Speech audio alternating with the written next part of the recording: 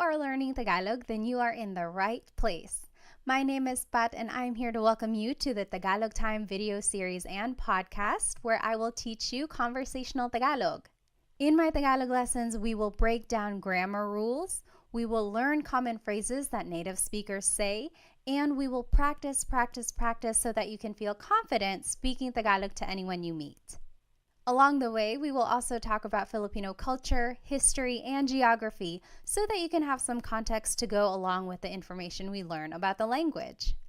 But first, I want to ask you, why are you learning Tagalog? Did you grow up in a home where your parents or your grandparents spoke Tagalog but you were never taught how to speak the language?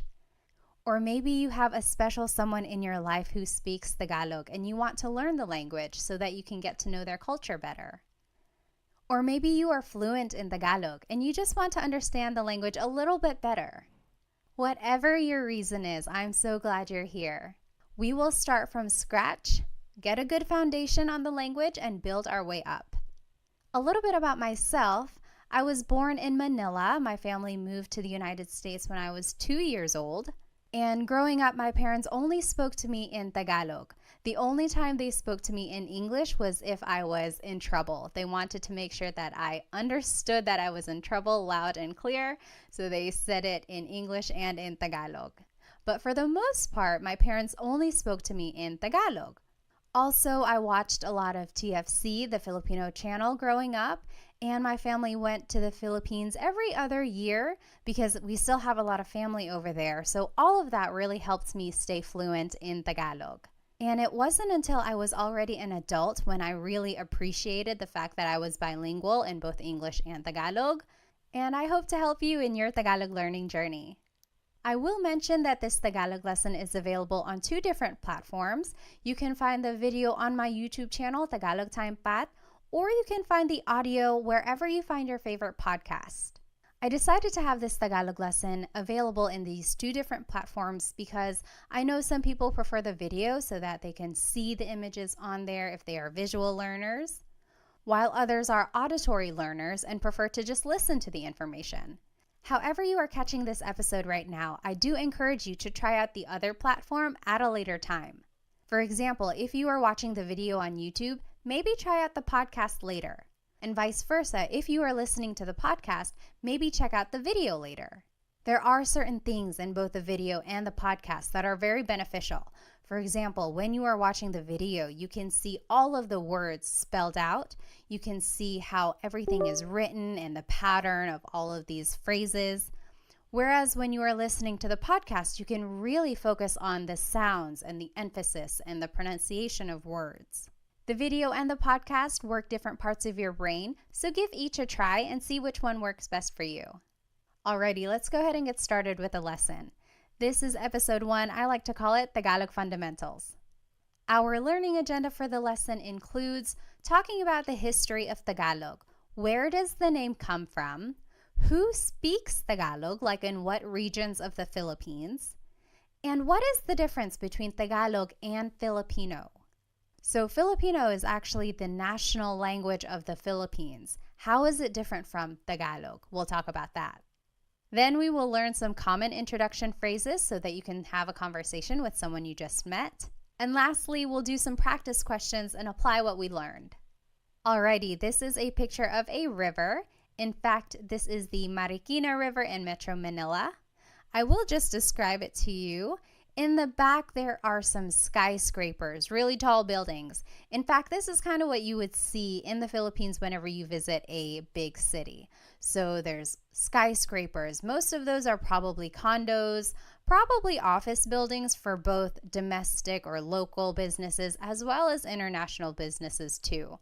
And then there's probably some shopping centers all mixed in there as well. Around those skyscrapers, you will see a lot of houses. So big cities are very populated. A lot of traffic can be seen there. However, throughout the city, you will find pockets of nature, like this river, or even parts of wooded areas, or even nature parks where families will often relax together. So what does a river have to do with Tagalog? Well, in Tagalog, the word river is ilog. And back in the day, those who lived near the river were called taga-ilog, Taga means from, ilog means river, so these people were from the river, or also known as river dwellers. The opposite of that would be taga-bundok, from the mountain. So this was just a way to distinguish people in different regions. Taga-ilog are those who were living beside the river. And the name Tagalog comes from this phrase, taga-ilog. It is the language that was spoken by these people who were living near the river. So eventually, the language was called Tagalog. Now, what is the difference between Tagalog and Filipino?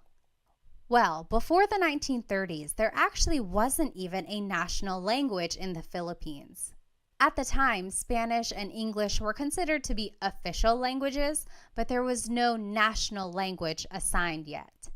It wasn't until 1937 when Tagalog was declared to be the national language by the government. However, this was pretty controversial. Tagalog was only spoken in the Central Luzon area. That means people up north and people in the south did not speak Tagalog. There are lots of languages and dialects throughout the country. In fact, some people didn't even recognize Tagalog as the national language. Some people did not support this decision, but ultimately Tagalog was chosen for a number of reasons. First, Tagalog was spoken in Manila and its surrounding areas. And this is where the government had resided for many years. So since this is the area where government decisions were being made about politics, economics, and social issues, many people decided that Tagalog would be more suitable to be the national language. Also, Tagalog was chosen because it didn't have as many smaller dialects like other languages did in the country at the time. Another reason why Tagalog was chosen to be the national language was because there was an extensive amount of historical documents and books written in Tagalog. So this showed that Tagalog had already been a well-established language. Lastly, Tagalog was chosen to be the national language at the time because even though not a lot of regions spoke it fluently, it was the most widely understood language throughout various regions in the Philippines. Eventually, in 1987, it was declared that Filipino would actually be the national language instead of Tagalog. So what is the difference between Tagalog and Filipino? Well, Filipino comes from Tagalog. However, it includes loan words that are also commonly used, but come from Spanish, English, and other languages. For example, let's take the word dictionary. In Filipino, people would just say diccionario, dictionary. However, a true Tagalog purist would say talatinigan. You'll notice that the word diccionario has a lot of Spanish influence. And that is what the Filipino language is all about. It incorporates all of these loan words that have been mixed into Tagalog. So that's the main difference between Tagalog and Filipino. Tagalog is the uninfluenced language, whereas Filipino incorporates all of these loan words and influences from other countries. So speaking of, what are some of the Tagalog influences? Well, Spain colonized the Philippines from 1521 to 1898. So for over 300 years, Spain occupied the country, so it had a big effect on the Filipino culture, language, and traditions. Here are some loan words from Spanish. Caballo, horse, radyo, radio, cuchara, spoon, tinidor, fork. Another country that influenced Tagalog is China. There were a lot of immigrants from the Hokkien community who were from the southern tip of China, and they immigrated to the Philippines between the 16th and 19th centuries. There are a lot of Chinese influences in the Filipino culture. For example, the cuisine, pancit and lumpia, come from the Chinese culture. Also, beliefs in feng shui and other things like that come from Chinese culture as well. Here are some Tagalog words that were influenced by China. Hikaw, earring, susi, key, ate and kuya, so older sister and older brother. Those are some words from the Chinese culture. Next, America influenced Tagalog. America occupied the Philippines between 1898 and 1946. And here are some English words that have influenced Tagalog. Wais, wise, ballpen, pen, nurse, nurse, driver, driver. Also, Japan influenced Tagalog. They occupy the Philippines between 1942 and 1945, and here are some Tagalog words that were influenced by Japanese. Karaoke, katol, which is the incense or some smoke that's used to deter mosquitoes, and then tsunami. And again, this is what the Filipino language incorporates. It adds all of these words that have been borrowed from other countries into Tagalog, whereas Tagalog purists would use other words that were more used in pre-colonial times. All right, so now let's take a look at where Tagalog is spoken throughout the Philippines. There are three main island groups in the Philippines: Luzon, Visayas, and Mindanao. Luzon is up in the north, then Visayas is in the central area, and then Mindanao is way down in the south.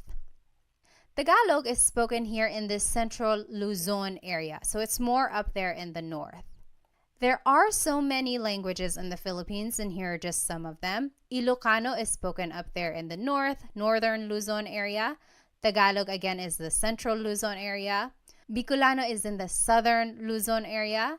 Waray is spoken in the Visayas region, also Cebuano and Bisaya. All of that is spoken in the southern areas of the Philippines.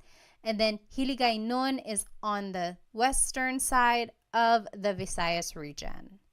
Now the big question is, what is the difference between language and dialect? I will say that not everyone agrees. Some people think Tagalog is a language. Some people would say Tagalog is just a dialect. Same with Bisaya. Some people would say, oh, Bisaya is a language. Others would say that Bisaya is a dialect. Based on my research, language is considered to be more broad, whereas dialect is more regional. So yes, someone could argue, oh, Bicolano is regional, Hiligaynon is regional. I like to consider all of these as different languages, and I know I'm going to get people who disagree, and I apologize, but I also just like to give these regions their own recognition as having this developed language and form of communication. I've been corrected before. I've called it a dialect and someone said, no, actually it's a language, and vice versa. I've called it a language and people say, no, it's a dialect. I would encourage you to maybe do your research. You figure out what you want to call these different forms of communication and call it what you would like. I will call them languages. All right. Now let's take a look at where Tagalog is spoken all throughout the world.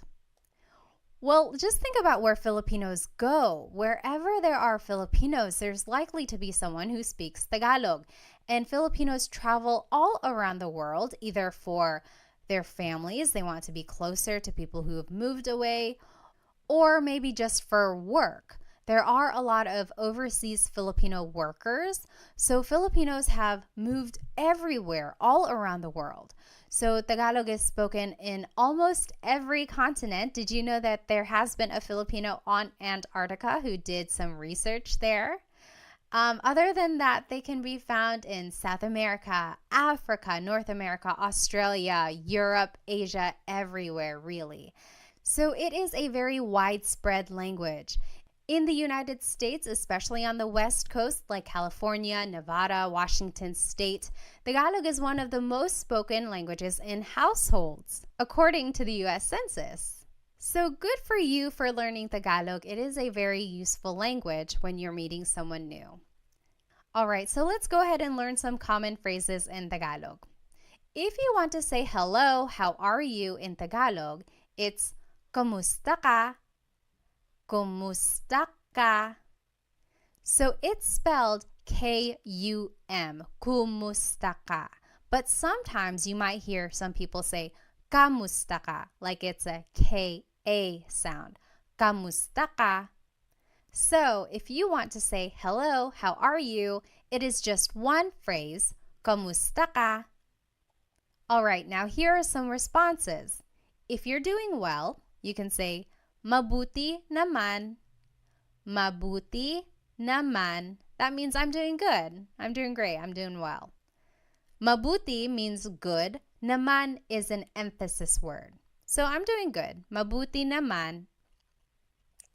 If you're just doing okay, you can say ayos lang. Ayos lang. Ayos means okay. Lang means only. So I'm only doing okay. Ayos lang. And if you're not doing good, you can say hindi mabuti. Hindi means not. Mabuti means good. So not good. I'm not doing well. Hindi mabuti. Okay, say these phrases with me one more time. Kamusta ka? Hello, how are you? Kamusta ka? Kamusta ka? Mabuti naman. I'm doing well. Mabuti naman. Mabuti naman. Ayos lang. I'm doing okay. Ayos lang. Ayos lang. Hindi mabuti. I'm not doing well. Hindi mabuti. Hindi mabuti. Next, if you want to ask someone's name, you could say, ano ang pangalan mo? Ano means what? Ang means is. Pangalan is name. Mo is referring to you. Ano ang pangalan mo? To reply, you could just say, ako si blank. I am blank. For example, I would say, ako si Pat. Ako si Pat. I will say, the long and formal answer could be, ang pangalan ko ay Pat. That literally means, my name is Pat. Pat is my name. However, this isn't conversational Tagalog. A lot of people would just say, ako si blank. Ako si Pat. All right, let's try saying these phrases one more time. Repeat after me. Ano ang pangalan mo? What is your name? Ano ang pangalan mo? Ano ang pangalan mo? Ako si blank. I am blank. Ako si Pat. Ako si blank. All right, if you want to ask someone where they're from, you would say, taga saan ka? Taga means from. Saan means where. Ka is referring to you. Taga saan ka? Where are you from? Taga saan ka? To reply, you would say, taga blank ako. I am from blank. Taga means from. Ako means I am. Taga Manila ako. I am from Manila. Taga blank ako. All right, say these phrases with me one more time. Taga saan ka? Taga saan ka? Taga saan ka? Taga Manila ako. Taga blank ako. Taga blank ako. Next, if you want to ask about someone's age, you would say, ilang taon ka na? Ilang taon ka na? Ilan means how many. Taon means year. Ka is referring to you. Na means already. Ilang taon ka na? Ilang taon ka na? To reply, you would just say, blank ako. I am blank. 30 ako. I am 30. Blank ako. Usually, when someone is saying their age, they use Spanish numbers. So an 18-year-old might say, 18 ako. I am 18. But you could also say it in Tagalog or in English. 30 ako. Let's say these phrases one more time. Ilang taon ka na? Ilang taon ka na? Ilang taon ka na? Blank ako. 30 ako. Blank ako. The long form of your answer could be, ako ay 30 taong gulang. That literally means, I am 30 years old. Again, this is not so much conversational Tagalog. It's more common for someone to just say, 30 ako. Next, you can ask someone, ano ang trabaho mo? What is your job? Ano means what? Ang means is, trabaho means job, mo is referring to you. Ano ang trabaho mo? Ano ang trabaho mo? Your response would be, blank ako. So very similar to the last response. I am blank. I am a blank. For example, I could say, nurse ako, teacher ako. And here's just some vocabulary on some professions. Guro, teacher. Nurse, nurse. Doktor, doctor. Abogado, lawyer. So you could say, guro ako, nurse ako. All right, say these phrases with me one more time. Ano ang trabaho mo? Ano ang trabaho mo? Ano ang trabaho mo? Blank ako. Nurse ako. Guro ako. The long form answer would be ako ay isang nurse. Literally, I am a nurse. Ako ay isang nurse. Again, this is not conversational Tagalog. More people would just say, blank ako, nurse ako. Next, someone might ask you, may asawa ka na ba? Are you married? May asawa ka na ba? May means to have. Asawa is a spouse. Ka is referring to you. Na means already. Ba is a question word. May asawa ka na ba? May asawa ka na ba? Your response would be, oo, yes, wala, or hindi, no, wala pa, not yet. So repeat after me, may asawa ka na ba? May asawa ka na ba? And you say your answer, oo, yes, wala, no, wala pa, not yet. Next is a very similar question. May anak ka na ba? May means to have. Anak means child. Ka is referring to you. Na means already. And ba is a question word. May anak ka na ba? Do you have any kids? May anak ka na ba?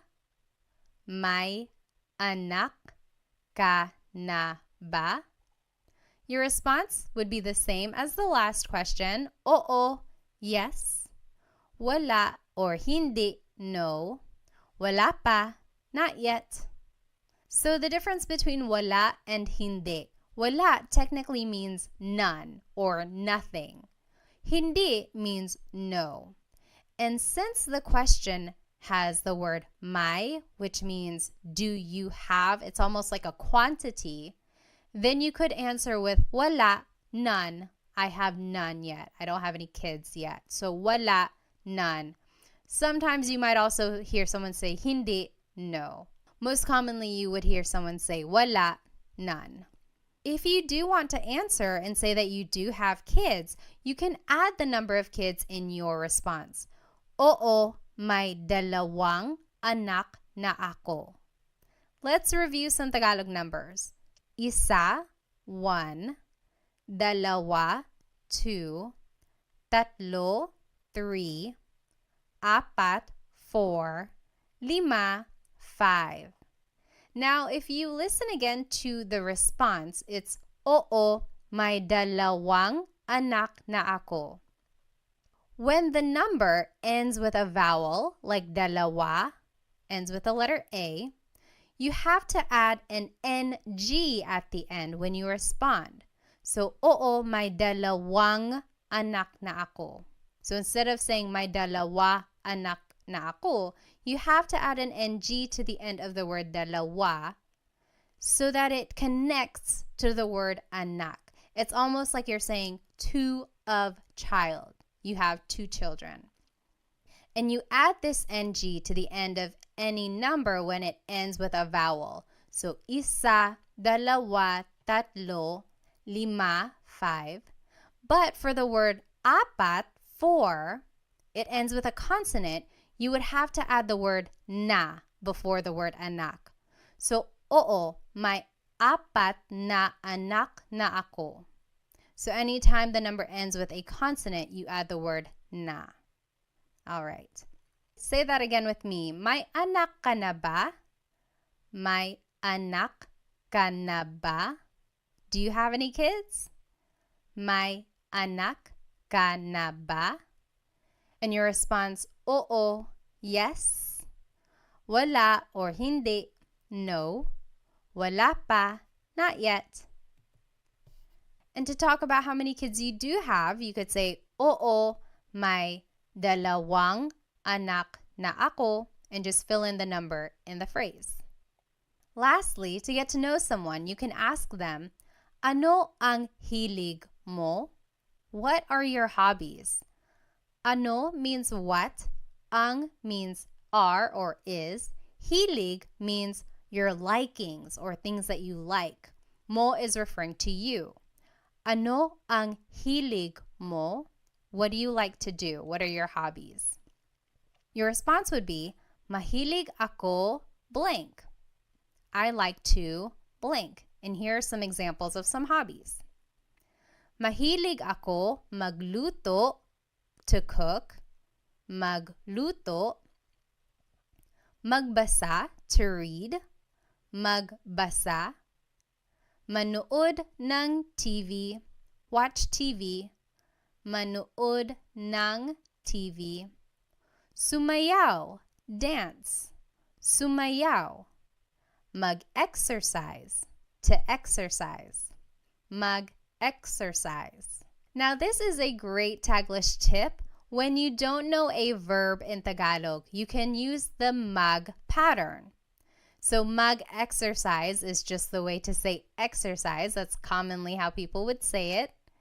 If you wanted to say that you like to swim, but you don't know how to say swim in Tagalog, you could say, mahilig ako mag-swim.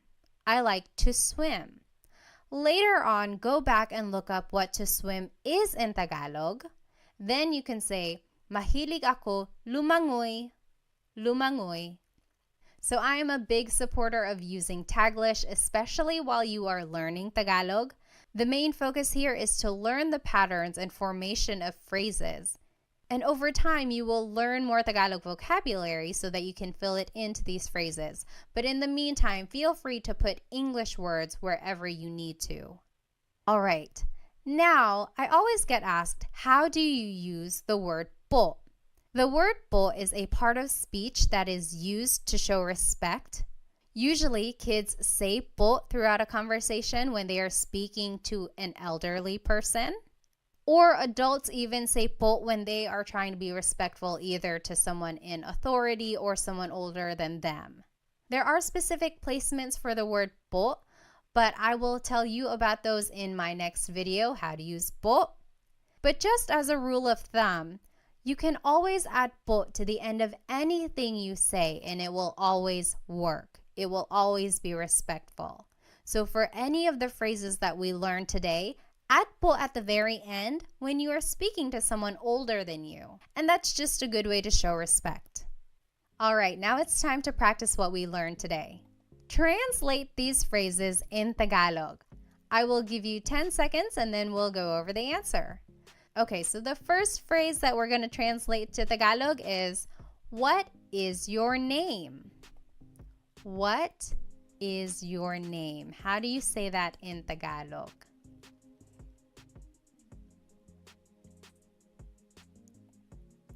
Ano ang pangalan mo? Ano ang pangalan mo? What is your name? Ano ang pangalan mo?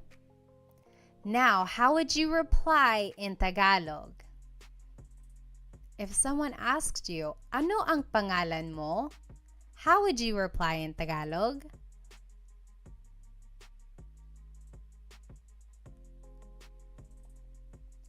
Ako si blank. Ako si Pat. Ako si blank. All right, next question. How do you say, what is your job in Tagalog? What is your job?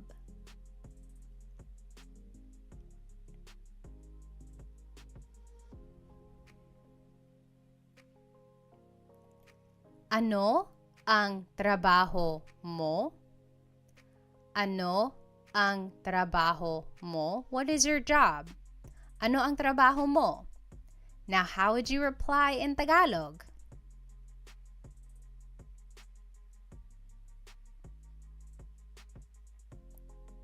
Blank ako. I am blank. Nurse ako. Teacher ako. Next, how would you say, hello, how are you in Tagalog? How do you say hello, how are you in Tagalog?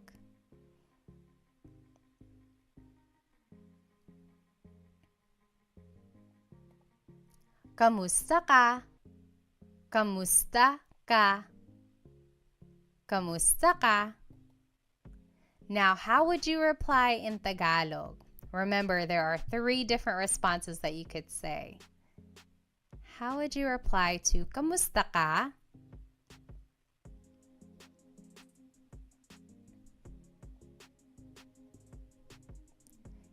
If you're doing well, you could say mabuti naman. Mabuti naman. If you're doing okay, you could say ayos lang. Ayos lang.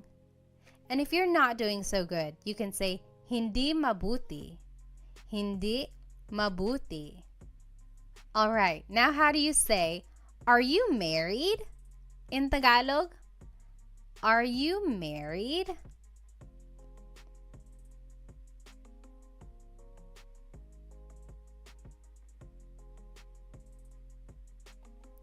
May asawa ka na ba? May asawa ka na ba? Are you married? May asawa ka na ba? Now, how would you reply in Tagalog? Remember, there are 3 different types of responses you can give to this question. May asawa ka na ba?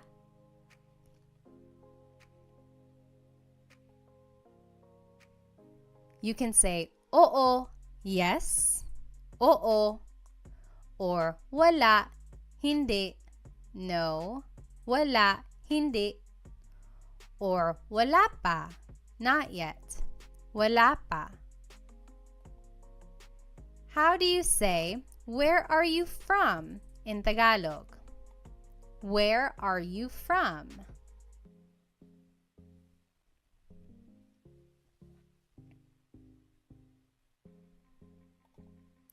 Taga saan ka? Taga saan ka? Where are you from? Taga saan ka? Now, how would you reply in Tagalog?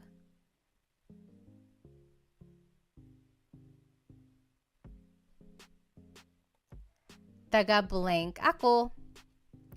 Taga Manila ako. I'm from Manila. Taga blank ako. All right, how would you ask, how old are you in Tagalog? How old are you?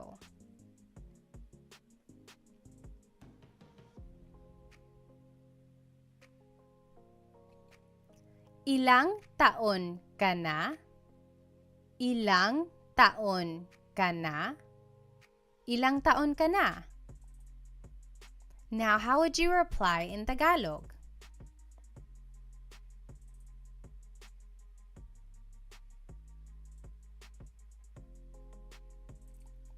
You can say blank ako. For example, I would say 30 ako. So blank ako. All right, next question. How would you ask, do you have any kids? Do you have any kids in Tagalog?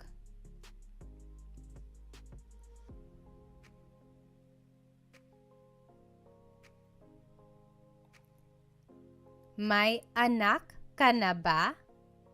May anak ka na ba? Do you have any kids? May anak ka na ba? And how would you reply in Tagalog?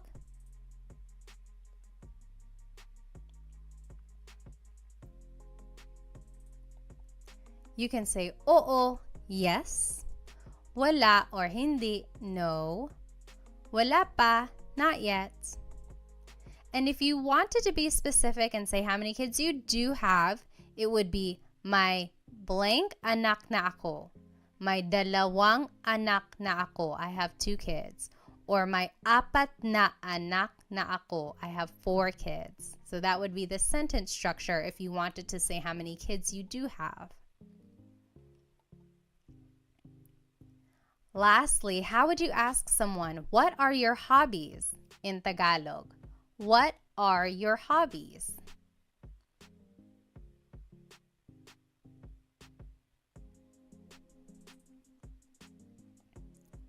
Ano ang hilig mo? Ano ang hilig mo? What are your hobbies? Ano ang hilig mo? And how would you reply in Tagalog? Mahilig ako. I like to. Mahilig ako magluto, to cook. Magluto. Magbasa, to read. Magbasa. Manood ng TV, to watch TV. Manood ng TV. Sumayaw, to dance. Sumayaw. Mag-exercise, to exercise. Mag-exercise. And remember, you can always use a Taglish tip. If you don't know a verb in Tagalog, just say it as a mag verb. Mahilig ako mag-swimming. Mahilig ako mag-shopping. And later on, go back and try to figure out what these words are in Tagalog. So to swim is lumangoy. Mahilig ako lumangoy. All right, we learned a lot today. We learned about the history of Tagalog. We learned where it's spoken and some influences of it. Then we learned some common phrases that hopefully you can start using when you meet someone new. And then we practiced. I encourage you to maybe write these phrases down on a note card. Write the English translation on one side and the Tagalog translation on the other side, and then just review them throughout the day. Practice really does make perfect. Try using these phrases to a native speaker that you know. Or if you don't have anyone you can speak to right now, really try practicing these note cards on your own. And a lot of people I meet get really nervous about their accent. I always say, ignore the accent. Forget about it for now. The accent will come the more you practice. I will say that even I have an English accent when I'm speaking Tagalog sometimes too.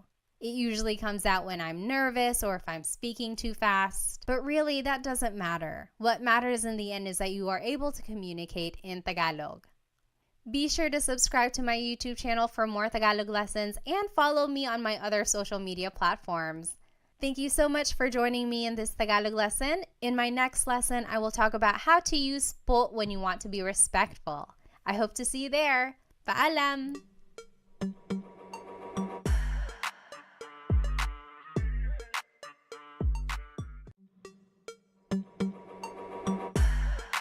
Hello po! Welcome to another episode of Tagalog Time. In today's Tagalog lesson, we will learn how to use the word po. If you have ever listened to a Tagalog conversation, specifically between two people who have a significant age gap, maybe a younger person and an older person, then you have likely heard them use the word po. So what is this word? Why is it used when people are speaking Tagalog? And how do you use it? We will go over all of that in today's episode. So today's lesson agenda will be all about the word po. We will go over the who, what, where, when, why, and how of using it. We will talk about the history of it, where it probably came from. We will learn all of the different placements for it, and then we will practice where to put po in certain phrases at the end of the lesson.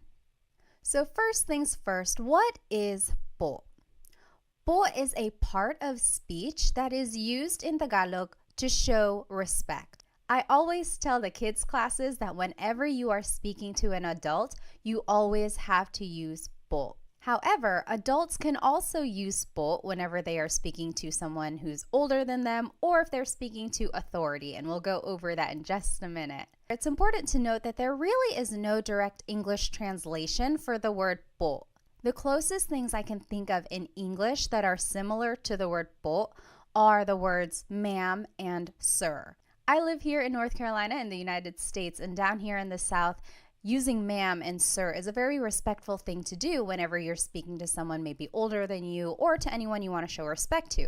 For example, someone might say, "Thank you, ma'am, thank you, sir," or "Yes, sir, yes, ma'am," whenever they want to show respect. And that's kind of the same idea with the word po. However, ma'am and sir aren't always used throughout the sentence, so it's not quite the same as po, but the idea is the same. So where did the word po come from? Some say that the word originated in pre-colonial times from this word, apo. Now don't get confused, it's not the word apo, which means grandchild, but it's the Tagalog word apo, and it means Lord. But in pre-colonial times, and even in indigenous communities today, those who are well respected in the community were referred to as apo. That was kind of their title. That's what they were called. Just to tie it in with some current events, you might know the name Apo Wang Od. She was recently on the cover of Vogue, and she was the oldest woman to be on the cover of the magazine. She is a Filipino woman who comes from an indigenous community called Kalinga, and she is known for her tribal tattoos. She's one of the few people who still do these tattoos in the area, so it really is such a special thing. But again, she is called Apo in the community because she is well respected. And so with the word po, people think that it comes from this word apo. For example, back in the day, someone might have said, "Oo, apo, yes, Lord." And then eventually it was so commonly used that it was just shortened to the word po, and it was added throughout the sentence to show respect when someone was speaking. So that's kind of an accepted idea of where the word po came from. So why is po used? Well, the Philippines has a very respectful culture, and that can be seen through many practices. For example, children are taught at a very young age to do the mano po, also known as bless. And that is where the young person takes the hand of an older person and touches the back of the hand to their forehead. It's said that this was a way for them to grant a blessing from the elderly person. And that just emphasizes the idea of how people are taught to really respect their elders. Another way people show respect towards others is through the way they refer to each other. For example, the titles ate and kuya are used for people who are older than you. Ate is what you call an older sister or even an older cousin or friend who's a girl. These are usually someone who's just a little bit older than you, not too much older, otherwise they would be tita and tito. But if they are just like one generation older than you, then they would be considered your ate. Same with the name kuya. These are your older brothers or older cousins and friends who are boys. For example, if I am older than you, you could call me Ate Pat. Your older cousin might be Kuya Sam, and so on. So again, these titles just show how respect is embedded in the family and community unit.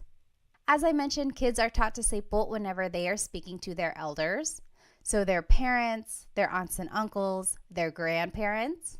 However, it's important to note that adults also use the word po whenever they are speaking, of course, to their elders, so maybe their grandparents or their parents, but also to anyone in authority, so bosses or police or priests or doctors. So anyone they want to be respectful to, they would say po. When and where is the word po used? It can be used anytime, whether you are just at home with your family, or if you're at the grocery store, or if you're at work. It's always appropriate whenever you want to show respect. Other than using the word po personally with your family, you might also hear the word po in hospitality settings. So for example, at hotels and restaurants. You will likely hear the staff speaking to you with the word po. And that again is just a way to show respect because you are a guest in that area. And that is just a way for them to be professional and respectful. All right, so how do you use the word po? Before we jump into the proper placements of po, let's go over some common Tagalog phrases that we can use as a reference. So first, the basic way to say hello and how are you in Tagalog is just kamusta ka, kumusta ka. To reply, you can say mabuti naman, I'm doing well. Mabuti naman. Or if you're just doing okay, you can say ayos lang, ayos lang. And if you're not doing well, you can say hindi mabuti, hindi mabuti. Say these phrases with me one more time. Kamusta ka? Hello, how are you? Kamusta ka? Mabuti naman. I'm doing well. Mabuti naman. Ayos lang. I'm doing okay. Ayos lang. Hindi mabuti. I'm not doing well. Hindi mabuti. Next, if you want to ask for someone's name, you can say, ano ang pangalan mo? Ano ang pangalan mo? Your response would be, ako si blank. I am blank. I would say, ako si Pat. Ako si blank. Next, if you want to ask where someone is from, you can say, taga saan ka? Where are you from? Taga saan ka? To reply, you can say, taga blank ako. I am from blank. Taga Manila ako. Taga blank ako. Let's say these phrases one more time. Ano ang pangalan mo? What is your name? Ano ang pangalan mo?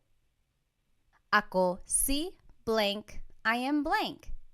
Ako si Pat. Ako si blank. Taga saan ka? Where are you from? Taga saan ka? Taga blank ako. I am from blank. Taga Manila ako. Taga blank ako.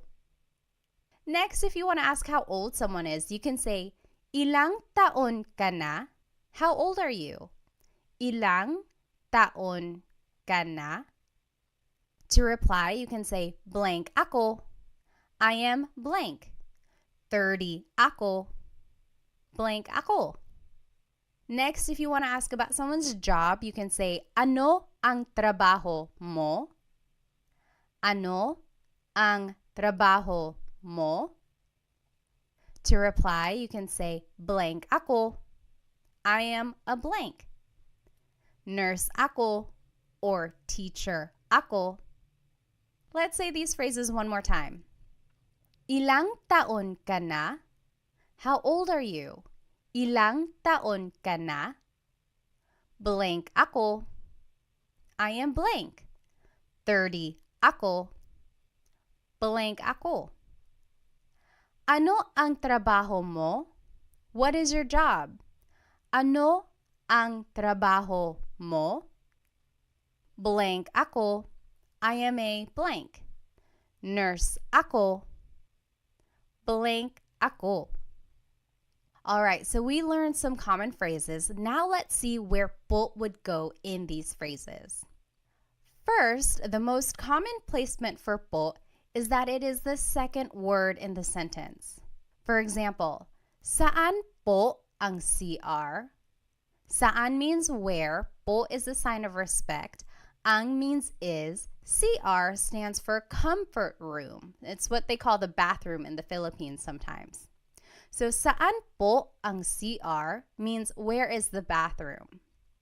So po is the second word in this question. Another example is natutulog po siya. Natutulog means sleeping. Po is a sign of respect. Siya means he or she. It's gender neutral. So we would have to find more of the context clues about this phrase. But this essentially means he or she is sleeping. Natutulog po siya. Again, po is the second word in this phrase. The second rule for the word po is that it goes after the words ko, which means I, or na, which means already. So if either of these words appear in a phrase, po would go after that word, ko or na. For example, nakita ko po yung kotse. Nakita means saw. Ko means I. Po is a sign of respect. Yung means the. Kotse means car. So, I saw the car. Nakita ko po yung kotse. Po is after the word ko. Another example, kumain na po ako. Kumain means ate. Na means already. Po is a sign of respect. Ako means I. So, I already ate. Kumain na po ako. Po goes after the word na. Lastly, po goes after a set phrase. For example, maraming salamat po. Thank you very much.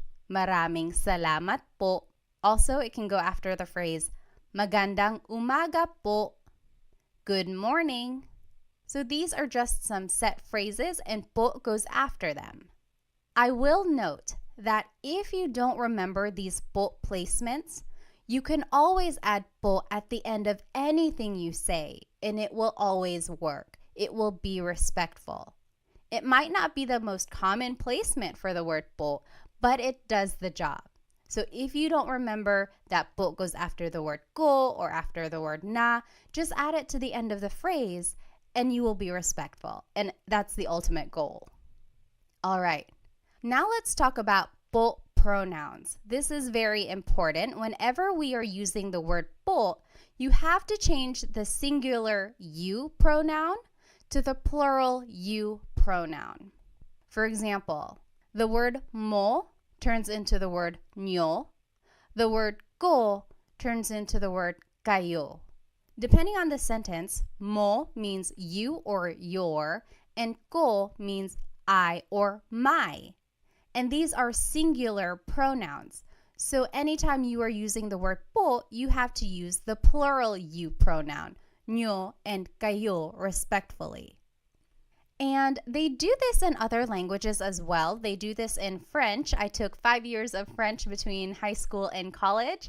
And anytime you refer to someone in a respectful way, you have to use the plural you pronoun. And you do this even if you are just speaking to one person.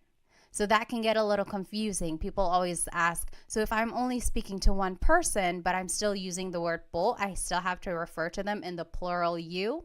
Yes, you do. So anytime you are trying to be respectful and you are using the word po, you have to use the plural you pronoun.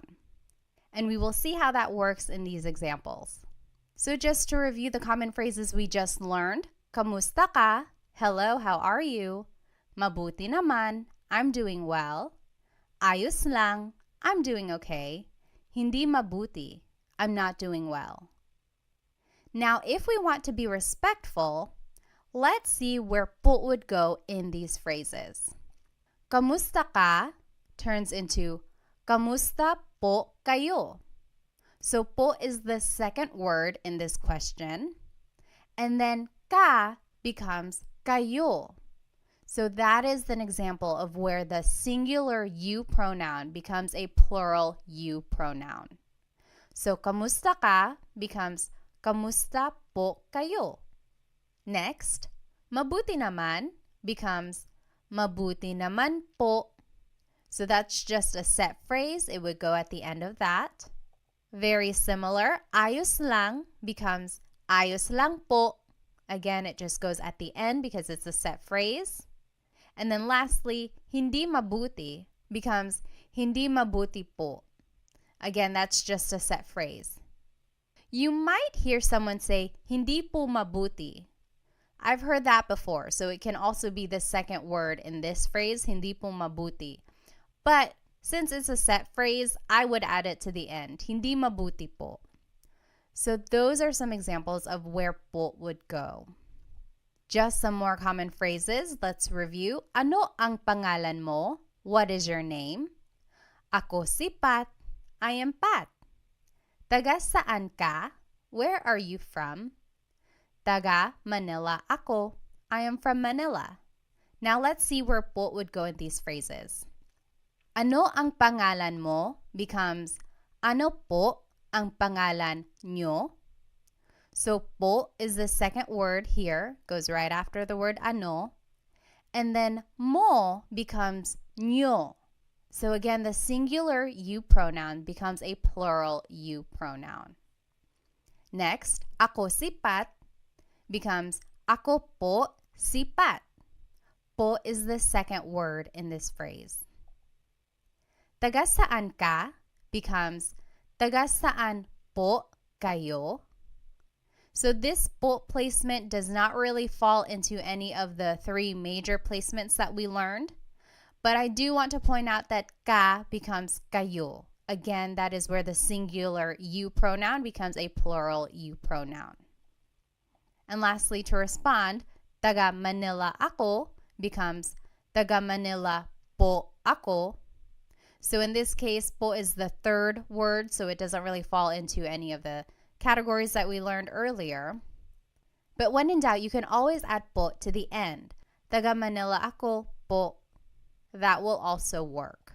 In fact, when I was a kid, that's what I was taught. Just always add po to the end of anything you say. The more you hear people speaking Tagalog, you'll catch on to where po typically goes. You'll hear the flow of the sentence, and you'll learn where po might and might not go.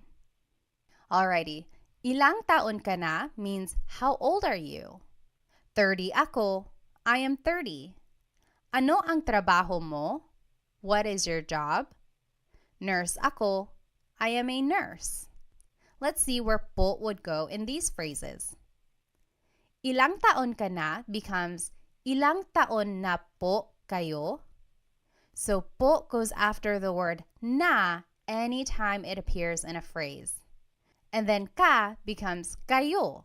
So ilang taon na po kayo? How old are you? 30 ako becomes 30 po ako. So po is the second word placement there.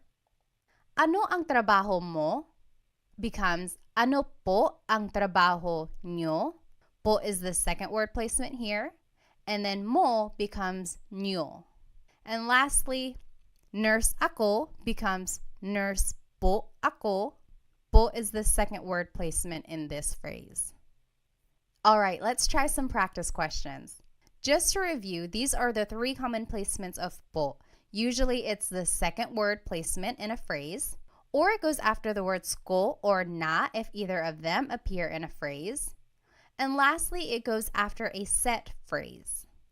And then the most important rule is anytime you are using po, you have to use a plural you pronoun instead of the singular you pronoun. So like the phrase we learned, taga saan ka? Where are you from? Turns into taga saan po kayo? Ka becomes kayo. You would never ever hear someone say, taga saan po ka? The po and the ka are never together since that is a singular you pronoun. You always have to change the ka into kayo, which is the plural you pronoun. Taga saan po kayo? All right, so let's do some practice. What is the proper placement of po in these phrases? Maligayang bati, happy birthday. Maligayang means happy. Bati means a greeting. So happy greeting, usually used for happy birthday.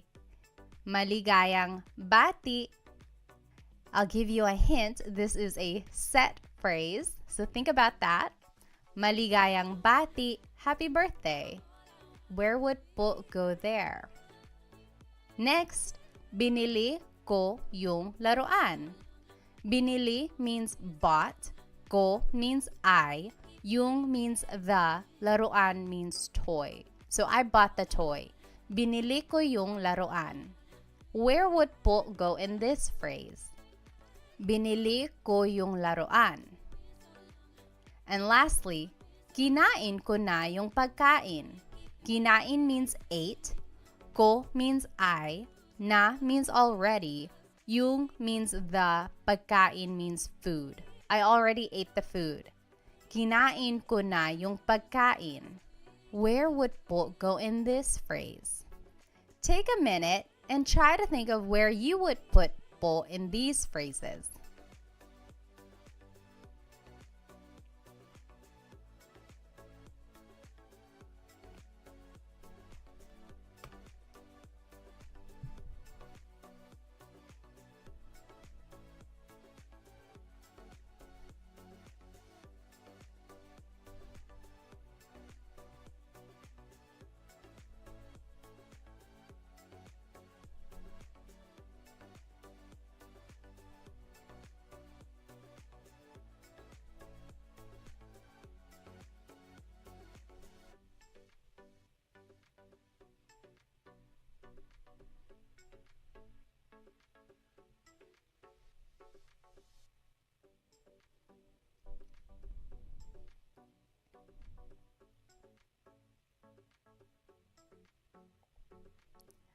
All right.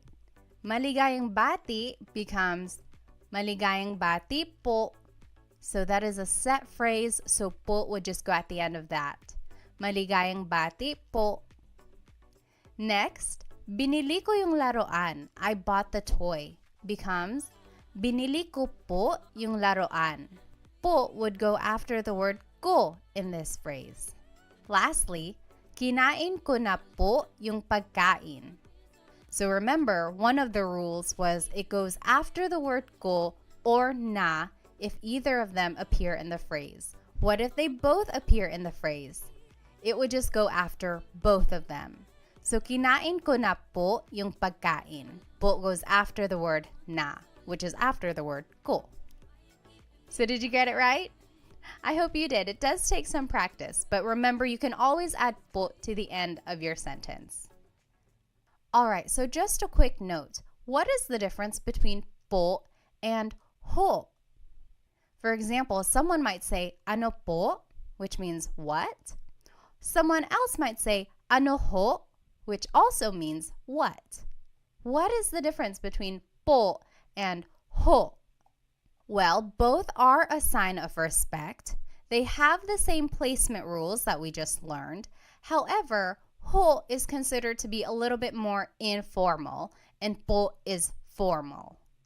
Some people might use the word ho when they are speaking to an elderly person who is not really close to them or a stranger who they don't really know well.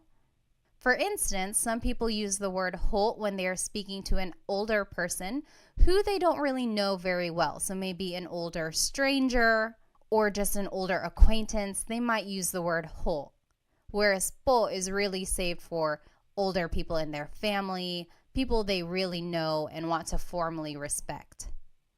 I personally don't use the word ho very often. I just use po for everyone when I want to be respectful. However, I have heard people use the word ho whenever they're speaking to someone kind of informally but also still respectful. You might hear it in movies or Filipino shows or things like that. Just know that it is equivalent to the word po, but just a little bit less formal. Alrighty, so we learned a lot today. We learned the placements of po. We learned a little bit about the history, where it comes from, how to use it, when and where.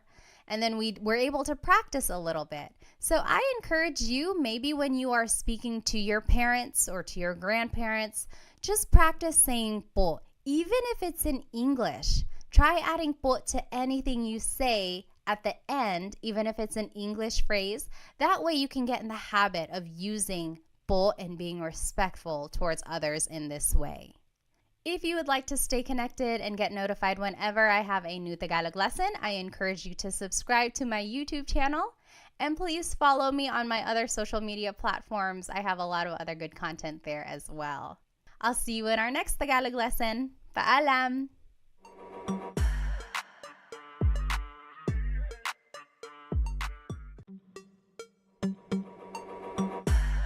Hello, hello! Welcome to another episode of Tagalog Time with Pat. This is episode 3, and we will be learning how to conjugate Tagalog verbs in the present tense. I encourage you to go back and watch episode 1 and 2 if you have not watched them yet.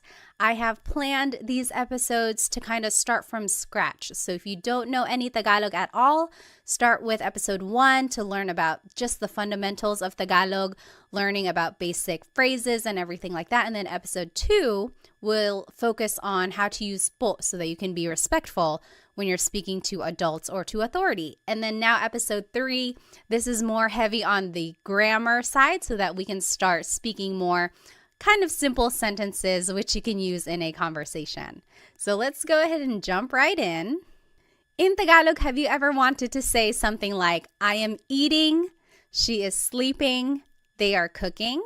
So basically anything in the present tense. If you've ever wanted to talk about what you are doing in this moment in time, or talk about what someone else is doing right now, this is a good episode to watch so that you can learn how to make these sentences to describe what you are doing currently.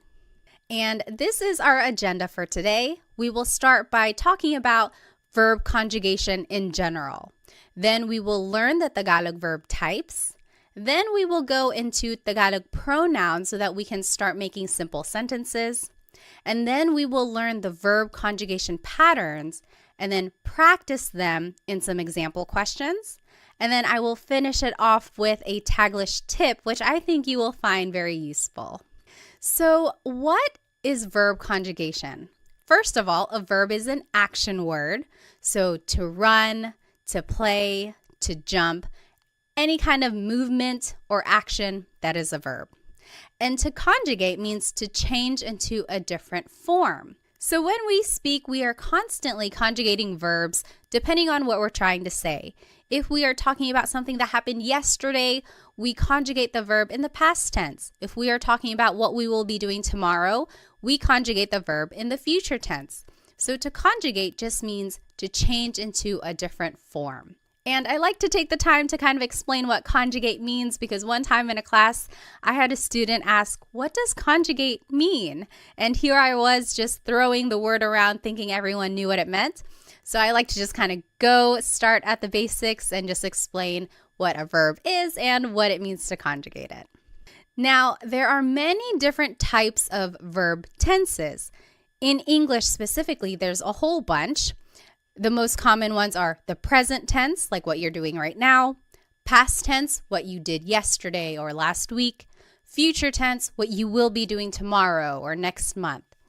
Then in English, there are also lots of other tenses like the present perfect tense, like I have been to his house before. So that means like something happened in the past, but it's still kind of related to the present. Then there's the pluperfect tense. I had eaten lunch. So that's something that happened in the past. It's done. It happened at a specific moment in time. And then there are just so many more verb tenses out there, especially in English. But in today's class, we will focus on how to conjugate verbs in the present tense. Alrighty, so in Tagalog, there are 5 main types of verbs in Tagalog. Mag, ma, in, and e verbs. Now, what makes them different is that some verbs are actor-focused and some are object-focused and some are both. So what does that mean? An actor-focused verb means that the subject is doing the action. For example, the boy is playing. Here, the subject is the boy and he is doing the action. He is playing. Whereas in an object-focused verb, the action is being done to the subject. For example, wash the dishes. Here, the subject are the dishes, and they are being washed. So the action is being done to the subject. So that's the difference between an actor and an object-focused verb, and the difference between them will be important when we are determining the type of sentence that we're going to make. So we'll see that more in the examples later on. Alrighty, so speaking of subjects, let's learn some subject pronouns. Ako means I. Ka means you singular, so it's just you by yourself, one person. Siya means he or she. And I want to point out that siya is gender neutral. That means you have to listen for the context of the sentence to determine who that person is talking about. And also, take a look at the spelling. It looks like it should be pronounced siya, but it's actually pronounced siya, siya. There are some regions in the Philippines that might pronounce it siya, but for the most part, in the Central Luzon, Tagalog-speaking areas, it's pronounced siya, siya. Next, sila is they. Tayo is we inclusive. Kami is we exclusive. So in Tagalog, it's interesting. There are 2 types of we. In English, we just say we, and then you have to kind of distinguish who you're talking about, like we who. So in Tagalog, if everyone is included, that's tayo. So you and me and everyone in the room, we are all eating. Kumakain tayo. That's inclusive because everyone is doing the action. Whereas if it were me and my husband Chris, we are eating, that would be kumakain kami. That's exclusive because you're not included. I'm just kind of telling you about it. Kumakain kami, we are eating. And then lastly, kayo is you plural. So you all, that's you plural, kayo. Okay, now the simplest sentence structure is verb plus pronoun. If we take a look at the verb to cook, in Tagalog it's magluto. So if you want to say I am cooking, it's nagluluto ako. Or you could say nagluluto ka, you are cooking. Nagluluto siya, he or she is cooking. Nagluluto sila, they are cooking.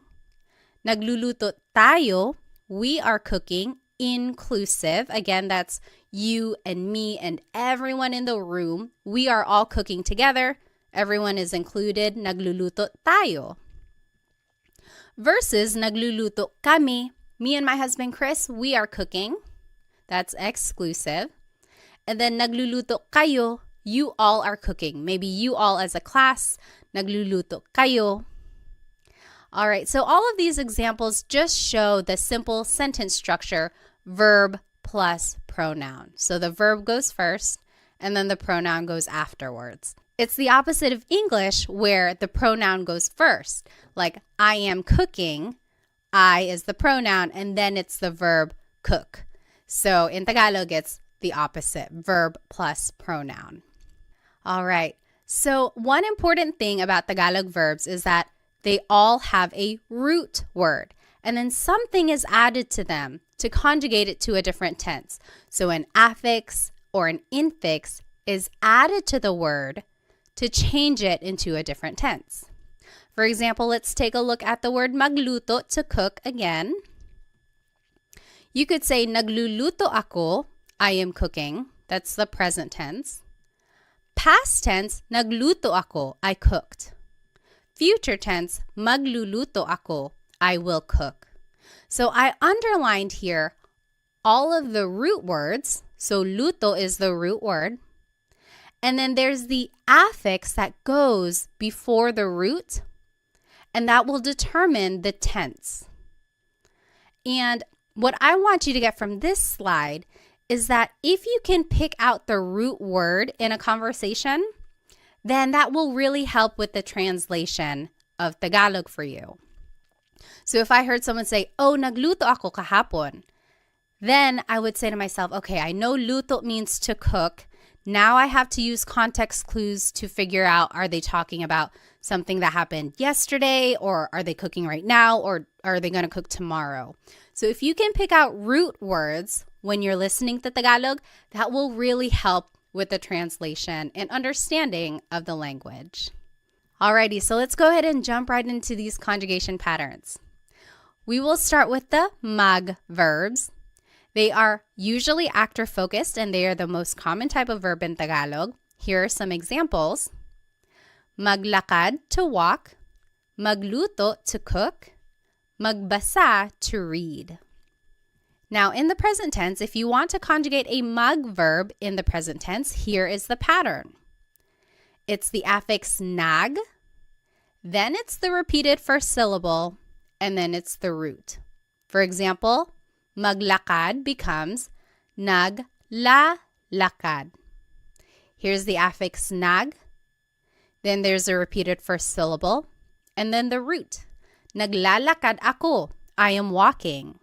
Naglalakad sila, they are walking. Alrighty, let's take a look at magluto, to cook. In the present tense, it becomes nagluluto. Here's the affix nag, then there's the repeated first syllable, and then the root. Nagluluto sila, they are cooking. Nagluluto. Lastly, magbasa, to read. It becomes nagbabasa. Here's the affix nag, then there's a repeated first syllable, and then the root. Nagbabasa ako, I am reading. So that is how you would conjugate a mag verb in the present tense. Let's take a look at ma verbs. They are very similar in their pattern. These are usually actor-focused, and here are some examples. Maligo, to shower. Matulog, to sleep. Manood, to watch. In the present tense, if you want to conjugate a ma verb, here's the pattern. Now the affix is na, then it's the repeated first syllable and then the root. So maligo, to shower, will be na-li-ligo. Naliligo ako, I am taking a shower. Naliligo siya, he is taking a shower. You jot it down on your paper. What do you think matulog and manood will be in the present tense? And feel free to pause the video if you need. All right, matulog in the present tense, to sleep, is going to be natutulog. The affix is na, then there's a repeated first syllable, and then the root. Natutulog ako, I am sleeping. Natutulog. Manood, to watch, will be nanonood. Nanonood sila. They are watching. Affix is na, then there's a repeated first syllable, and then the root, nanonood. So mag and ma verbs have a very similar pattern. The only difference is that affix in the beginning. Now let's take a look at verbs. These can be actor or object focused, depending on the context. And here are some examples. Kain is to eat. Takbo is to run. Tawa is to laugh. Now you might be wondering, why are these verbs? Doesn't appear in the word at all. It's because is the infix that goes into the word when you are conjugating it. So in the present tense, to conjugate an verb, the infix goes between the first and second letter, and then it's the root at the end. So for example, kain, to eat, becomes kumakain. Goes between the first and second letter, and then you add the root at the end. Kumakain ako. I am eating. Kumakain ako. Next, takbo means to run. In the present tense, it would be tumatakbo. Tumatakbo siya. He is running. Goes between the first and second letter, and then it's the root at the end. Tumatakbo. You jot it down. What do you think tawa will be in the present tense? And just use the pattern we learned. In the present tense, tawa, to laugh, will be tumatawa. Goes between the first and second letter, and then the root goes at the end. Tumatawa sila. They are laughing. Tumatawa. Alrighty, now let's move on to verbs. These are also object focused. And here are some examples. Gamit means to use. Walis means to sweep.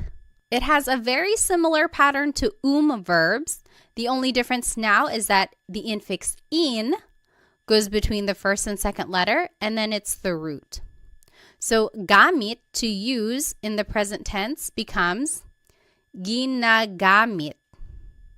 In goes between the first and second letter, and then it's the root. Ginagamit ko. I am using something. Ginagamit.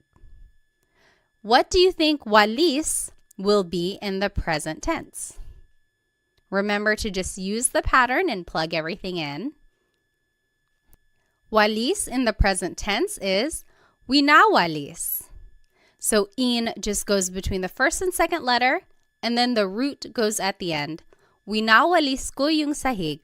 I am sweeping the floor. Winawalis. Lastly, verbs. These are object focused. Some examples are isara, to close, ibigay, to give, itago, to hide. And now the pattern is the infix in goes between the second and third letter, and then it's the root. So isara, to close, becomes isinasara. Isinasara. So in goes between the second and third letter, and then the root goes at the end. Isinasara ko yung pinto. I am closing the door. You jot it down. What do you think ibigay and itago will be in the present tense? In the present tense, ibigay, to give, will be ibinibigay. ibinibigay.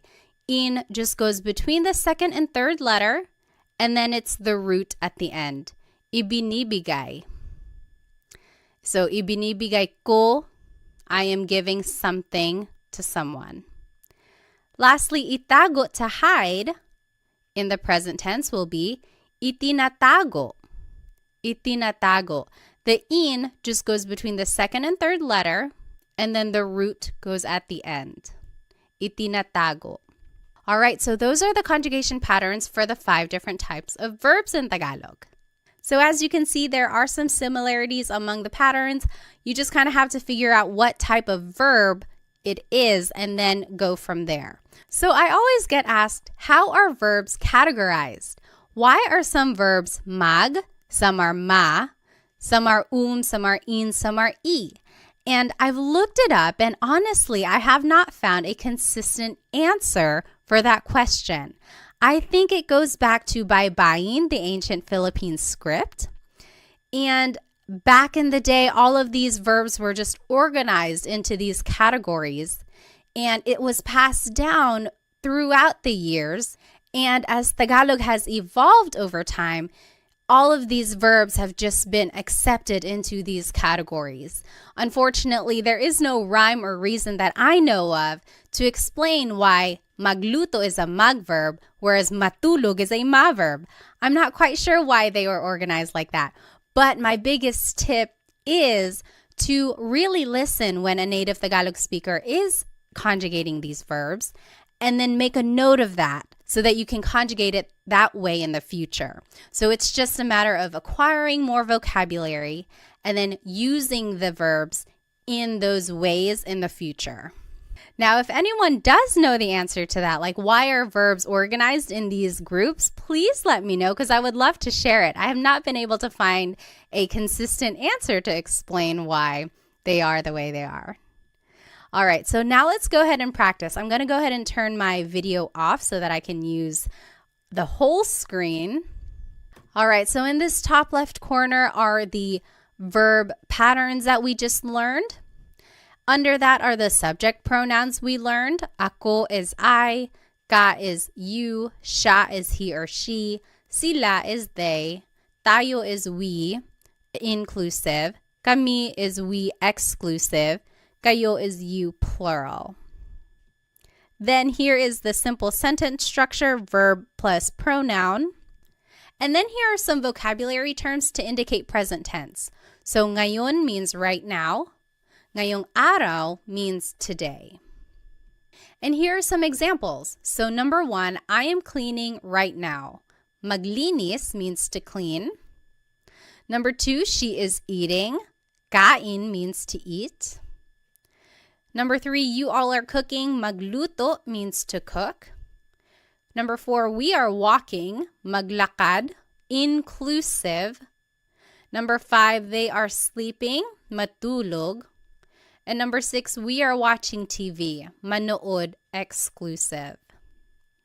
So let's do number 1 together just so we are all on the same page. Remember our sentence structure here, verb plus pronoun. So the verb for to clean is maglinis. In the present tense, it's naglilinis. So mag verbs, remember the pattern is affix nag, then there's a repeated first syllable, and then the root. Naglilinis, then I, the subject pronoun for I is ako. And then right now, ngayon. Naglilinis ako ngayon. I am cleaning right now.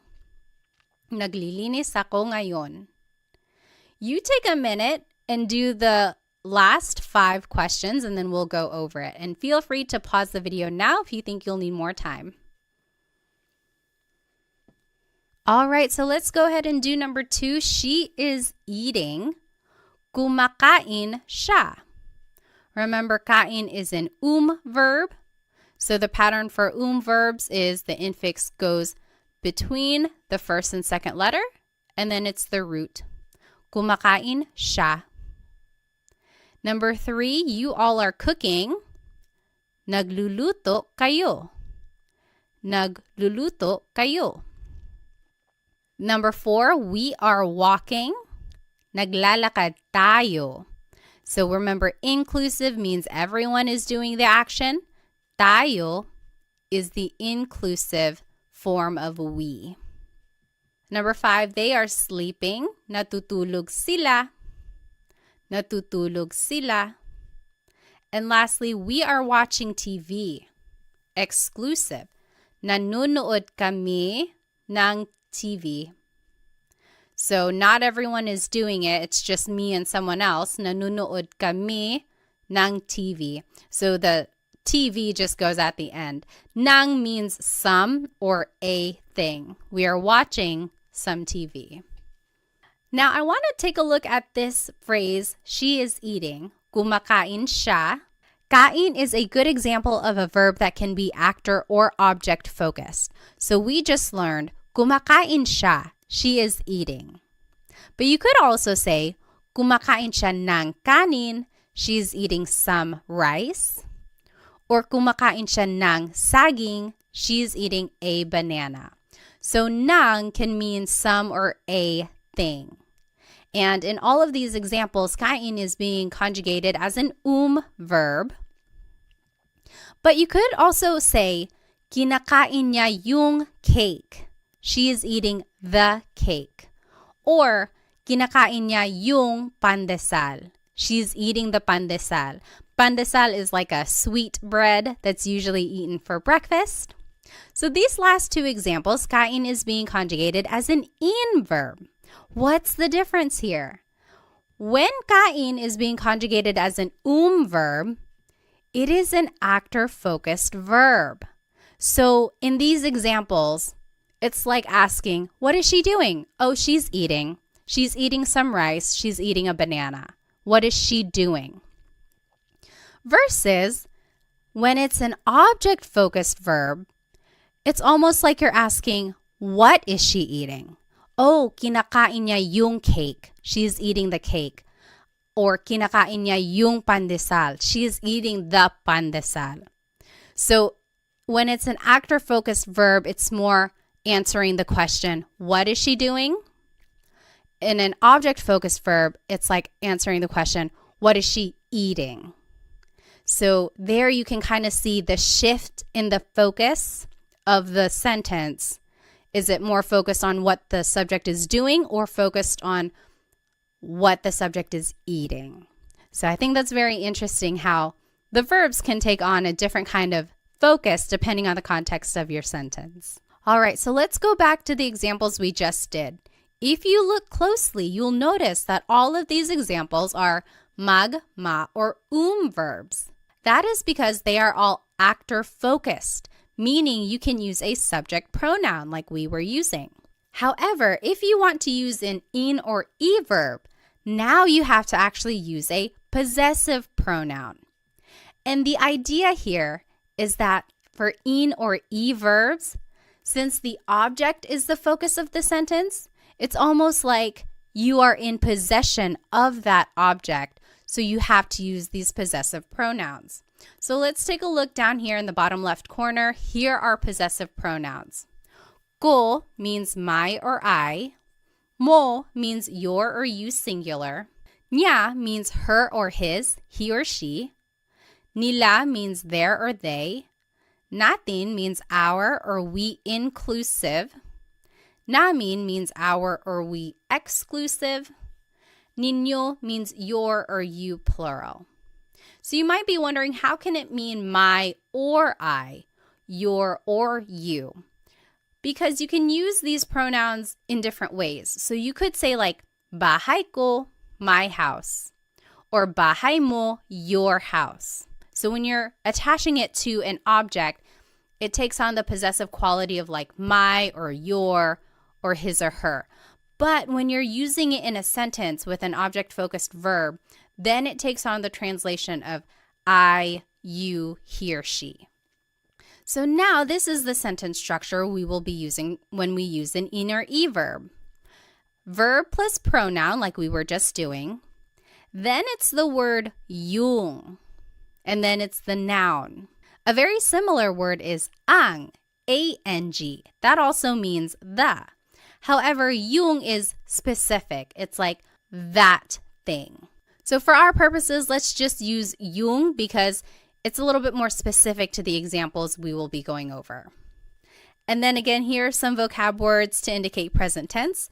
Ngayon means right now. Ngayong araw means today. And here are some examples. I am using the car, and I gave you some vocabulary words. Gamit means to use. Coche is car. Number 2, he is closing the door. Isara means to close. Pinto means door. Number 3, you all are sweeping the floor. Walis means to sweep. Sahig means floor. Number 4, they are hiding the toys. Itago means to hide. Mga laruan means toys. So this is interesting. If you want to make a noun plural, you have to add the word mga in front of it. It's not like in English where you just add an S at the end. To make a noun plural, you have to add this word mga. So let's do the first one together. Just so we're on the same page, keep an eye on your new sentence structure here, verb plus pronoun, then yung, then the noun. So I am using the car. Gamit is to use. In the present tense, it's ginagamit. Remember, the in just goes between the first and second letter, and then it's the root. Ginagamit, and then the pronoun I in the possessive pronoun is ko. And then yung car is coche. Ginagamit ko yung coche.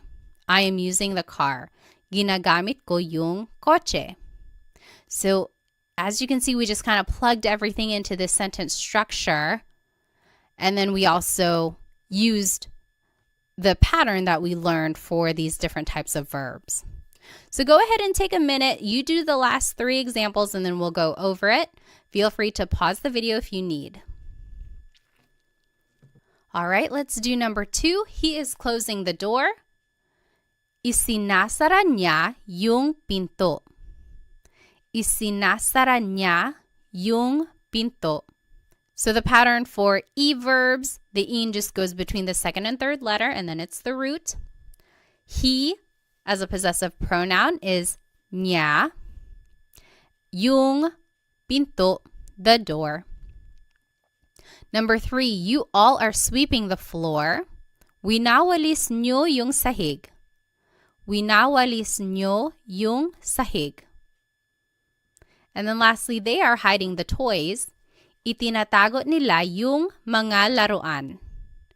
Itinatago nila yung mga laruan. So it really is just a matter of plugging everything into the sentence structure and then using the patterns that we learned for these different verbs.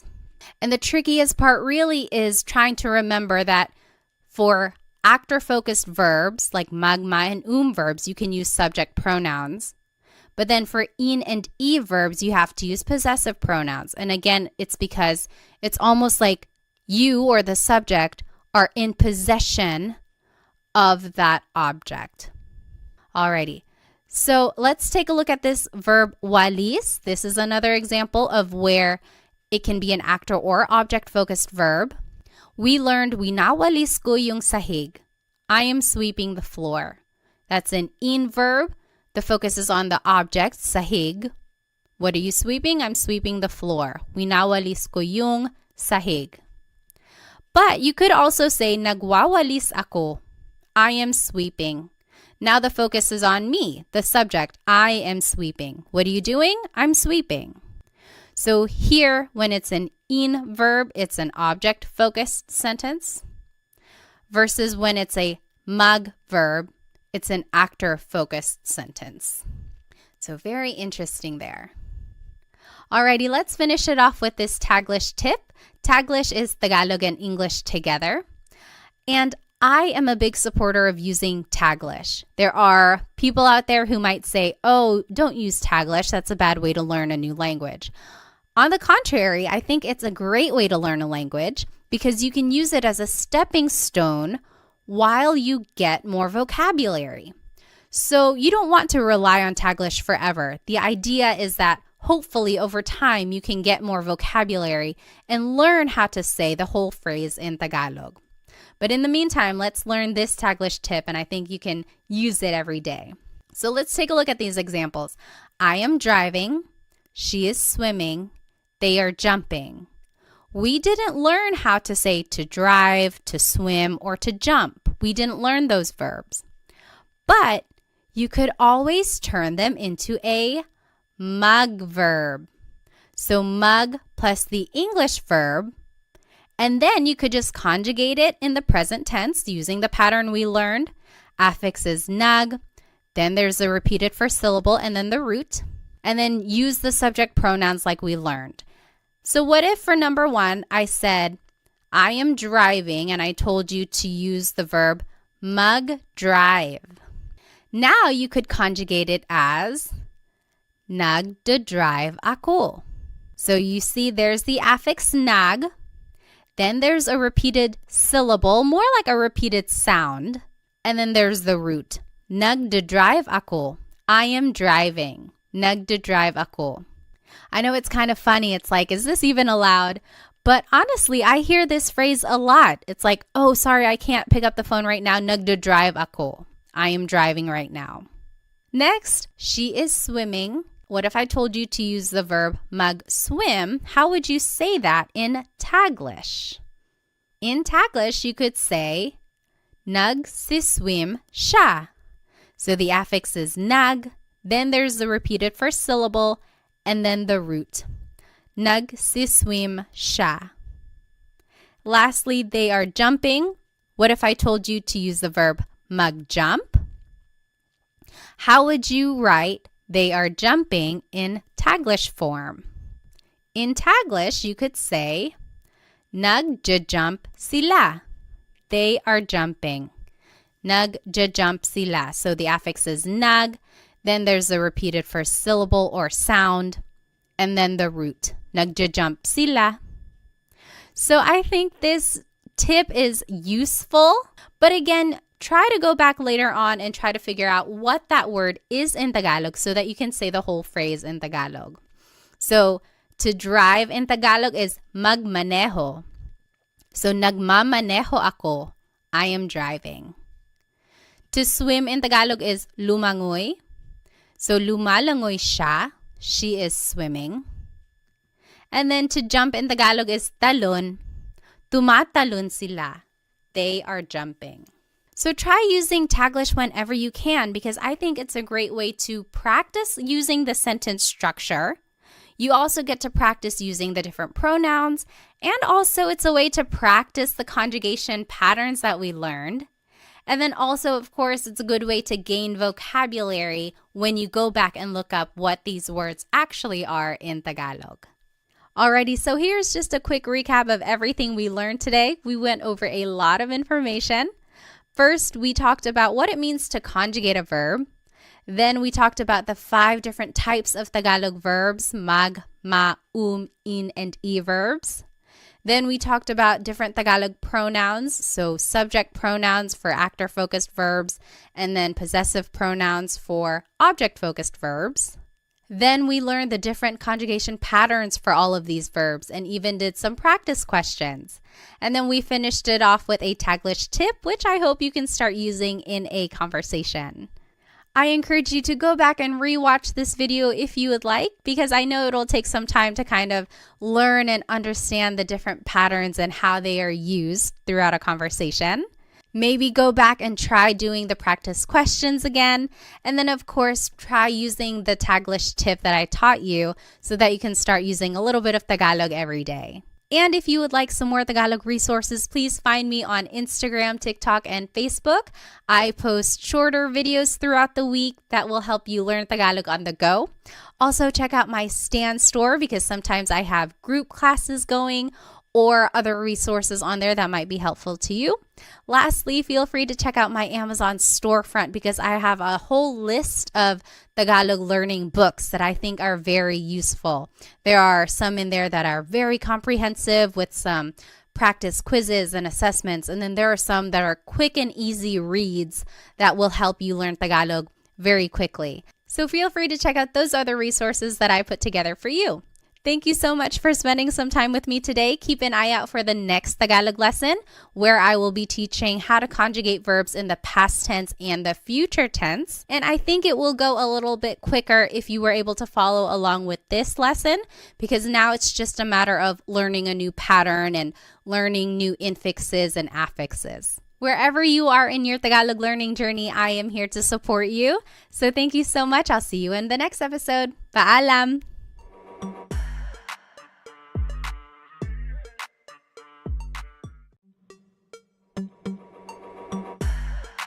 Hello, everybody. Welcome to another episode of Tagalog Time with Pat. This is episode 4, and today we're going to be learning how to conjugate verbs in the past and future tense. So this is actually a continuation of episode 3, where we learned how to conjugate verbs in the present tense. So I highly encourage you to go back and watch episode 3, where I go over what it means to even conjugate a verb, just giving an overview of Tagalog verb types and everything like that, and then also some practice and conjugation patterns on how to conjugate verbs in the present tense. So since this is kind of a continuation, I encourage you to go back and watch episode 3 if you have not watched it yet, because we will be building upon those ideas that we've already learned so far.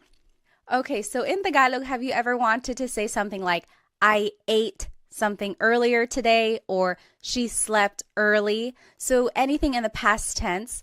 Or have you ever wanted to say something like, they will cook something, or we will use something? So things in the future tense. If you ever wanted to say things about the past or the future, this is the episode for you.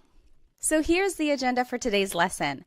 We will do a quick review of the Tagalog verb types. Then we will talk about Tagalog pronouns so that we can make simple sentences. And then we will review very briefly the present tense conjugation of verbs. Then we'll jump right into the past tense conjugation patterns, and then the future tense conjugation patterns, and then some practice questions throughout as well. And then we'll finish off with a Taglish tip, which I think you will find very useful. Alrighty, so there are 5 main Tagalog verb types in Tagalog: mag, ma, in, and e verbs. And what makes them different is that some are actor-focused, like mag, ma, and and then some of these verbs are object-focused, like in, and e. So you can see that the verbs, some of them can be actor or object-focused, depending on the context of the sentence. And again, in lesson 3, I go over which types of verbs can be actor or object-focused. So that's a really good episode to watch. Okay, so what does it mean to be an actor or an object-focused verb? Well, an actor-focused verb means that the subject is doing the action. For example, the boy is playing. Here, the subject is the boy, and he is doing the action. He is playing. So the focus here is on the subject. Whereas for an object-focused verb, the action is being done to the subject. For example, wash the dishes. Here, the subject is the dishes, and something is being done to them. They are going to be washed. So here the focus is more on the object, which is the dishes, versus when the focus is on a subject like a person or the actor. And then let's just review some subject pronouns. Ako is I. Ka is you singular. Siya is he or she. Again, this is gender neutral. You have to listen to the context of the sentence to figure out who someone is talking about. And again, just to point out the pronunciation, it looks like it should be pronounced siya, but it's usually pronounced siya, siya. Sila is they. Tayo is we inclusive. Kami is we exclusive. We'll go back to that. Kayo is you plural. So you all as a class, kayo. So now let's go back to the 2 different types of we here. So tayo is all of us together. You and me and the whole class, we are all doing the action. So kumakain tayo. We are all eating. Kumakain tayo. So it's inclusive because everyone is doing the action. Versus kami means me and someone else. So me and my husband Chris, we are eating. Kumakain kami. we are eating. You're not doing the action. I'm just telling you about it. So maybe you're calling me and I'm like, oh, kumakain kami. We are eating. So that's exclusive. So the simplest sentence structure in Tagalog is verb plus pronoun. It's the opposite of English where the pronoun goes first. I am running. I am eating. So there the pronoun I goes first. But in Tagalog, it's the opposite. The verb goes first. So for example, let's take a look at the verb to cook, which is magluto. Using the subject pronouns we just learned, here are some simple sentences.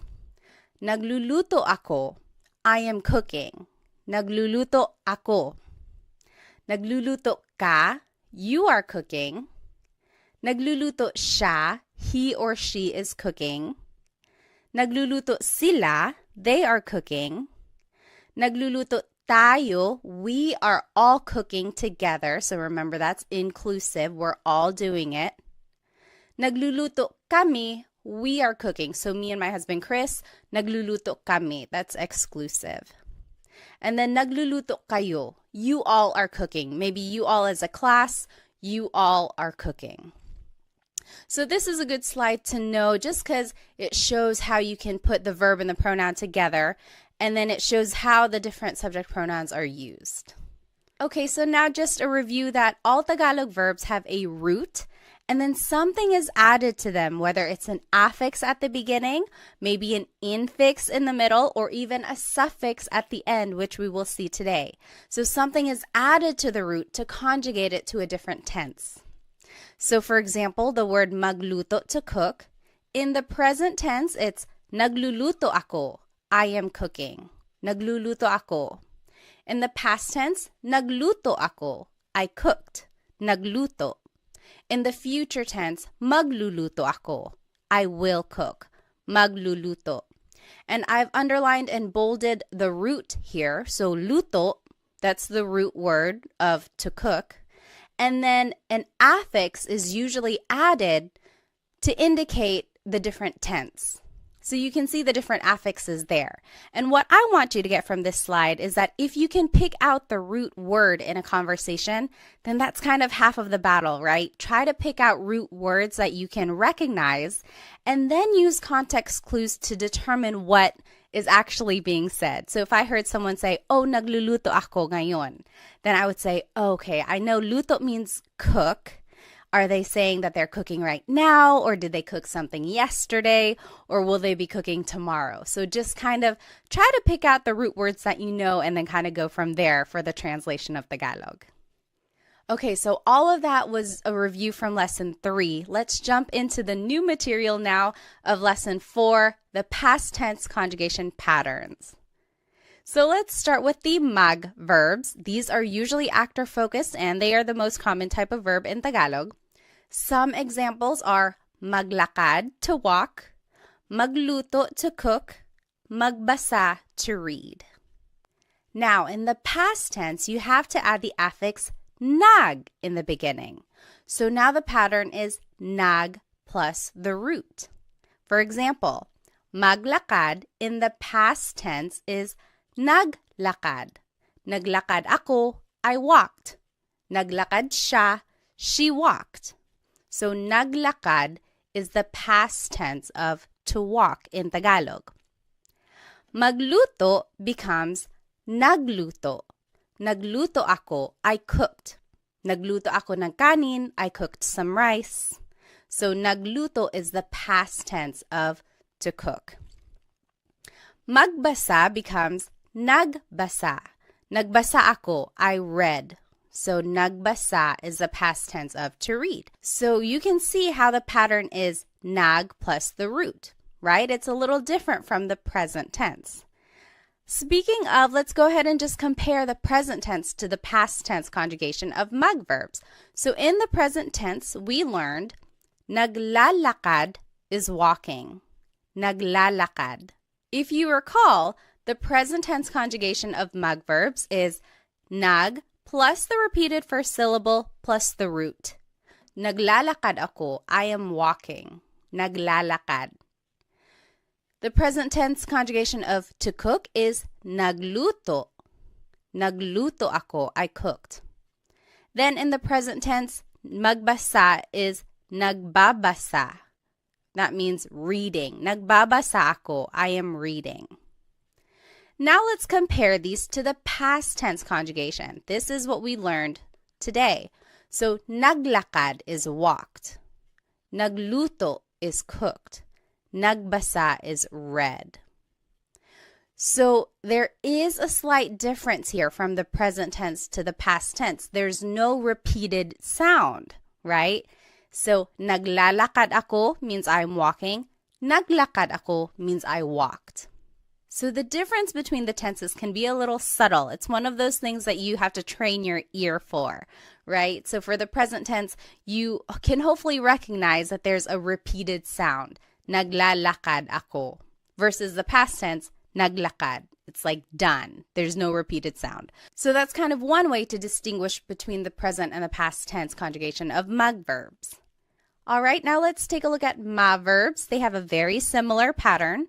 These are also actor-focused, and some examples are maligo to shower, matulog to sleep, manood to watch.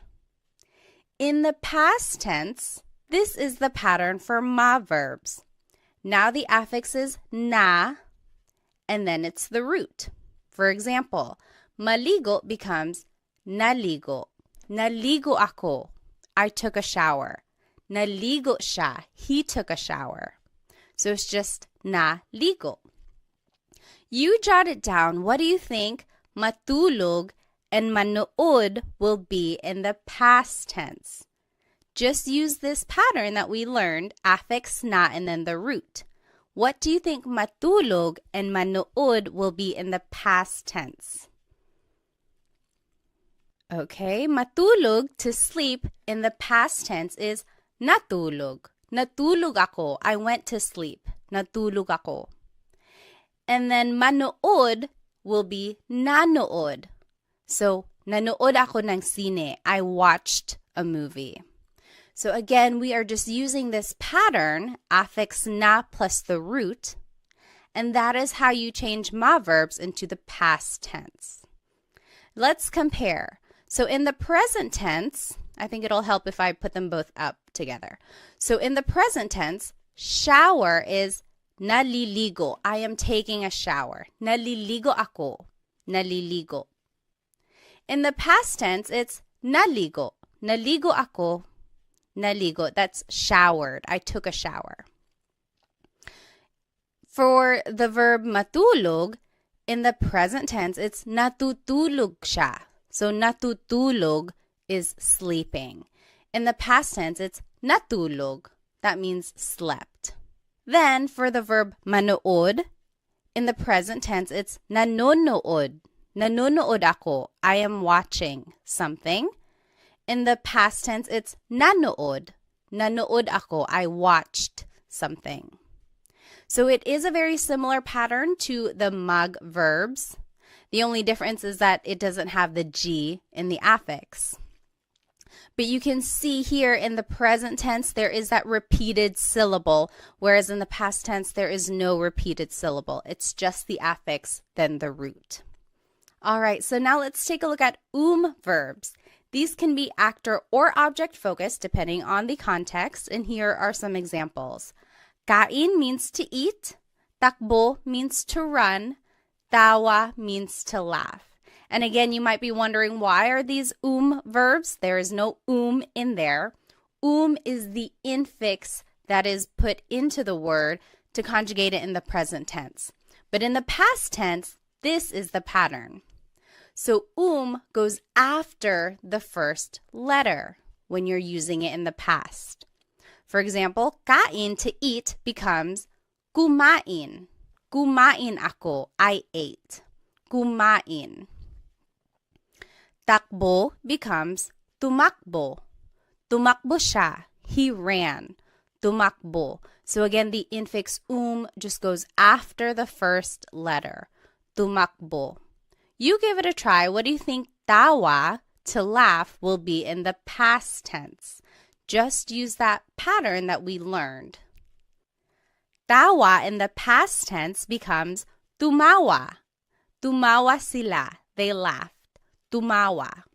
So again, we are just adding the infix after the first letter. So now let's compare. In the present tense, kain is kumakain. Kumakain ako, I am eating. Kumakain ako. In the past tense, it's kumain. Kumain ako, I ate. Kumain. For the word takbo, in the present tense, it's tumatakbo. That means running. Tumatakbo siya, he is running. In the past tense, it's tumakbo. He ran. Tumakbo. Then for the word tawa, which means to laugh, in the present tense, it's tumatawa. Tumatawa sila. They are laughing. Tumatawa. In the past tense, it's tumawa. Tumawa sila. They laughed. Tumawa. Again, if you need to review the present tense conjugation patterns for verbs, be sure to watch lesson 3 because I go over all of that and there are practice questions as well. All right, so let's take a look at in verbs. These are usually object focused and here are some examples. Gamit means to use. Walis means to sweep. In the past tense, the infix in goes after the first letter. So gamit, to use, in the past tense is ginamit. Ginamit ko, I used something. Ginamit. So you can see in just goes after the first letter.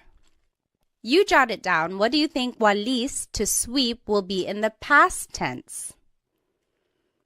Walis in the past tense will be winalis. Winalis ko yung sahig. I swept the floor. Winalis. So let's compare. In the present tense, using is ginagamit. Ginagamit ko. I am using something. Past tense, ginamit. That means I used something. Ginamit ko. In the present tense, to sweep is winawalis.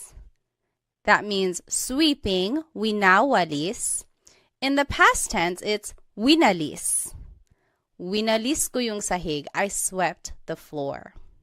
So it looks like for the most part when a verb is conjugated in the past tense, the conjugation is usually shorter. There's not a repeated syllable, there's no repeated sound or anything like that. So that's kind of one way to recognize if something is being conjugated in the past. Usually it's a shorter word. All right, so now lastly, let's take a look at e-verbs. These are usually object-focused, and here are some examples. Isara means to close. Ibigay means to give. Itago means to hide. In the past tense, the infix in goes after the second letter for e-verbs. So let's take a look at the word isara, which means to close. In the past tense, it becomes isinara. Isinara ko yung pinto. The in goes after the second letter. Isinara. Next, the word ibigay, which means to give, becomes ibinigay. Ibinigay ko yung regalo. I gave the gift. Ibinigay. Alrighty, you give it a try. What do you think itago, to hide, will be in the past tense? Remember to just use this pattern that we learned. Itago in the past tense becomes itinago. The in just goes after the second letter. Itinago ko, I hid something. Itinago. Now let's compare. In the present tense, isara is isinasara, closing. Isinasara. In the past tense, it's isinara, closed. Isinara. In the present tense, ibigay becomes ibinibigay. Ibinibigay, that means giving. In the past tense, it's ibinigay, gave. Ibinigay. Lastly, itago, which means to hide, in the present tense is itinatago. That means hiding. Itinatago. In the past tense, it's itinago, hid. Itinago. So those are all of the past tense conjugation patterns for the different types of verbs in Tagalog. I will go ahead and turn off my screen so that we can do some practice questions. All right, so up here in the top left corner are the conjugation patterns that we just learned for all of the different types of verbs. Then here are some subject pronouns that we learned. And then the sentence structure is verb plus pronoun, and then the time goes at the end. And then here are some vocabulary terms to indicate past tense. So kahapon is yesterday, kahapon. Kanina is earlier, kanina. Nung isang araw means the other day, nung isang araw. Nung isang linggo is the other week or last week. Nung isang buwan means the other month or last month. Nung isang taon means the other year or last year. Okay, now let's take a look at these examples here. So he watched a movie yesterday, and I gave you a hint. To watch is manood. So if we were going to do this together, let's review here that the sentence structure is verb plus pronoun plus time. So the verb here is manood. In the past tense, ma verbs, the pattern is affix na and then the root. So it becomes nanood. Then it's the pronoun siya, he. Nang sine, a movie, kahapon, yesterday. So in our sentence structure, I didn't point out where an object would go. It would go before the time. So nanood siya ng sine kahapon. He watched a movie yesterday. Nanood siya ng sine kahapon. Now you give it a try. You answer 2 through 5. You can pause the video now if you need more time, and then we will go over it. Alrighty, we'll go ahead and go over the answers. So she ran earlier. Remember, the sentence structure is verb plus pronoun plus time. So it would be, tumakbo siya kanina. She ran earlier. Tumakbo siya kanina. Number 3, you all cleaned the other day. Maglinis means to clean. Naglinis kayo nung isang araw. Naglinis kayo nung isang araw. You all cleaned the other day. Number 4, we ate some adobo. Kain is to eat. And I wanted you to use the inclusive we, so everyone is eating. Or everyone ate, sorry. Kumain tayo ng adobo. We all ate some adobo. Kumain tayo ng adobo. And then number 5, they walked the other month. Maglakad means to walk. That would be naglakad sila nung isang buwan. They walked the other month. Naglakad sila nung isang buwan. Now, if you noticed, all of these examples are asking about mag, ma, and verbs. Because they are actor-focused, we can use subject pronouns. But if you wanted to use an in or e verb, you actually have to use a possessive pronoun. Remember, for an object-focused verb, the subject here is an object, so we have to use a possessive pronoun because it's almost like the person possesses that object that is in focus. Okay, so that's kind of why we have to use a possessive pronoun. And then the sentence structure now would be verb plus pronoun plus the word yung, which means the. Sometimes it can be ang. They are interchangeable usually. Then it's the noun and then time. And then again, down here in the bottom left corner are the vocab terms to indicate past tense. And let's take a look at some examples. So number 1, I used the car the other week. And I gave you some hints. Gamit means to use. Coche means car. So let's do this one together. So the sentence structure is verb plus pronoun. So it would be ginamit. That is the past tense conjugation of gamit. Remember, for in verbs, the infix in goes after the first letter. So ginamit Then it's the pronoun ko, which is the possessive pronoun I. Then it's the word yung, which means the. Kotse nung isang linggo. So, ginamit ko yung kotse nung isang linggo. I used the car the other week. Go ahead and try 2, 3, and 4. You can pause the video now if you need more time. And remember to just plug in all of the words into this sentence structure. Remember to use the patterns that we learned, and also remember to use possessive pronouns because we are using an object-focused verb now. Okay, go ahead and do these examples and we'll go over it in just a bit. All right, let's go ahead and start with number 2. He closed the door earlier. Isara means to close. Pinto means door. This would be, isinara niya yung pinto kanina. Isinara niya yung pinto kanina. He closed the door earlier. So again, remember for E verbs, the in just goes after the second letter. Then it's the pronoun niya, which is he or she in the possessive pronouns. Then it's the word yung, which means the. Then it's the noun pinto, which means door. Earlier is kanina. So we are just plugging all of the words into the sentence structure and then using the conjugation patterns that we learned. Okay, number 3, you all swept the floor yesterday. Walis means to sweep, sahig means floor. Winalis ninyo yung sahig kahapon.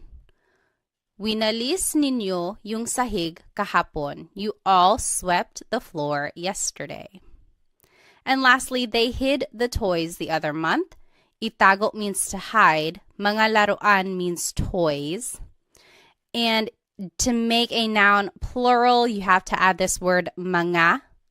So mga laruan means toys. It's not like in English where we can just add an S. You actually have to add this word mga. In Tagalog, this would be, itinago nila yung mga laruan nung isang buwan.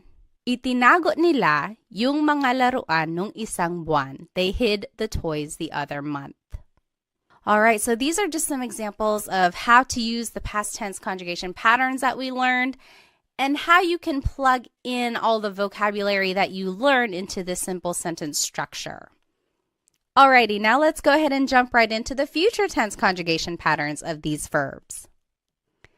Let's start with mag verbs. Again, our mag verbs are maglakad to walk, magluto to cook, magbasa to read. Now in the future tense, this is the pattern. Now it's the affix mag, then there's a repeated first syllable, and then the root. So in the future tense, if you wanted to say will walk, maglakad becomes maglalakad. So it's the affix mag, then there's a repeated first syllable, and then it's the root, lakad. So maglalakad ako, I will walk, maglalakad. Magluto, to cook, in the future tense will be magluluto.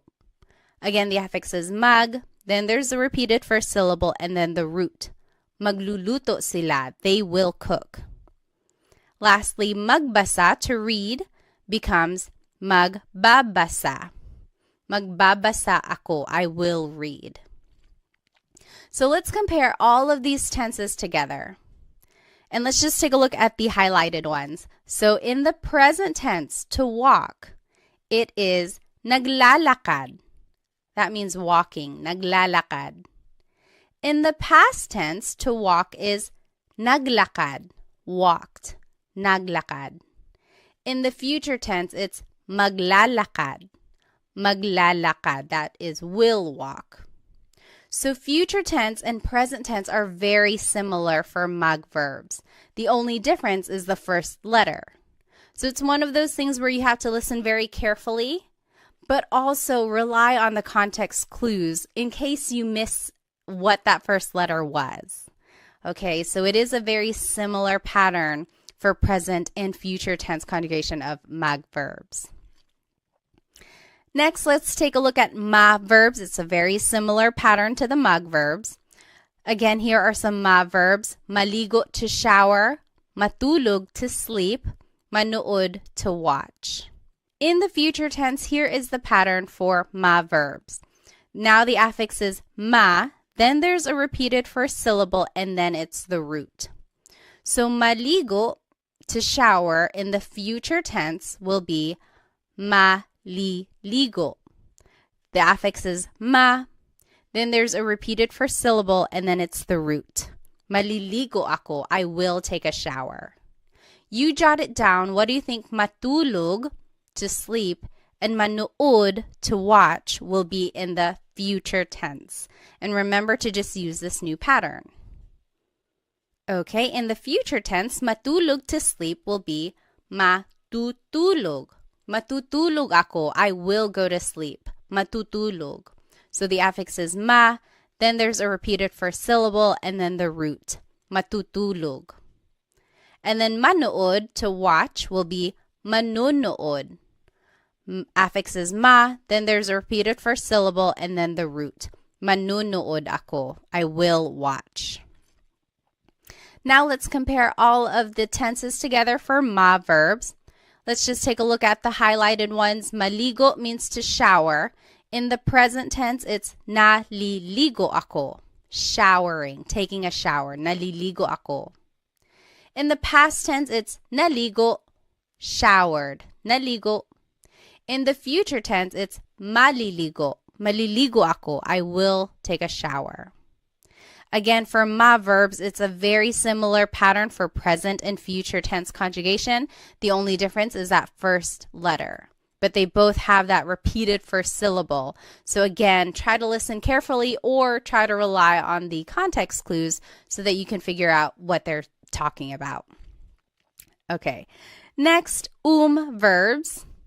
Our verbs are kain, to eat, takbo, to run, tawa, to laugh. Now the pattern for verbs is you repeat the first syllable. So take a look at this. Kain, to eat, becomes kakain. Kakain ako, I will eat. Kakain ako ng pansit. I will eat some pansit. So it's very interesting because now there's no infix at all for future tense conjugation of verbs. You just simply repeat the first syllable. So let's take a look at takbo, which means to run. Takbo in the future tense becomes tatakbo. Tatakbo sila. They will run. Tatakbo. Again, you're just repeating the first syllable. You give it a try. What do you think tawa, to laugh, will be in the future tense? All right, tawa will be tatawa. Tatawa sila. They will laugh. So you're just repeating the first syllable for the future tense conjugation of verbs. Very interesting. They just dropped the altogether. So let's go ahead and compare all of the conjugation patterns for verbs. We'll just take a look at the verb kain here, highlighted in yellow. In the present tense, to eat, it's kumakain.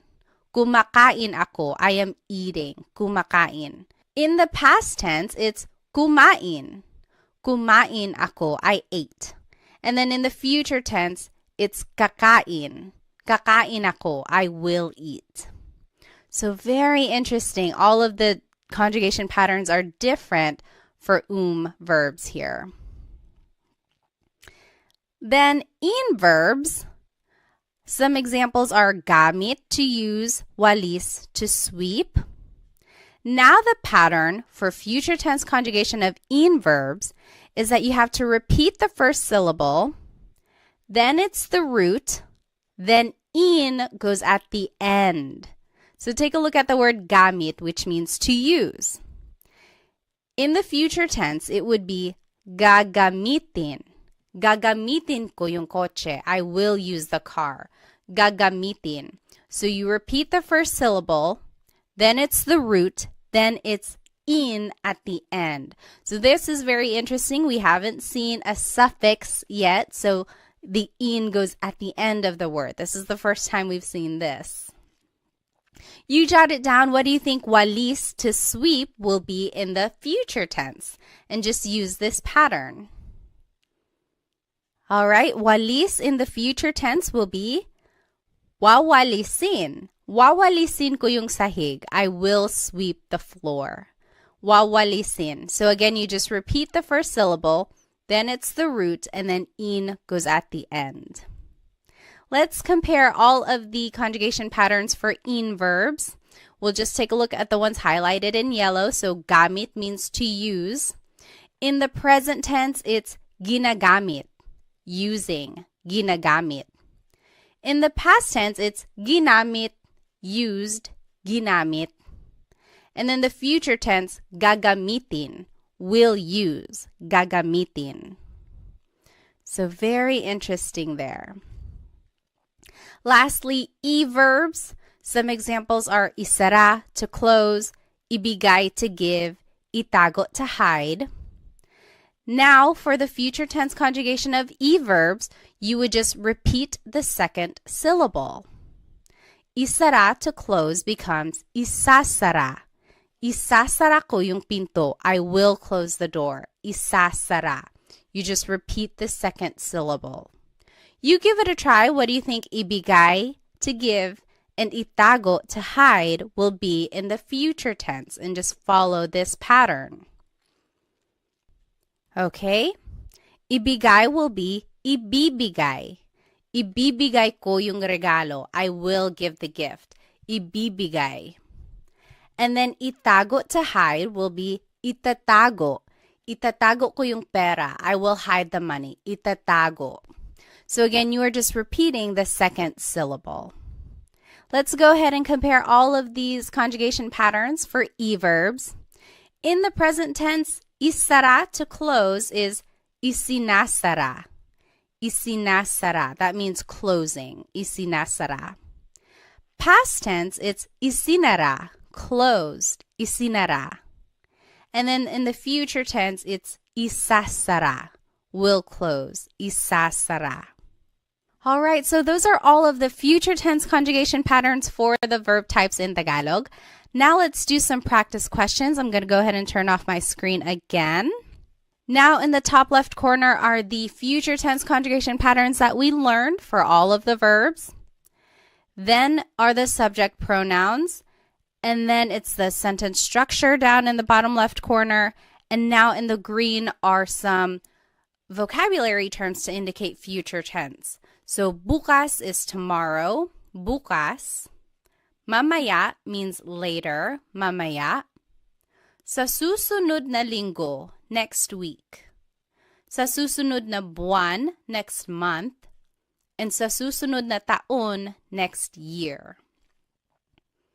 Now here are some examples. Let's do the first one together. I will watch a movie tomorrow. Manood means to watch. So again, let's take a look at our sentence structure. It should be verb plus pronoun plus time. Manonood is the future tense conjugation of manood. Manonood, ako means I. Ng sine, bukas means tomorrow. Manunood ako ng sine. Bukas, I will watch a movie tomorrow. Again, if you're going to add an object, it would just go right before time. So you give it a try. You can pause the video now if you need. You do numbers 2 through 5, and we'll go over them in just a bit. All right, let's start with number 2. They will run later. Takbo means to run. Tatakbo sila mamaya. Tatakbo sila mamaya. Number 3, we exclusive will clean next week. Maglinis means to clean. Maglilinis kami sa susunod na linggo. Maglilinis kami sa susunod na linggo. We will clean next week. Number 4, you singular will eat pansit later. Kain means to eat. Kakain ka ng pansit mamaya. Kakain ka ng pansit mamaya. And then lastly, she will walk next month, maglakad. Maglalakad siya sa susunod na buwan. Maglalakad siya sa susunod na buwan. All right. Again, these examples focus on the mag, ma, and verbs. Since they are actor-focused, we can use subject pronouns. But if we want to use in or e verbs, we actually have to use possessive pronouns. Remember, when we are using object-focused verbs, we have to use a possessive pronoun because it's almost like the subject or the person is in possession of that object. And the sentence structure is verb plus pronoun plus the word yung, which means the. Then it's the noun, then it's time. And again, the box in green has the vocabulary terms to indicate future tense. And now let's do these examples. Let's start with number 1. We, exclusive, will use the car later. Gamit means to use. Kotse means car. So let's take a look at the sentence structure. The verb should come first. So the future tense conjugation of gamit, let's take a look at in verbs. Repeat the first syllable, then it's the root, then you add in at the end. So it would be gagamitin. Gagamitin, then it's we exclusive, namin, yung kotse mamaya. Gagamitin namin yung kotse mamaya. You give it a try. You can pause the video now. You try 2, 3, and 4. Just plug in the vocabulary into the sentence structure and then use the conjugation patterns for in and e verbs. Go ahead and do that and we'll check it in just a bit. Alrighty, let's go ahead and do number 2. He will close the store next week. Isara means to close. Tindahan means store. Isasara niya yung tindahan sa susunod na taon. Isasara niya yung tindahan sa susunod na taon. He will close the store next week. Number 3, you all will sweep the floor tomorrow. Walis means to sweep. Sahig means floor. Wawalisin ninyo yung sahig bukas. Wawalisin ninyo yung sahig bukas. You all will sweep the floor tomorrow. And lastly, number 4, they will hide the toys next month. Itago means to hide. Mga laruan means toys.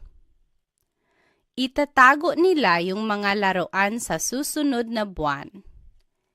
Itatago nila yung mga laruan sa susunod na buwan.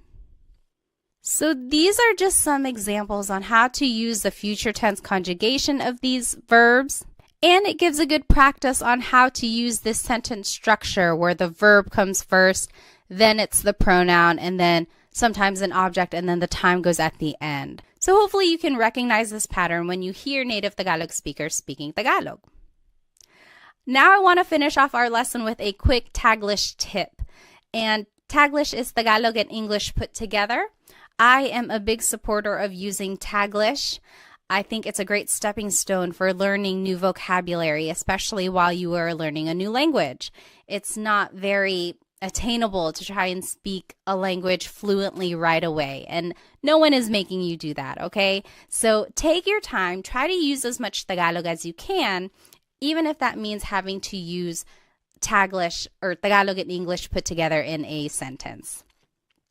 So let's take a look at these examples. I drove yesterday. She will swim later. They jumped earlier. We didn't learn these verbs. We didn't learn to drive. We also didn't learn to swim or to jump. But you can always turn them into a mug verb. So that means mug plus the English verb. Then conjugate it like you would in the past or the future as a mug verb. And then you can use subject pronouns in your sentence. So let's take a look at number 1, I drove yesterday. What if I told you to use mug drive? Now conjugate it in the past tense because it's drove. I drove yesterday. It would be nag-drive. Nag-drive ako kahapon. I drove yesterday. Nag-drive ako kahapon. So see, we are just using the pattern that we've already learned and using this mug plus an English verb.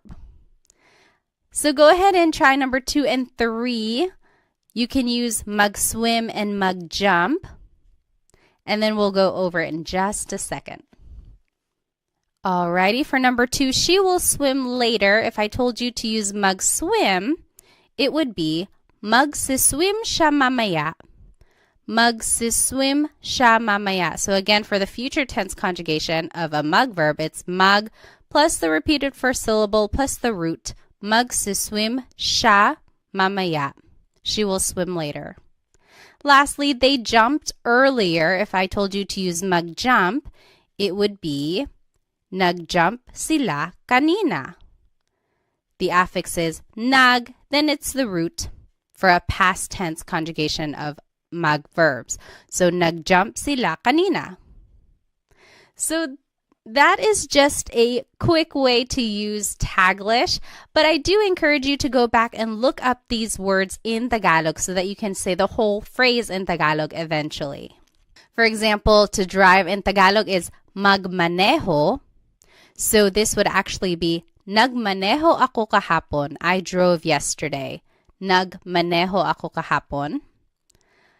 To swim is langoy. So this would be lalangoy siya mamaya. Langoy is an verb. So lalangoy siya mamaya. And then lastly, talon. Talon means to jump. So tumalon sila kanina. It's also an verb. So those are just some ways to use Taglish in a conversation.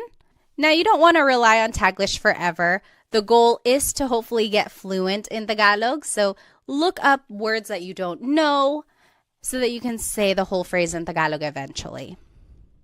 Alrighty, well, we learned so much in today's lesson. Here's just a quick recap. We reviewed the different types of Tagalog verbs and the pronouns that we can use in a simple sentence. Then we reviewed the present tense conjugation of these verbs and then jumped right into the past and future tense patterns. Then we did some practice questions and then finished off with a Taglish tip, which I hope you can start using in your everyday conversations. Again, I strongly encourage you to watch lessons 3 and 4 together because they build on each other. Be sure to take detailed notes so that you can keep all of these conjugation patterns straight. Hopefully, this will help you recognize some of these patterns and recognize the tenses and definitely root words now that you know some vocabulary when you're listening to Tagalog speakers. If you would like some more Tagalog resources, please follow me on Instagram, TikTok, and Facebook, where I post shorter videos throughout the week that will help you learn Tagalog on the go. I also have an Instagram subscription if you would like extended videos and also a monthly newsletter where I recap all of my Tagalog lessons that I post on Instagram. I also have a Stan store where I have some products and then sometimes some group classes if they are available. You might want to check that out. And lastly, feel free to check out my Amazon storefront where I have links to some fun products about the Filipino culture, which I think you might enjoy. Well, thank you again for spending some time with me. I hope to see you in the next Tagalog Time episode. Paalam!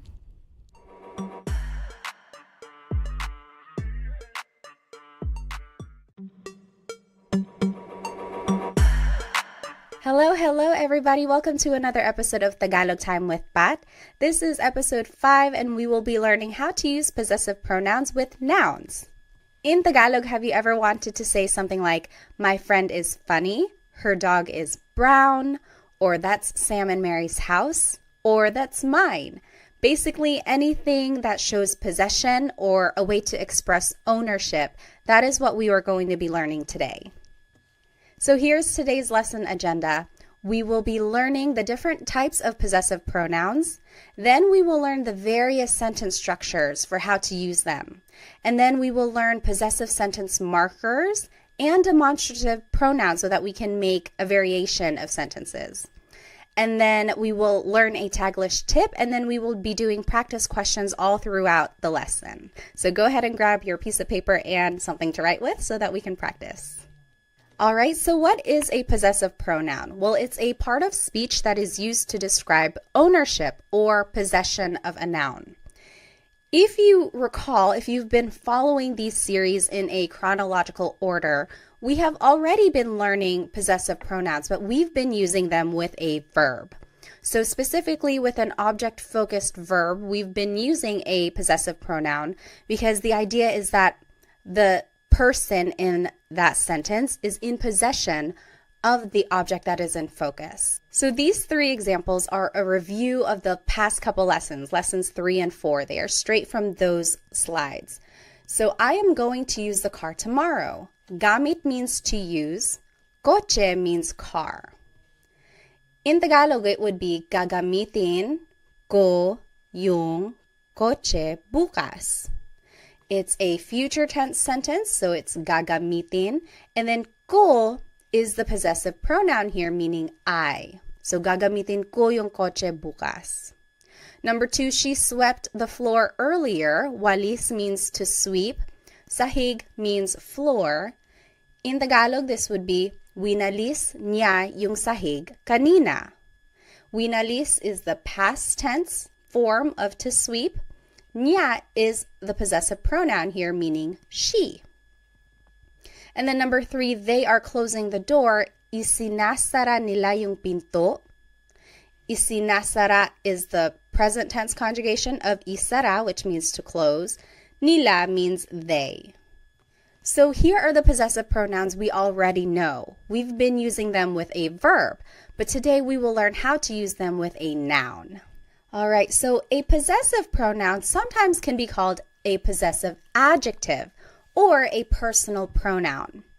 And an adjective is something that describes a noun. So if you were to say my house, you are kind of describing it. You're describing whose it is. It's mine, right? It's my house. So it kind of makes sense that sometimes it's called a possessive adjective.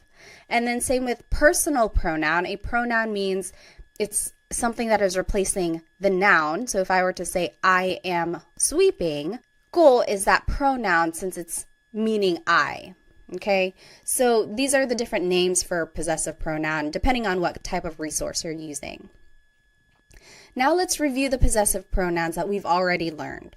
Ko means I or my. Mo is you or your singular. Niya, he or she, his or her. Again, this is gender neutral. Nila, they or their. Natin, we or our inclusive. Namin, we or our exclusive. Ninyo is you or your plural. So that's you all as a class. And we will take a look at the difference between this inclusive and exclusive meaning here. So let's take a look at the noun house. In Tagalog, house is bahay. Bahay ko is my house. Bahay ko. Bahay mo is your house. Singular. So that's just you, one person, your house. Bahay mo. Bahay niya, his or her house. So niya is gender neutral. You really have to focus on the context of the sentence to determine who someone is talking about. Bahay niya. Bahay nila, their house. Bahay natin, our house inclusive. So if you and me and the whole class, we all lived in the same house, we could say bahay natin. Everyone is included there. Versus bahay namin means our house exclusive. So me and my husband Chris, we have our own house.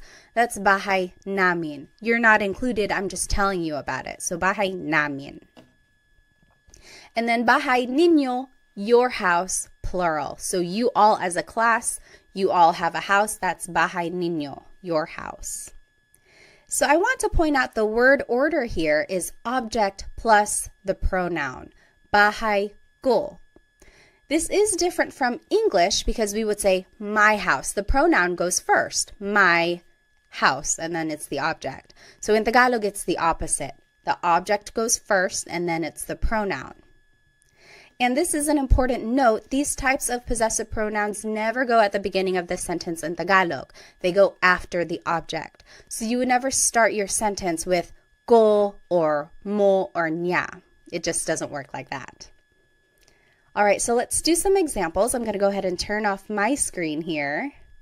Now, in order to use these possessive pronouns in a sentence, we have to have a noun and an adjective. So we will learn some of these nouns and adjectives here.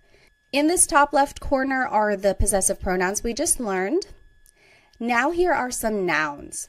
So aso is dog, pusa is cat, kotse is car, bahay is house, pagkain, food, mga damit, clothes, buhok, hair, ulo, head, mga kamay, hands. So again, that's how you make something plural. You have to add the word mga before it. Mga kamay means hands. Now here are some words for people that you might know.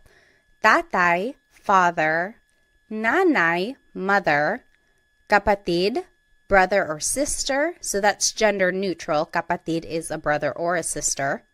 Mga anak, children, kaibigan, friend. And now here are some adjectives. So here are different colors, mga kulay. Pula is red, kahel, orange, dilaw, yellow, verde, green, azul, blue, lila, purple, puti, white, itim, black, abo, gray, rosas, pink, ginto, gold, kayumanggi, brown. And some more adjectives, masakit, hurts, sira, broken, nawawala, missing, masaya, happy, bago, new, malayo, far away, masarap, delicious, malamig, cold. And lastly, let's finish off with some more adjectives. Matangkad, tall, maliit, little, malaki, big, mahaba, long, maikli, short, thing, nakakatawa, funny, maganda, beautiful, guapo, handsome. All right, so that's a lot of vocabulary right there, which is great because then we can make a variety of sentences. Now here is the sentence structure for using these possessive pronouns. So first comes the adjective, then it's the word ang, which means is or are, then it's the object, and then it's the pronoun. So let's take a look at some examples. Number 1, your, plural, food is delicious. Let's do this one together. So the adjective comes first. Take a look at the sentence structure. Adjective comes first, so it would be masarap. It's right over here in this pink box. Masarap means delicious. Then it's the word ang. Then it's the object, food, which is here in the noun section, food, pagkain. And then it's the pronoun, ninyo, plural. Your food is delicious. Masarap ang pagkain ninyo. So do you see how we just plugged everything into the sentence structure here? It's a matter of knowing these vocabulary terms and then just putting it into the sentence structure. This is a good phrase to know if you're visiting like a Filipino restaurant, or if you are visiting a family member, like someone who's older than you, and you want to be respectful after they fed you. You could say, masarap ang pagkain ninyo. Your food is delicious.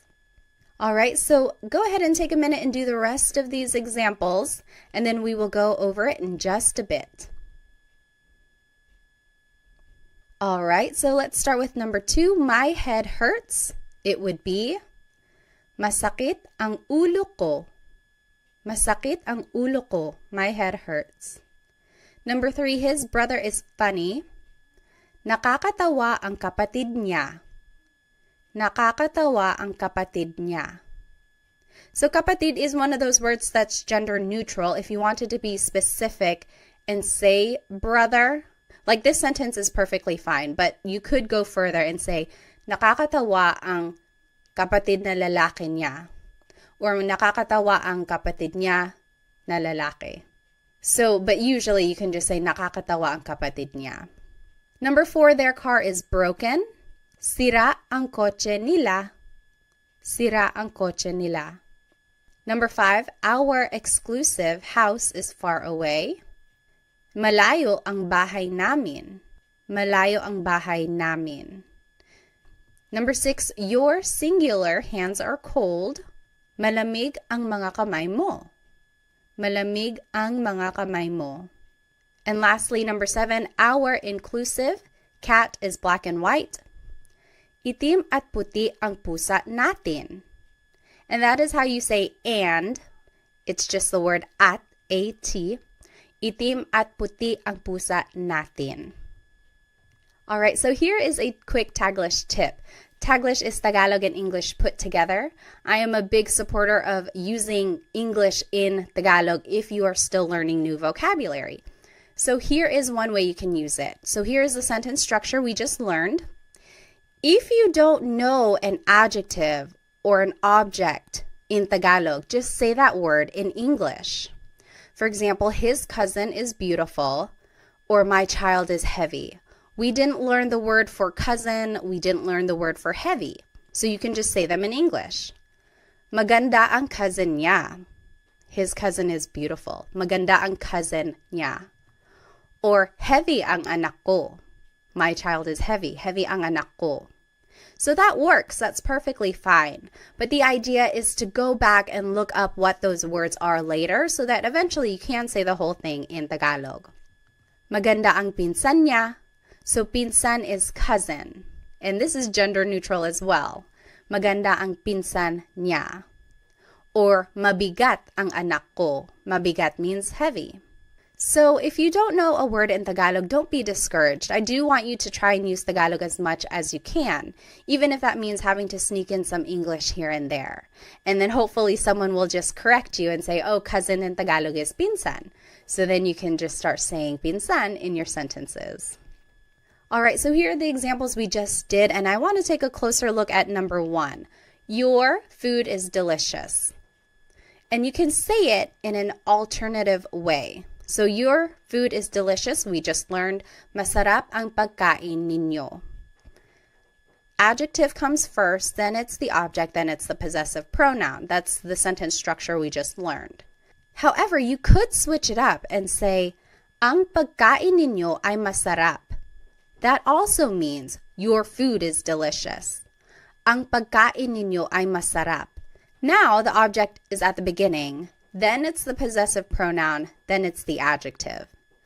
So there is kind of a change in the grammar structure here. And now you are using this word ay, which is a sentence connector, which means is. So ang in this phrase means is, but then when you're switching it up, I is the connector here. Not a lot of people use this second form. It's more formal. It's more casual to just say, masarap ang pagkain ninyo. But this is not wrong. Ang pagkain ninyo ay masarap. That is perfectly correct. It's grammatically correct. It's just not very colloquial. It's not what's used in common conversation every day. Okay, so that's just a note on how you can say or hear things if you happen to hear it this way. All right, and then I just want to point out that all of these phrases could be turned into that alternative phrase. So, masakit ang ulo ko could turn into, ang ulo ko ay masakit. That also means my head hurts. It's kind of more poetic. It's like not a lot of people say it that way. Ang ulo ko ay masakit. It's just very literal. So it's more common for someone to say, masakit ang ulo ko. But you could hear it as, ang ulo ko ay masakit. That's right. It's correct. And then, nakakatawa ang kapatid niya. That could be said as, ang kapatid niya ay nakakatawa. So again, you're just switching up the word order here, but it means the same thing. All right, so now let's learn some demonstrative pronouns. It started to rain over here. I wonder if you can hear it. So what is a demonstrative pronoun? Sometimes they're called demonstrative adjectives, again, because it's describing a noun. Well, it's a part of speech that helps identify someone or something. So here are some examples. Ito means this or these. Yan means that or those. So I'm saying yan, but it's technically iyan, but it's more common to just hear someone say yan. So here's the sentence structure for how demonstrative pronouns can be used. Ito or iyan goes first. It's taking the place of the adjective. Then it's the word ang, then it's the object, then it's the pronoun. So the last part of this sentence structure is the same as what we've just learned. So here's how it's used. This is my house would be, Ito ang bahay ko. Ito ang bahay ko. This is my house. So ito goes first, then it's the word ang, then it's bahay, and then it's the pronoun. Ito ang bahay ko. That is my house would be iyan ang bahay ko. That is my house. Iyan ang bahay ko. So ito means this. Iyan means that. And it can be used in a plural way as well. They can mean singular or plural things. So these are my kids is still ito ang mga anak ko. Ito ang mga anak ko. These are my kids. Those are my kids. Iyan ang mga anak ko. So ito means these. Iyan means those. Now there is an alternative way to say these phrases, which is still correct. So this is my house, we just learned. Ito ang bahay ko. You might also hear it as bahay ko ito. Bahay ko ito.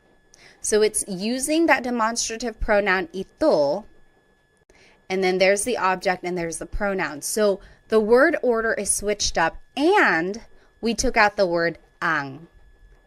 It's just kind of included in that phrase already. Bahay ko ito, this is my house. Same with that is my house. We learned iyan ang bahay ko. But you could also hear bahay ko iyan. Bahay ko iyan. Both forms of these phrases are correct. There's not one wrong way to say it. Ito ang bahay ko might be a little bit formal, but it's said just as much as bahay ko ito. Okay, so these are the two ways you might hear the demonstrative pronoun being used with a noun. So let's do some examples. These are my kids is ito ang mga anak ko. We learned that. And then those are my kids. Yan ang mga anak ko. I want you to think of the alternative. Remember, we took out the word ang, and then we had to switch up the order. So if you need to take a look at the last slide, you can flip back. But go ahead and pause the video now if you'd like, and then we'll go over it. Okay, so the alternative for ito ang mga anak ko would be mga anak ko ito. So the object goes first, then it's the pronoun, then it's the demonstrative pronoun. Mga anak ko ito. Yan ang mga anak ko can also be said, mga anak ko yan. Mga anak ko iyan. Okay, so those are the different ways you could say these phrases. They are both used equally as much. Okay, so this is just a review of the sentence structure for using these pronouns. Usually it's the adjective first, or it could be the demonstrative pronoun ito, iyan. Then it's the word ang, and then it's the object, and then it's the pronoun. So that's the sentence structure. And then remember that these possessive pronouns never go at the beginning of the sentence. They always go after the object. Okay? Now I want to take a look at some possessive sentence markers. What is a possessive sentence marker? Well, it's a part of speech that indicates ownership specific to a person or multiple people. So now if we want to say someone's name, like we're saying it belongs to someone specific, this is how we're going to do it. So we would use the word ni for one person. We would use the word nina for multiple people. So take a look at this. Mary's children are smart. So it's just one person. It's Mary. It would be matalino ang mga anak ni Mary. So this is the same sentence structure. It's the adjective, then it's the word ang, then it's the object. And instead of a pronoun, now we're adding someone's name. And in order to do that, we have to use this possessive sentence marker, ni, because it's just one person. Matalino ang mga anak ni Mary. Mary's children are smart. Now, if we're talking about multiple people, like this is Sam and Jane's car, then you would have to use the word nina. Ito ang kotse nina Sam and Jane. So it's still that same sentence structure. Ito is the demonstrative pronoun, then it's the word ang, then it's the object kotse, and now instead of a pronoun, we're using someone's name. But then we have to use this possessive sentence marker ni na because it's multiple people. So ito ang kotse ni na Sam at Jane. This is Sam and Jane's car. All right, so this is that sentence structure I was just talking about. It's the adjective, plus it's the word ang, then it's the object, then it's ni or ni na, and then the names go at the end. So here are some examples. Let's do number 1 together. Sarah's head hurts. Head is ulo, hurts is masakit. So let's just follow this sentence structure. So adjective comes first, masakit, ang, ulo, which is the object, ni, Sarah. So it's just one person, so we would choose ni. Masakit ang ulo ni Sarah. Sarah's head hurts. You take a minute, you do number 2 and 3, and then we will go over it. Okay, number 2, John and Amy's house is far. House is bahay, far is malayo. Malayo ang bahay ni na John at Amy. Malayo ang bahay ni na John at Amy. So we use ni na because it's multiple people. And number 3, that is Mario's cat. Cat is pusa. Yan ang pusa ni Mario. Iyan ang pusa ni Mario. So it's just one person, so we would use the possessive sentence marker, ni. Now, there are some different ways to say these phrases. Let's take a look at the example. This is Sarah's house. We learned, ito ang bahay ni Sarah. But you could also hear, bahay ito ni Sarah. So in this case, the object goes first, then it's the demonstrative pronoun, then it's the possessive sentence marker, ni, and then it's the name. Bahay ito ni Sarah. Another example, that is Mark and Molly's house. It would be, iyan ang bahay ni Mark at Molly. So we've learned these sentence structures already. It's the demonstrative pronoun, then it's the word ang, then it's the object, and then it's usually the pronoun, or in this case, it's the people with the possessive sentence marker. Now, the alternative way to say this is bahay iyan ni Mark at Molly. So the object goes first, then it's the demonstrative pronoun, then it's the sentence marker, and then it's the people's name.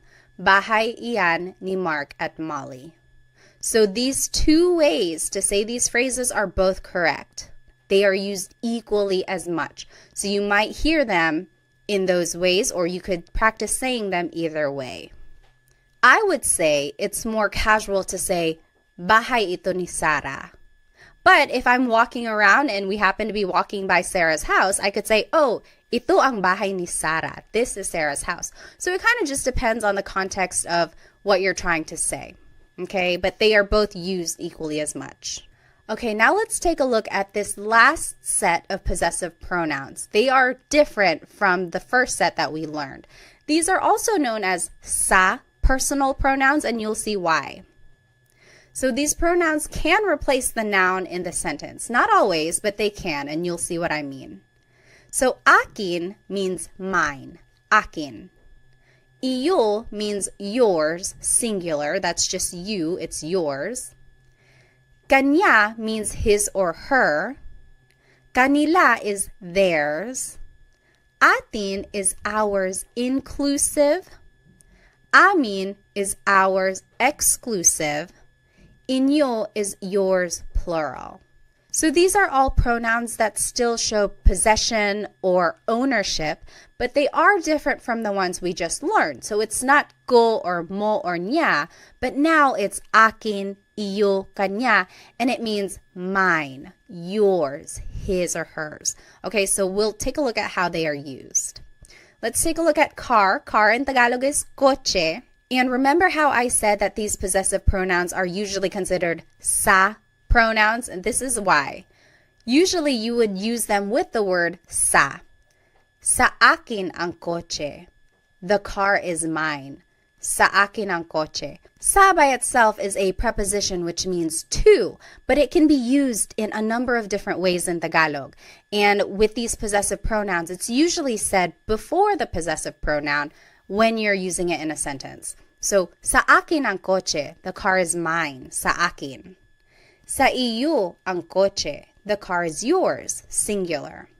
Sa kanya ang kotse, the car is his or hers. And that's gender neutral, kanya. Sa kanila ang kotse, the car is theirs.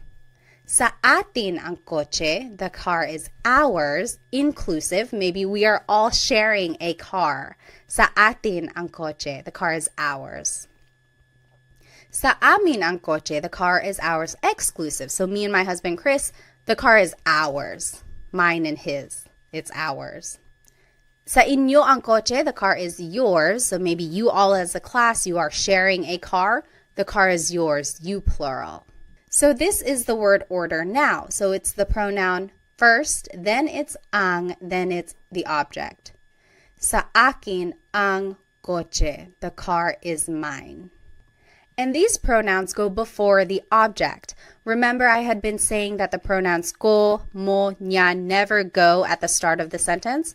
Well, for these pronouns, akin, iyo, kanya, they actually do go at the beginning and they go before the object. So that's kind of a difference there.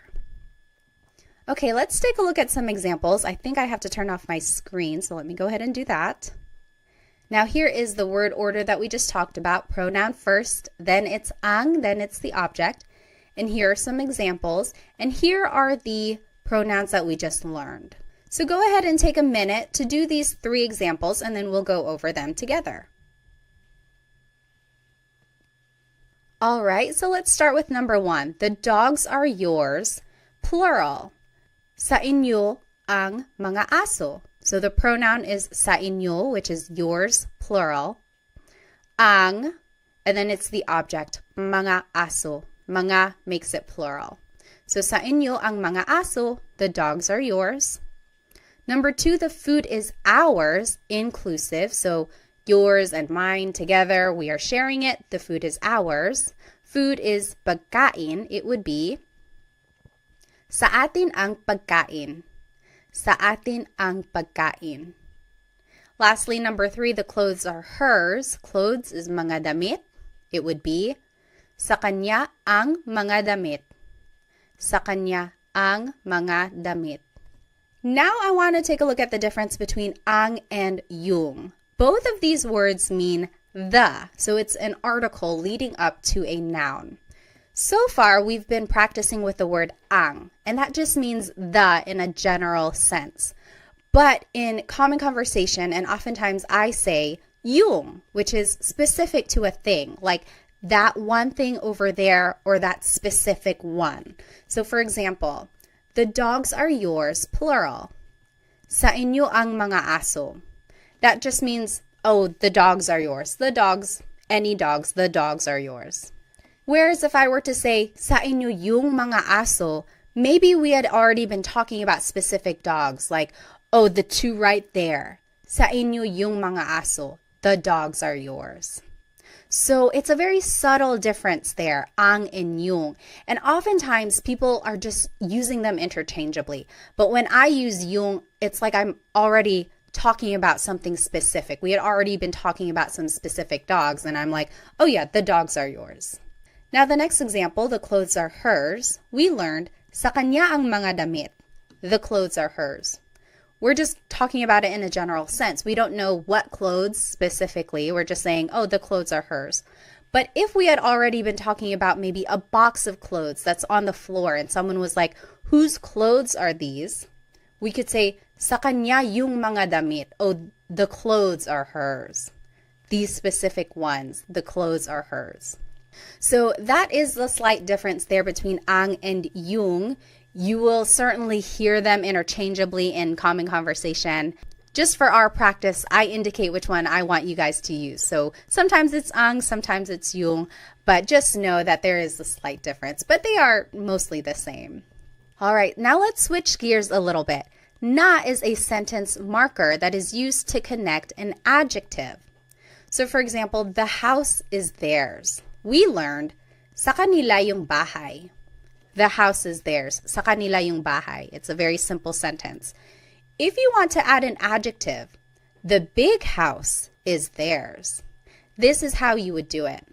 Sa kanila yung bahay na malaki. So see, we added an adjective now. And you would do it by adding this sentence marker na, and then it's the adjective malaki. Sa kanila yung bahay na malaki. But you could also hear it this way. Sa kanila yung malaking bahay. So this is an alternative phrase, but it still means the big house is theirs. Sa kanila yung malaking bahay. Technically, this is malaki na bahay. The na is in there, but it's being incorporated into the adjective malaki. And you only make this contraction if the adjective ends with a vowel. So see, malaki ends with an I, and when you are putting the adjective first, instead of saying malaki na bahay, you could just say malaking bahay. So it's a contraction. Now let's take a look at another example. The little house is theirs. Sa kanila yung bahay na maliit. So there's that sentence marker na, and then the adjective maliit means little. You could also hear sa kanila yung maliit na bahay.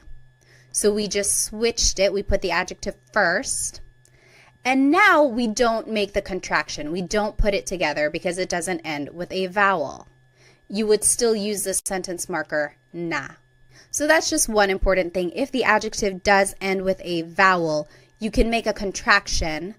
And just know that the sentence marker na is there. Malaking bahay technically is malaki na bahay. But we just made the contraction just to make it easier to pronounce and make the sentence flow a little bit better. But if the adjective ends with a consonant, you don't make the contraction because it doesn't really work like that. And these two ways to say these phrases are used equally as much. There isn't a formal way, there isn't a casual way. It's just kind of personal preference or depending on what someone wants to say. Now let's do some examples. It is the sentence structure pronoun first, then the word yung. Now I want you guys to just practice yung, but again, remember it means the, and it's interchangeable with the word ang usually. Then it's the object, then it's the word na, and then it's the adjective at the end. And then here are the possessive pronouns that we learned. And here are some examples. Let's do the first one together. The white car is mine. White is puti, car is coche. So let's just follow this sentence structure. Pronoun first, sa akin, yung, then it's the object coche, then it's the sentence marker na, and then it's puti, the adjective. Sa akin yung coche na puti. The white car is mine. Sa akin yung coche na puti. What do you think the alternative way to say this would be? So remember, you can put the adjective before the object, and depending on whether or not there's a vowel at the end, you can make the contraction. What do you think the alternative phrase would be for sa akin yung coche na puti? The alternative phrase you could say is sa akin yung puting coche. So remember, the adjective can go first, and technically the sentence marker na is here, but we just made a connection. So puting coche. Sa akin yung puting coche. So for these next examples, I want you to make the sentence using the sentence structure, but also write it in the alternative way. Remember, these two ways to say it are equally used as much. So there is the vowel again, just pointing it out. You can make the contraction because puti is the adjective and it ends with a vowel. Go ahead and take a minute, do these examples, and then we'll go over it. All right, number 2, the black and orange cat is ours, inclusive. Black is itim, orange is kahel, cat is pusa. it would be, sa atin yung pusa na itim at kahel. Sa atin yung pusa na itim at kahel. Remember to say and if you have more than one adjective. It's just the word at. That means and. Now, the alternative way to say this would be, sa atin yung itim at kahel na pusa. So, na is still there because itim and kahel end with a consonant. There's nothing to make a contraction for. So, sa atin yung itim at kahel na pusa. All right, number 3, the new clothes are not yours. Singular. New means bago. Clothes is mga damit. So this is a way to kind of negate a thought. So it's not something we've seen so far, so this is how you do it. Hindi sa iyo yung mga damit na bago. So everything here is the same. We've already learned it. Pronoun, then it's yung, then it's object, then it's not, and then bago, the adjective. The only difference is that we've added the word hindi, which means no, but in this sentence, it can mean not. So the new clothes are not yours. Hindi sa iyo yung mga damit na bago. So that's how you would say not. And the alternative way to say it is, hindi sa iyo yung mga bagong damit. Hindi sa iyo yung mga bagong damit. Here you can make the contraction, bago na damit. Could just be bagong damit. All right, now let's practice with some demonstrative pronouns. Ito means this or these. Yan means that or those. If you wanted to say this is mine, it would be sa akin ito. Sa akin ito. Or you might hear sakin to. Sakin to. So a lot of people just put all the words together or shorten it. Sakin to, this is mine. That is yours is sa iyo yan. Sa iyo yan. So the pronoun goes first, and then it's the demonstrative pronoun. You might hear sa'yo yan. Sa'yo yan. And then lastly, that's not mine. Again, negating the thought. It would be hindi sa akin yan. Hindi sa akin yan. Or hindi sa akin yan. Hindi sa akin yan. All right. Now let's do some examples. First, it's the pronoun, and then it's the demonstrative pronoun. And these are the pronouns we learned. So now take a minute and do these examples. If you wanted to say those are his, it would be sa kanya yan. Sa kanya yan. Number 2, these are ours. Exclusive would just be sa amin ito. Sa amin ito. So we are just following that sentence structure, pronoun, then the demonstrative pronoun. Number 3, that's not yours. Plural is hindi sa inyo yan. Hindi sa inyo yan. So you just add the word hindi at the beginning to mean not. Okay, so let's just do a quick recap. We learned so much in today's episode. We learned the different types of possessive pronouns. Certain pronouns can go at the beginning of the sentence, and some do not ever go at the beginning, so remember to keep track of that. We also learned the different sentence structures and how to use the possessive sentence markers and demonstrative pronouns throughout these sentences. We also learned how to use English throughout these phrases if we don't know the word in Tagalog. And then we did lots of practice questions throughout the lesson, which I hope will help you understand some of these concepts. Now, let's go back to these phrases that we learned at the beginning. I want you, for your homework, to try and translate them, and I will put the answers in the video description. And then you can go over it. If you have any questions, feel free to write them in the comments. And if you need some more Tagalog resources, please feel free to follow me on Instagram, TikTok, or Facebook. I post shorter videos throughout the week to help you practice. And then feel free to check out my Amazon storefront. I have lots of good links in there for Tagalog resource books that I think are helpful. Also some Filipino-inspired products which I think you might enjoy. I also have a Stan store which has products in there, and then also I have some group classes. So if I'm holding any group classes, you might be able to sign up. Well, thank you so much for spending some time with me today. I will see you in our next Tagalog Time episode. Paalam!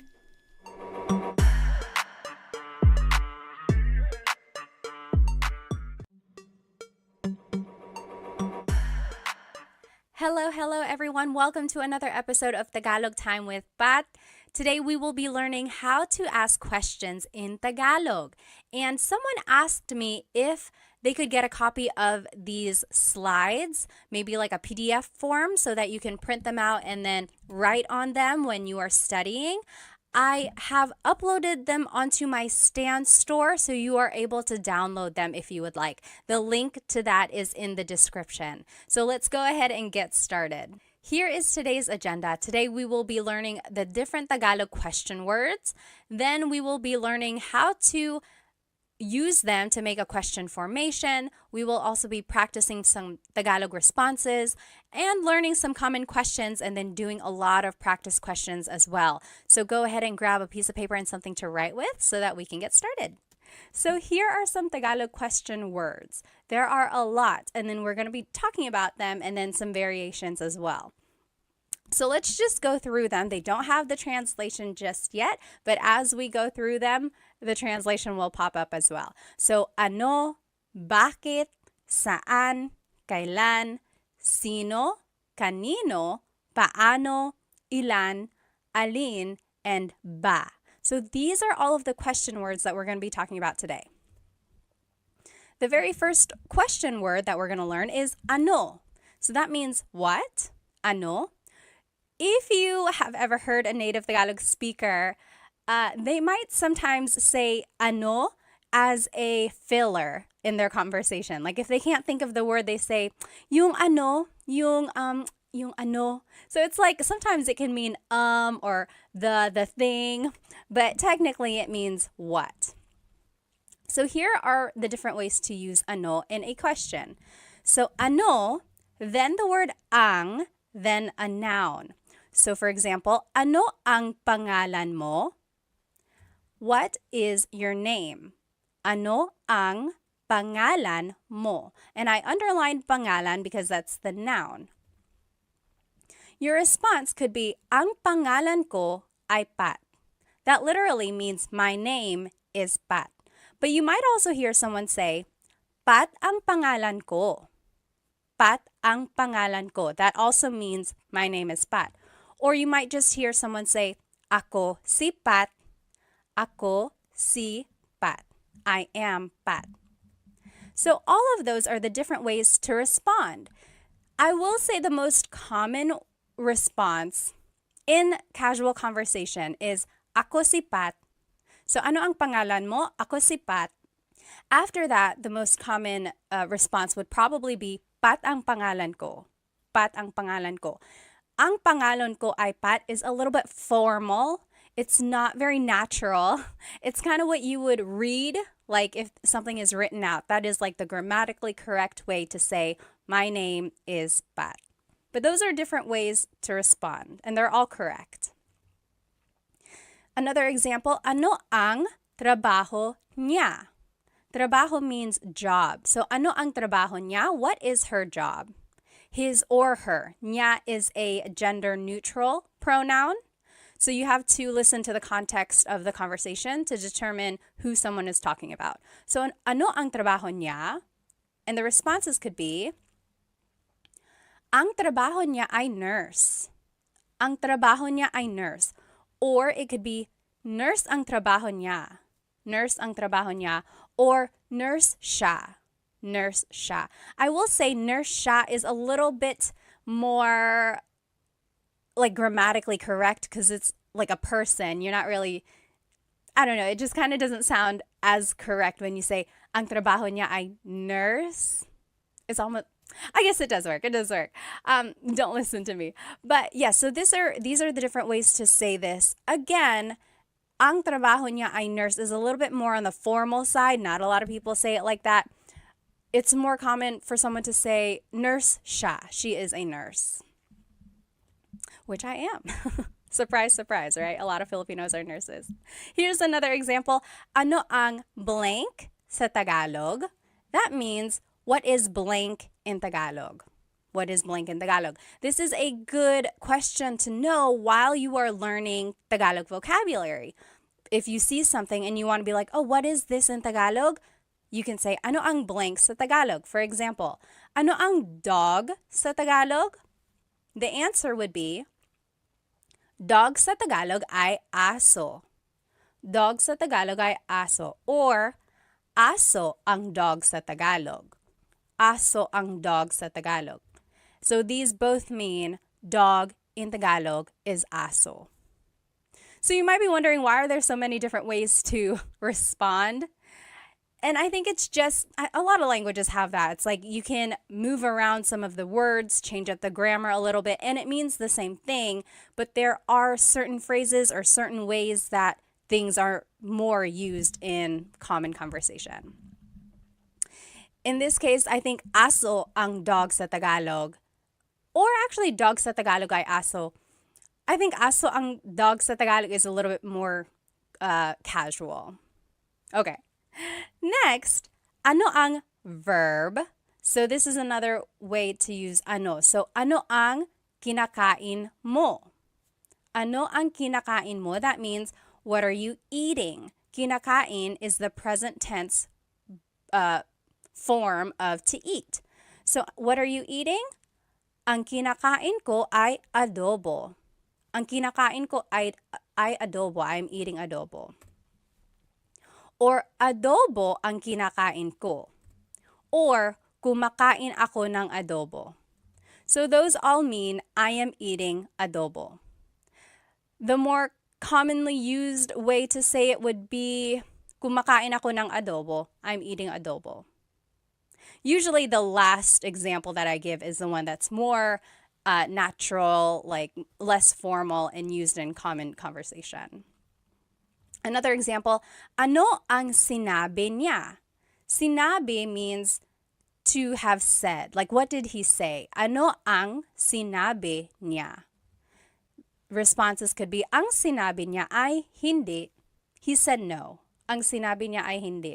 Or, hindi ang sinabi niya. Or, sinabi niya hindi. Those are the different ways to say, he said no. Again, I would hear sinabi niya hindi, or hindi ang sinabi niya. Just a note about sinabi, you might hear someone say, sabi niya hindi. Sabi niya hindi. Technically, the past tense conjugation of sabi is sinabi, but people shortcut it and say sabi niya hindi. So if you hear that, that's what it means. Next, ano ang ginagawa mo? What are you doing? Ano ang ginagawa mo? And some responses, gumagawa ako ng cake. I am making a cake. And I'm going to explain this in a minute. Nanonood ako ng TV. I am watching TV. So why did I respond this way to this question? Gawa means to make or to do. So if someone asked you, ano ang ginagawa mo? They could be asking, what are you doing? And I responded, nanonood ako ng TV. I'm watching TV. Or if someone asks, ano ang ginagawa mo? That could also mean, what are you making? So I responded, gumagawa ako ng cake. I'm making a cake. So that's just the different ways gawa can be used. And then just another little note here, you'll see in the blue, verbs can be in any tense. So when you are using ano with a verb, it could be asking about what someone did in the past, what someone is doing currently, or what someone will be doing tomorrow or in the future. So verbs can be in any tense. And if you need a review of the different ways to conjugate verbs in Tagalog, go ahead and watch my previous videos. I have a video just for present tense conjugation, and then the video after that is for past and future tense. Once you get the patterns down, it's just a matter of learning new vocabulary and trying to remember the different ways they're conjugated. Okay, so here are the different uses for ano. So, ano na means what's up. Na is an emphasis word, or sometimes it means already. And in this case, it's kind of lost in translation. It's just an expression meaning, hey, what's up? For example, if someone was taking a long time to get ready and I'm like, hey, ano na? We're going to be late, ano na? So it's like, hey, what's up? Or if you haven't seen someone in a very long time, you're like, oh, ano na? Hey, what's up? So that's just a different way to use ano na. Next, ano ba means what the heck? And ba is a question word, and we'll learn how to use that later at the very end of the lesson. But in this case, again, it's lost in translation, but it means like, what the heck? So for example, if someone bumped into you and they didn't say sorry, you can say, ano ba? Ano ba? What the heck? Or if someone is just joking with you, you can say, ano ba? Okay, so it's an expression meaning what the heck. Next, ano daw? That means what did they say? So daw means like you're referring to someone else after they've said something. So ano daw? What did they say? Ano daw? Next, ano ito? What is this? And then ano iyan? What is that? So that's just the different ways to use the demonstrative pronoun this and that. Ano ito? Ano yan? What is this? What is that? And then there's another demonstrative pronoun. Ano yun? Ano iyon? So what is that over there? So what is this? What is that? What is that over there? So it's like a little bit farther. That's the difference there. And then anong problema? What's the problem? Anong problema? So the NG at the end there is like ano ang problema, and you can put it together and it would be anong. So anong pangalan mo? That also works. Instead of ano ang pangalan mo, you can put it together, anong pangalan mo? And you will see this happen to a lot of the question words that we'll be learning. Anytime the previous word ends in a vowel, you can usually make this contraction or like putting the words together. You'll see that. Now let's just practice using ano. So on the left side, let me turn off my screen, so sorry. So on the left side here, you will see the rules that we just learned. So ano ang plus a noun. The example was, ano ang pangalan mo? Ang pangalan ko ay Pat. Or Pat ang pangalan ko, or ako si Pat. Again, remember, ako si Pat is the more casual way to respond. And then the next example we learned was ano ang plus a verb. So ano ang kinakain mo? What are you eating? And then those are the responses. Kumakain ako ng adobo. Now what I want you to do is to translate these examples. So they're in Tagalog. I want you to translate them to English. So number 1, what are you cooking? And then I gave you a vocab hint. Niluluto means cooking. Number 2, what is his girlfriend's name? Nobya means girlfriend. Number 3, what is cat in Tagalog? 4, what did Mark and John eat yesterday? Kinain means ate. Number 5, what are you watching? Pinapanood means watching. So let's do number 1 together. What are you cooking? Ano ang, and then the verb, right? So we're just following this sentence structure number 2. Ano ang niluluto mo?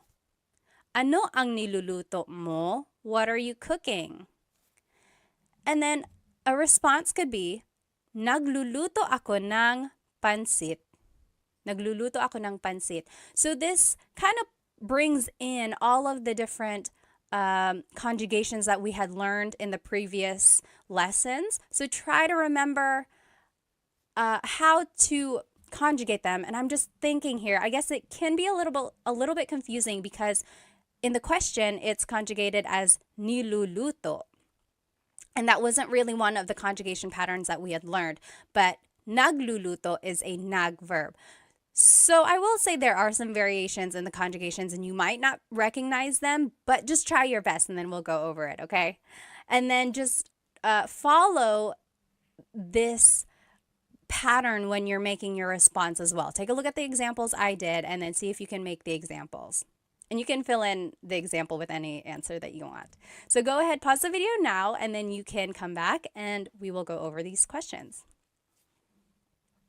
Okay, welcome back. Let's do number 2. What is his girlfriend's name? Nobya is girlfriend. Ano ang pangalan ng nobya niya? So we learned ano ang pangalan mo. Now if you want to talk about someone else, you would have to add ng nobya niya. Nang means of. So nobya is girlfriend, niya is his. So what is the name of his girlfriend? You see how everything just kind of fits together, but it might not be in the order that we're used to in English. So just take note of this. It would be, ano ang pangalan ng nobya niya? That's how you would say that. Response, Sara ang pangalan niya. Sara ang pangalan niya, or siya si Sara. Siya si Sara. Something like that, okay? Number 3, what is cat in Tagalog? Ano ang pusa? Oh gosh, I just told you. Ano ang cat sa Tagalog? Pusa ang cat sa Tagalog. Pusa ang cat sa Tagalog. Next, what did Mark and John eat yesterday? Ano ang kinain nila Mark at John kahapon? Ano ang kinain nila Mark at John kahapon? I want to show you this word nila. This is like a sentence marker that is used to indicate people. So it's like their ownership. When it's multiple people, Mark and John, it's nila. When it's just one person, it's ni. So for example, if it was just Mark, ano ang kinain ni Mark kahapon? Ano ang kinain ni Mark kahapon? It's just one person. But when it's multiple people, you have to use nila. Ano ang kinain nila Mark at John kahapon? Response, kumain sila ng lechon kahapon. Kumain sila ng lechon kahapon. So, sila is the pronoun here. And that's a subject pronoun. So, kumain sila ng lechon kahapon. Using subject pronouns can be tricky, and I don't expect you to know these pronouns or these conjugations right off the bat, but hopefully you can recognize them, and then from these examples, use them this way in the future, okay? So don't get too worried if you're not getting the questions right. Just use this as a way to learn them, okay?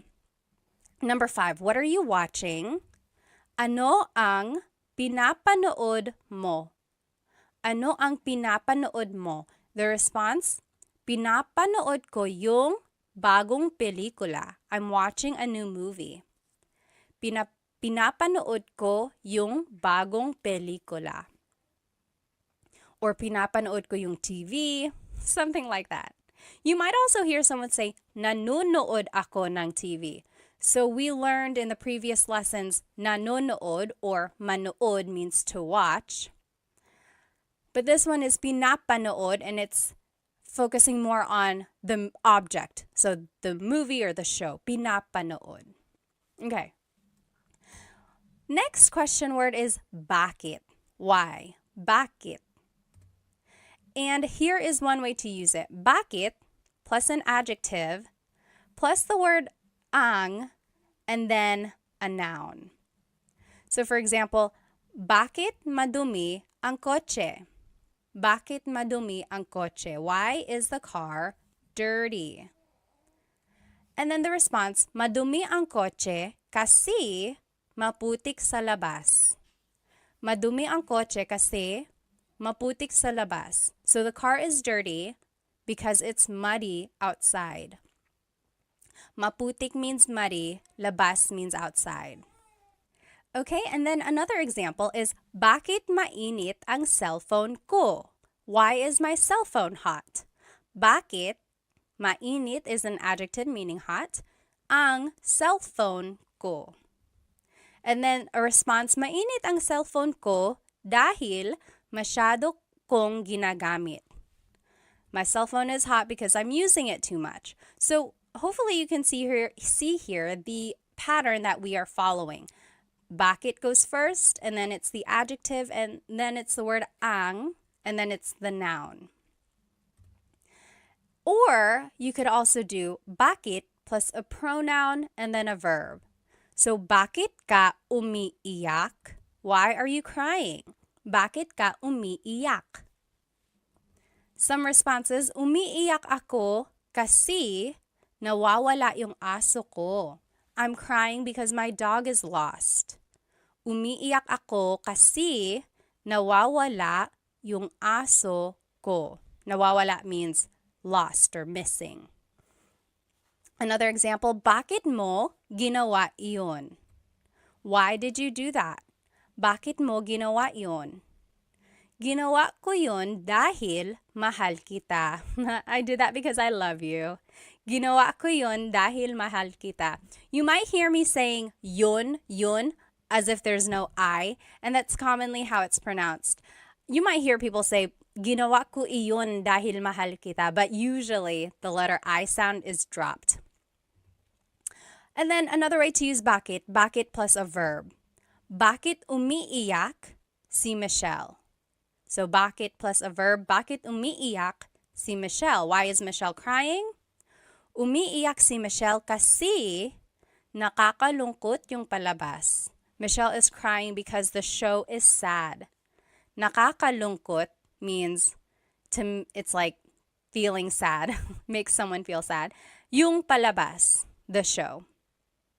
So those are the different ways bakit can be used. And again, verbs can be in any tense, like we saw in ano. I want to point out the different responses that you can say when you're using bakit questions. So because can be kasi, or dahil, or sapagkat. Sapagkat. Okay, so kasi is informal. It is most commonly used. You'll hear it a lot in common conversation. Kasi. Dahil is also used a lot. We saw it in the examples. But it's a little bit more formal. But it can also be used casually. And then sapagkat is very formal. It's rarely used. It's almost like Shakespearean. You'll see it in like writing, or someone might use it maybe to prove a point or something, but it's not used a lot. It's almost like a deep Tagalog, really. So here are those examples again, and you'll see the kasi and dahil.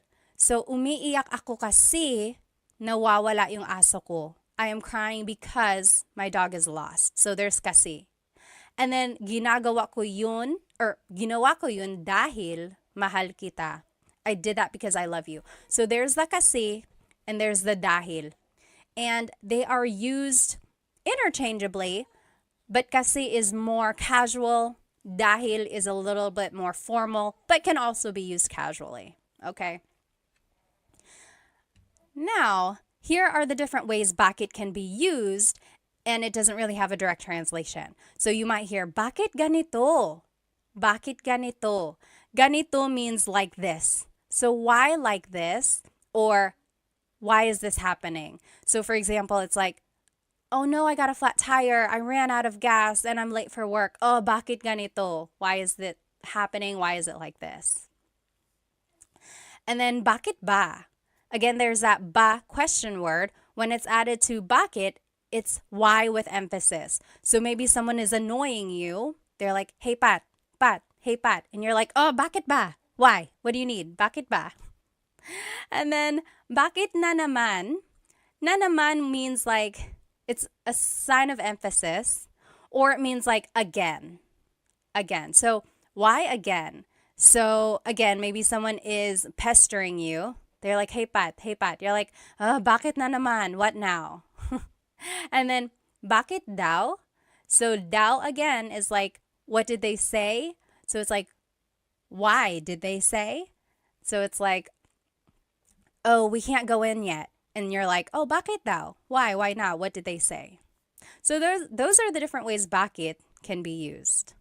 And just a Taglish tip, I am a big supporter of using Tagalog and English together, Taglish, especially while you are learning Tagalog. So here's one way to do that. Maybe use kasi and then finish your English answer. For example, why are you sad?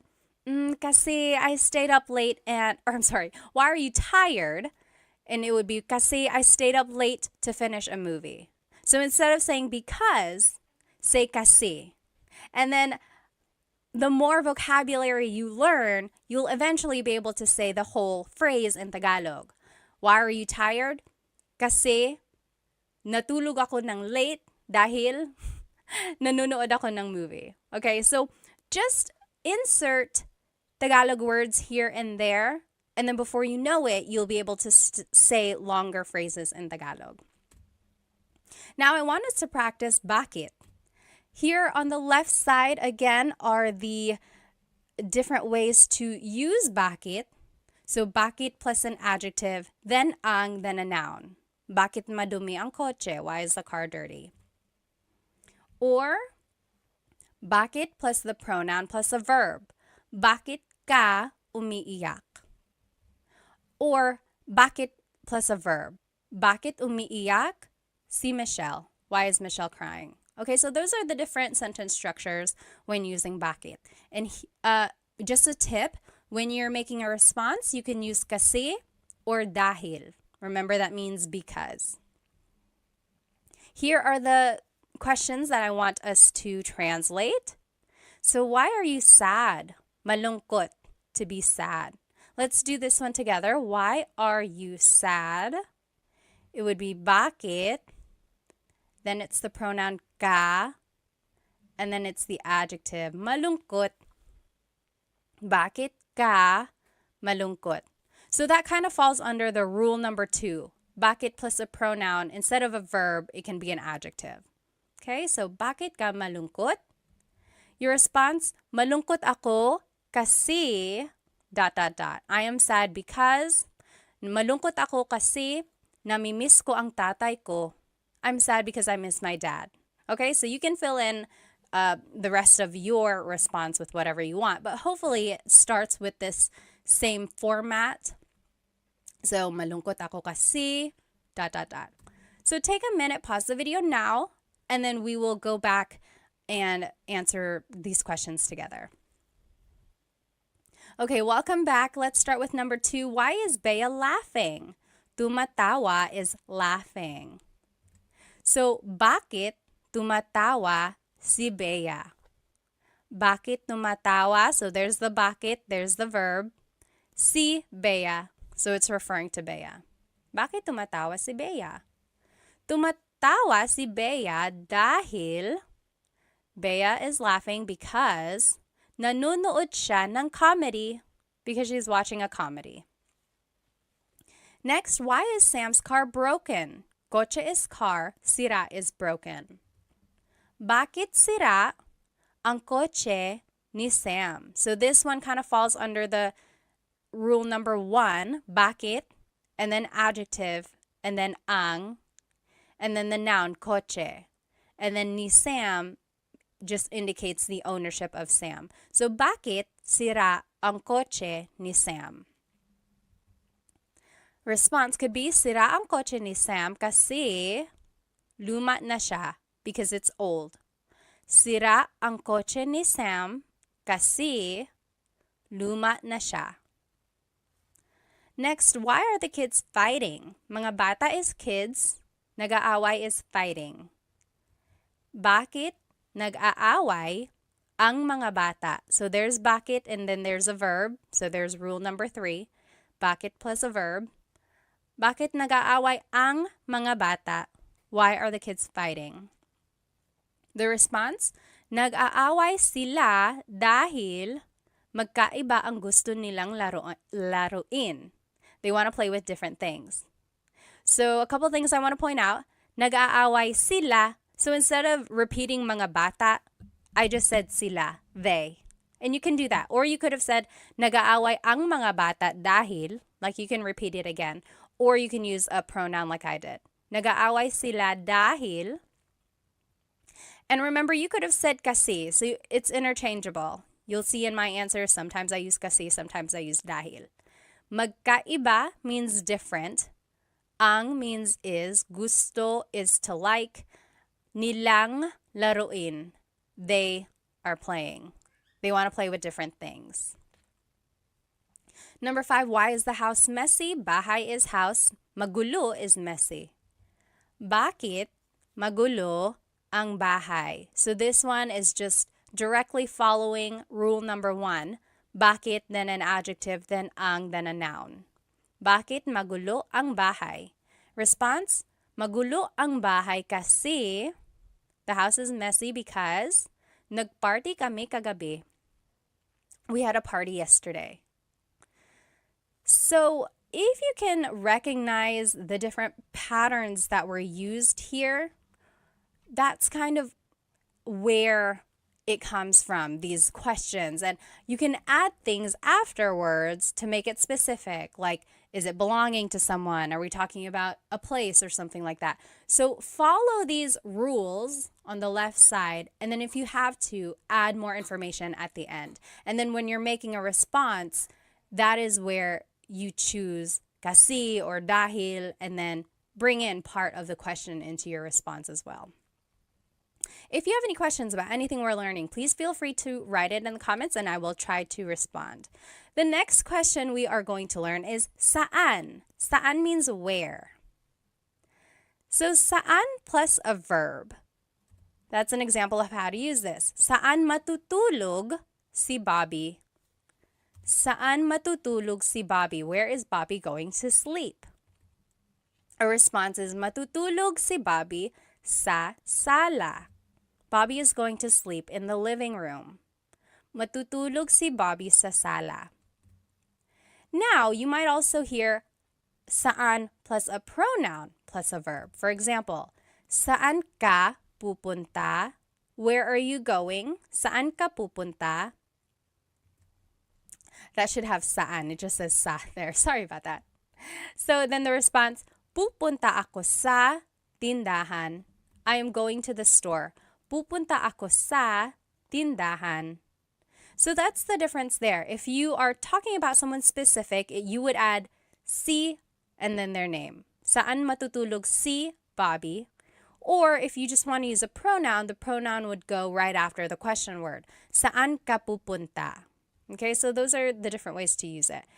I do want to point out that your response has this word sa. Sa. When the question is saan, the response is sa. Sa is a preposition and it means at a place, but it can mean to or from or something like that. So sa has a lot of different translations depending on the context. In this case, it means at a place or to, okay? Next, there's this question word, nasaan. So it's similar to saan, but it's nasaan. And here are the different ways to use it. Nasaan plus ang plus a noun. For example, nasaan ang CR? CR is comfort room in Tagalog, or in the Philippines, that's what they refer to the bathroom as. Where is the bathroom? Nasaan ang CR? The response, nasa labas ang CR. The bathroom is outside. Nasa labas ang CR. Or you could ask about a person. Nasaan si a person? Nasaan si nanay? Where is mother? Nasaan si nanay? The response, nasa trabaho si nanay. Mother is at work. Nasa trabaho si nanay. Now I want to point out that the responses all start with nasa. Okay, so when the question is nasaan, now your response has to have nasa. So that was a difference that's here. So when it's saan, the response has sa. When it's nasaan, the response has nasa. So just to go over it, when do you use saan? When do you use nasaan? Saan napunta ang cellphone ko? Where did my cell phone go? Versus nasaan ang cellphone ko? Where is my cell phone? Saan always goes with a verb. When you're asking about a verb or something that has happened with like an action, then you use saan. Saan napunta? Saan napunta? The root word of punta means to go. So napunta means went. Where did my cell phone go? Saan napunta? There's the verb. And then the response is sa. Oh, sa kotse. And then nasaan ang cellphone ko? Nasaan plus the word ang plus a noun. So when you're asking about the location of something, then it's nasaan. So it's like nasaan noun. Anytime there's like the ends, try to remember that. So your response has nasa. Nasaan ang cellphone ko? Nasa bag ko. It's in my bag. Okay? So this is just to look at it again. These are the examples we just saw. You might hear someone say asan or saan when they're referring to nasaan. So that's just like a short way to say it.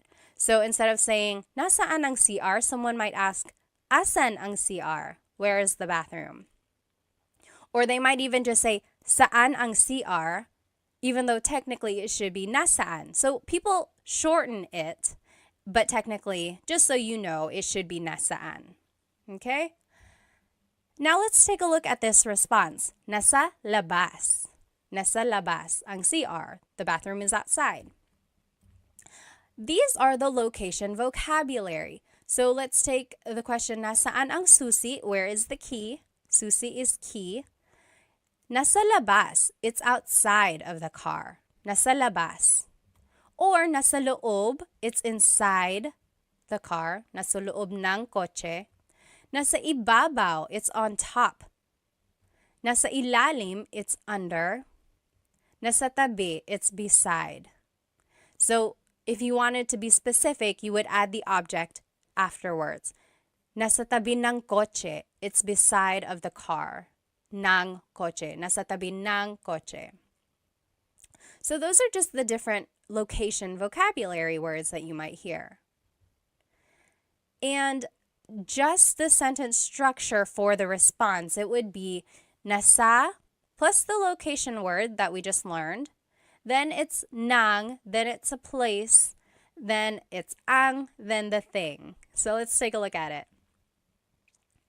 Nasa loob ng kotse ang susi. The key is inside the car. Nasa, loob is the location. There's nang. Kotse is a place or thing.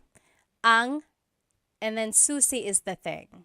Okay? Nasa loob ng kotse ang susi. Or nasa ilalim ng kama ang susi. The key is under the bed. Nasa ilalim ng kama ang susi. So people ask me all the time, when do I use nang? When do I use ang? So these words, sometimes they are prepositions, sometimes they are articles that go before a noun. Just try to think about it as the translation. So the key is under the bed. So under of the bed, the key. That's how this is like literally translated. Ng kama is like of the bed. It's under of the bed. And then ang susi, the key. So a lot of it doesn't make sense. It's not the same grammar structure as in English. So just follow this pattern that I'm showing you now. And with more practice, it'll kind of come more naturally. Next, nasa, location plus si plus the person. So nasa bahay, si tatay. Nasa, and then the location is bahay. Si, and then the person. Si tatay. Father is at the house. Or, nasa loob ng bahay si tatay. So this one is just a little bit more specific of where the father is. The father is inside of the house. So there's the difference there when you're using a location vocabulary versus when you're not. So nasa bahay si tatay, father is at the house. Versus nasa loob ng bahay si tatay, father is inside of the house. Okay, so that's kind of the difference there. And then here are just some other uses for saan and nasaan. Nasaan ka? Where are you? Nasaan ka?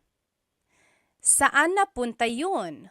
Where did that go? So if you're looking for something just rhetorically, you can be like, nasaan napunta yun? Saan napunta yun? Where did it go? Nasaan na? Where is it already? It's like maybe if you're waiting for a pizza to be delivered and they're taking a long time, you're like, nasaan na? Where is it? Where is it? Na again is an emphasis word. Sometimes it means already. Taga saan ka? Where are you from? Taga means from. Saan means where. Ka is referring to you. Where are you from? Taga saan ka? So those are the different ways saan can be used. Now let's practice saan. And on the left side of your screen, you will see the sentence structures that we practiced. So saan plus a verb or saan plus pronoun plus a verb. Remember, anytime we're asking about a verb, you have to use saan. Anytime we're asking about a noun, you have to use nasaan. So nasaan plus ang plus noun. Or nasaan plus si plus a person. Okay, let's put these into use and I think it'll help clarify any questions. So translate these questions to Tagalog. Where is dad going? Pupunta means going. So let's do this one together. Saan, because it's asking about an action. Pupunta si dad. Saan pupunta si dad? And then the response, pupunta si dad sa simbahan. Dad is going to church. Pupunta si dad sa simbahan. So you're kind of taking the second part of this question and using it in your response. Okay, so try practicing that. And there's that preposition sa again, to the church. Okay, pause the video now. You try the next 4 examples and we'll go over it together. Okay, so now let's do number 2. Where is the store? Tindahan is store. It would be, nasaan ang tindahan? So we're asking about a noun, the store, so we have to use nasaan. Nasaan ang tindahan? The response, nasa tabi ng post office ang tindahan. Nasa tabi means beside. Ng post office means of the post office, so beside of the post office. Ang tindahan means the store. The store is beside the post office. Next, where will we be eating later? Kakain means will eat. Mamaya means later. Saan tayo kakain mamaya? So we have to use saan because we are talking about an action. Where will we be eating later? And then the pronoun just goes right after the question word. Saan tayo kakain mamaya? Your response, kakain tayo sa McDo mamaya. We're going to eat at McDonald's later. You ready? Let's go. You pay. Kakain tayo sa McDo mamaya. Next, where is my husband? Asawa means husband or wife. Nasaan ang asawa ko? So we're asking about a noun or an object. So nasaan is what we used. Nasaan ang asawa ko? Where's my husband or wife? Husband in this case. Number 5, where is John? Oh, your response, nasa kusina siya. Nasa kusina siya. He is in the kitchen. So remember, anytime you're using nasaan, your response has to have nasa. And then up here in the previous example, anytime you're using saan, your answer has to have sa. And then last one, where is John and Simon? Nasaan sina John at Simon? So it's nasaan because we're just asking about them, not about what they're doing or where they are doing something. And then it would be nasa labas sila, they are outside. Or nasa labas sina John at Simon. So you can add their names again. Or you could just add the pronoun. And then I added that here in the number 4 example, nasa kusina ang asawa ko. So you can repeat that part of the question, or you can just use a pronoun. Okay, so up to you. So these are the question words that we have learned so far. Ano means what. Bakit means why. Saan means where. Okay? And this is where we're going. We're going to see what these other ones mean. Now, we're going to talk about kailan. Kailan means when. When. So if you want to use it in a question, it would be kailan ang, and then a noun. Kailan ang kaarawan mo? When is your birthday? Kailan ang kaarawan mo? Sa March ang kaarawan ko. My birthday is in March. Sa March ang kaarawan ko. Kailan ang handaan? When is the gathering? When is the party? Sa Sabado ang handaan. The party is on Saturday. And again, you don't have to add this part at the end. You could just say sa Sabado. Kailan ang handaan sa Sabado? But the longer response, kailan ang handaan sa Sabado ang handaan? Okay, so those are the different ways you can use kailan. There's this word sa again, and in this case, it's being translated as on or at a certain time.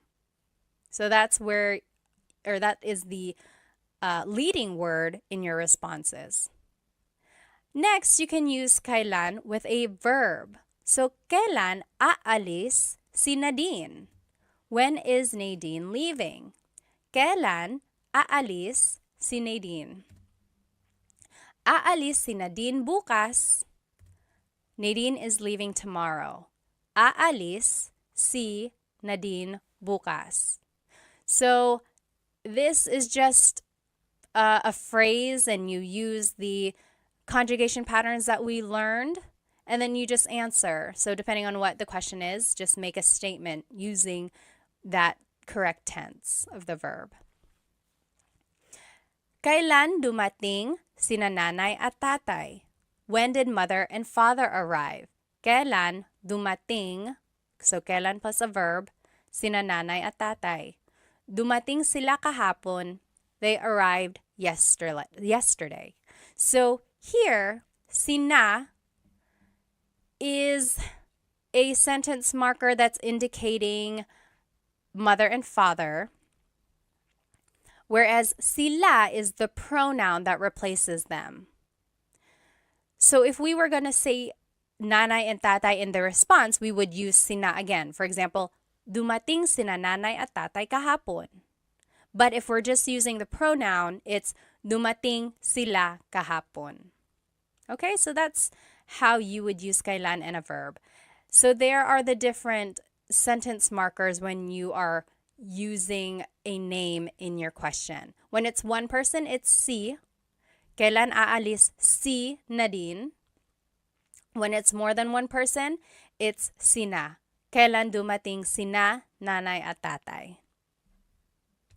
All right, then you could do kailan plus a pronoun plus a verb. Kailan ka uuwi? When are you going home? Kailan ka uuwi? So there's kailan, there's the pronoun, there's the verb. We're just following the pattern here. Then, uuwi ako mamaya. I am going home later. Uuwi ako mamaya. Another example, kailan sila ikakasal?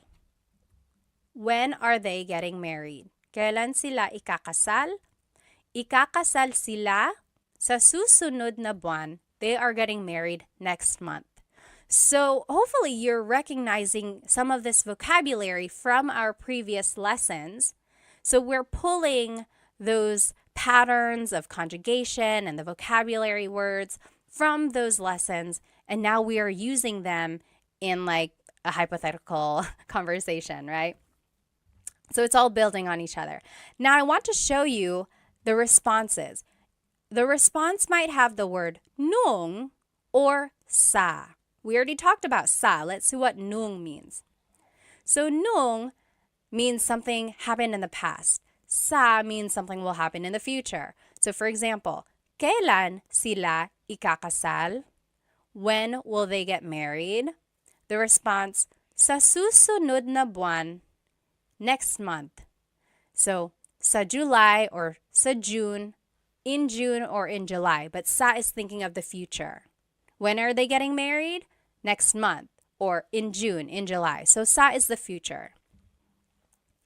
However, nung is talking about the past.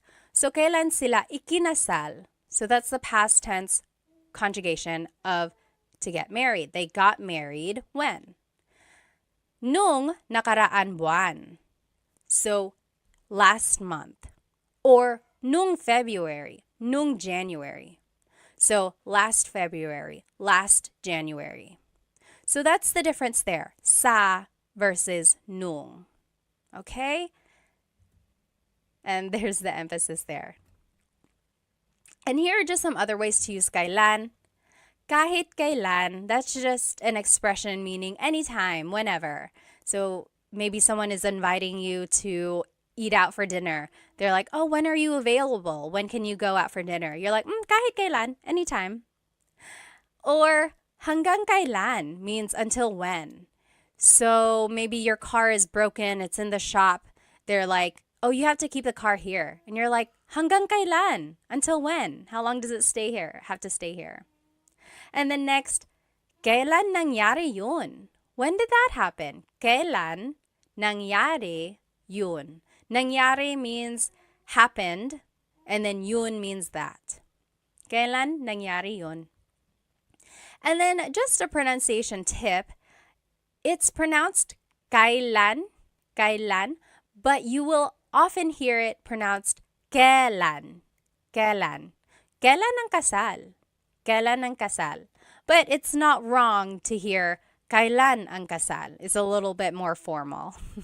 Okay. So here are some examples. On the top left here, you will see the kailan rule. So kailan plus ang plus a noun. Kailan ang kaarawan mo? Kailan plus a verb? Kailan aalis si Nadine? Kailan plus a pronoun plus a verb. Kailan ka uuwi? When are you going home? And then here are the examples I want us to practice. Number 1, when is your vacation? Bakasyon is vacation. So let's just follow, I think it would be rule number 1. Kailan ang bakasyon mo? So kailan, then the word ang, then the noun, which is vacation, and then the pronoun. Kailan ang bakasyon mo? The response, sa susunod na linggo ang bakasyon ko. Next week. My vacation is next week. So a couple things I want to point out in the response. It should have the word sa because it's talking about the future, right? It will be next week. So there's sa. And then just try to remember how to phrase things. And if you weren't able to watch or if you don't remember the past lessons, just go from here and just copy my sentence structures. Okay, so moving forward when you answer these questions, see if you can follow these sentence structures. Okay, so go ahead and pause the video now and then we will go over the examples in just a minute. Okay, so number 2, when are you leaving? Aalis means leaving. Kailan ka aalis? That's just rule number 3. Kailan plus the pronoun plus the verb. Kailan ka aalis? The response, aalis ako sa Lunes. Aalis ako sa Lunes. So there's sa because it's a future action. Number 3, when did Tony come back? Bumalik means came back. Kailan bumalik si Tony? So this is rule number 2. Kailan plus a verb. Kailan bumalik? And then you add si Tony. The response, bumalik si Tony kahapon. He came back yesterday. Bumalik si Tony kahapon. Number 4, when did you buy that? Binili means bought. Kailan mo binili yan? Kailan mo binili yan? So that's rule number 3. Kailan plus the pronoun plus the verb. Kailan mo binili yan? Binili ko yan nung isang linggo. Or binili ko ito nung isang linggo. I bought that last week or I bought this last week, depending on how you want to answer your question. Number 5, when are you going to sleep? Matutulog means will go to sleep. So, kailan ka matutulog? This is just rule number 3. Kailan plus a pronoun plus a verb. Kailan ka matutulog? Matutulog ako mamaya. Matutulog ako mamaya. I know it can get a little tricky figuring out which structure to use, and then when there's a pronoun or when there's like added information that has to be added to the end. I know it can get tricky, but use these examples to see the patterns in use and then try to use them in the future. Okay, so don't get bogged down if you're not getting the answers right. Really just use this as another form of learning, right? It's okay if it's not correct yet, but I want you to see how they are being used. Okay, so the next question word we are going to learn is sino, and that means who. Sino. So these are the different ways sino is used. Sino plus the word ang, then it's a verb, a noun, or an adjective. So it's easy because you just have to use sino ang, and then you just fill in the end with a verb, noun, or an adjective. Sino ang kumakanta? Singing. Who is singing? Sino ang kumakanta? Ang kumakanta ay si Mario. Si Mario ang kumakanta, or kumakanta si Mario? Si Mario. I wanted to show you all the different ways a response could be made. So, sino ang kumakanta? Who is singing? This first example is formal. Ang kumakanta ay si Mario. This next one is a little bit formal as well. Si Mario ang kumakanta. Si Mario ang kumakanta. That's kind of formal. This one is casual. Kumakanta si Mario. Mario is singing. Kumakanta si Mario. And then this last one is just a short answer. So, si Mario. Who is singing? Mario. So those are the different ways you can say Mario is singing. Those are the different responses. And then there is the word that has to be in the answer. Si. Because we're asking about a person, your answer has to have si or sina if it's more than one person. We'll see that. So now if you are going to fill it in with a noun, sino ang mga magulang mo? Mga magulang means parents. Sino ang mga magulang mo? Who are your parents? Ang mga magulang ko ay sina John at Mary. So that's what I was just saying. Si is for one person, sina is for more than one person. So, ang mga magulang ko ay sina John at Mary. My parents are John at Mary and Mary. Another way to say it is sina John at Mary ang mga magulang ko. Or sina John at Mary. So those are the different ways to say John and Mary are my parents. When in doubt, go ahead and just use the shortest answer. I don't want you to sound redundant, and then I also don't want you to have to think of too many vocabulary words or an extended sentence structure. So just answer it with the shortest answer because it's still correct. Sino ang mga magulang mo? Sino John at Mary. And then, if it's an adjective that you're asking about, it would be sino ang, and then the adjective. Sino ang pagod? Pagod means tired. Who is tired? Sino ang pagod? Ang pagod ay ang mga bata. The kids are tired. Ang pagod ay ang mga bata. That one's formal. Next, ang mga bata ang pagod. Ang mga bata ang pagod. That is also formal. Or, pagod ang mga bata. Pagod ang mga bata. That one is casual. That is what I would say a lot more than the other two. And then the short answer, ang mga bata. Sino ang pagod? Ang mga bata, the kids. The kids are tired. So those are the different ways to say the kids are tired.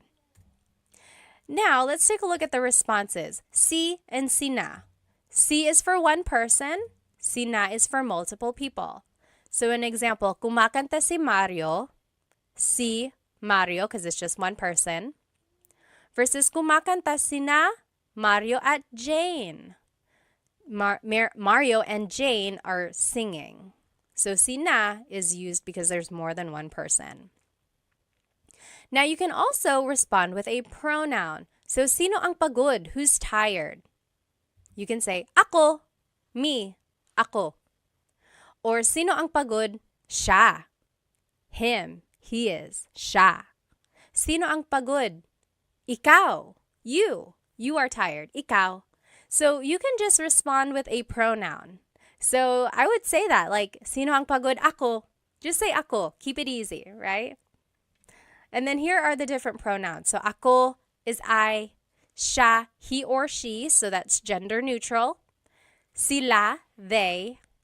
Ikaw, you, singular. Kayo, you all, plural. Tayo is we inclusive, that's you and me, all of us. We are all tired. Maybe we all ran a race together. We are all tired. Pagod tayo. And then pagod kami, me and my husband Chris, we ran. Only us, we did. So pagod kami, we are tired. Not you. I'm just telling you about it. Okay? Now here are other ways sino is used. Sino siya? Who is he? Who is she? Sino siya? The response, siya si Pat. She is Pat, or that is Pat. Sino ito? Who is this? Sino ito? Ito si Pat. This is Pat. Ito si blank. Sino yun? Who's that? Sino yun? Yun si Pat. That's Pat. Or sino ka? Who are you? Sino ka? The response, ako si Pat. Now, I do want to say, you really shouldn't say sino ka if you want to be polite. Sino ka is kind of rude or just a little blunt. Like, sino ka? Who are you? So it would be more polite to say, sino po kayo? So for one thing, add po to be respectful. And then when you're adding po, you have to use the plural you pronoun. So kayo, sino po kayo? That's a lot more polite instead of saying sino ka. If you want to ask, who are you again? Sino po kayo? And then just a pronunciation tip. If you have sino ang in a question, you might hear sinong. So they put it together. So sinong kumakanta? Who is singing? Sinong kumakanta? Instead of sino ang kumakanta, it's sinong kumakanta. Okay? Now let's practice some translations when we're using sino in a question. So sino ang plus a verb, noun or object or adjective. And here are the examples there. And let's do number 1 together. Who is taking a shower? Naliligo means to take a shower or taking a shower. So it would be sino ang naliligo. Sino ang plus the verb. Sino ang naliligo?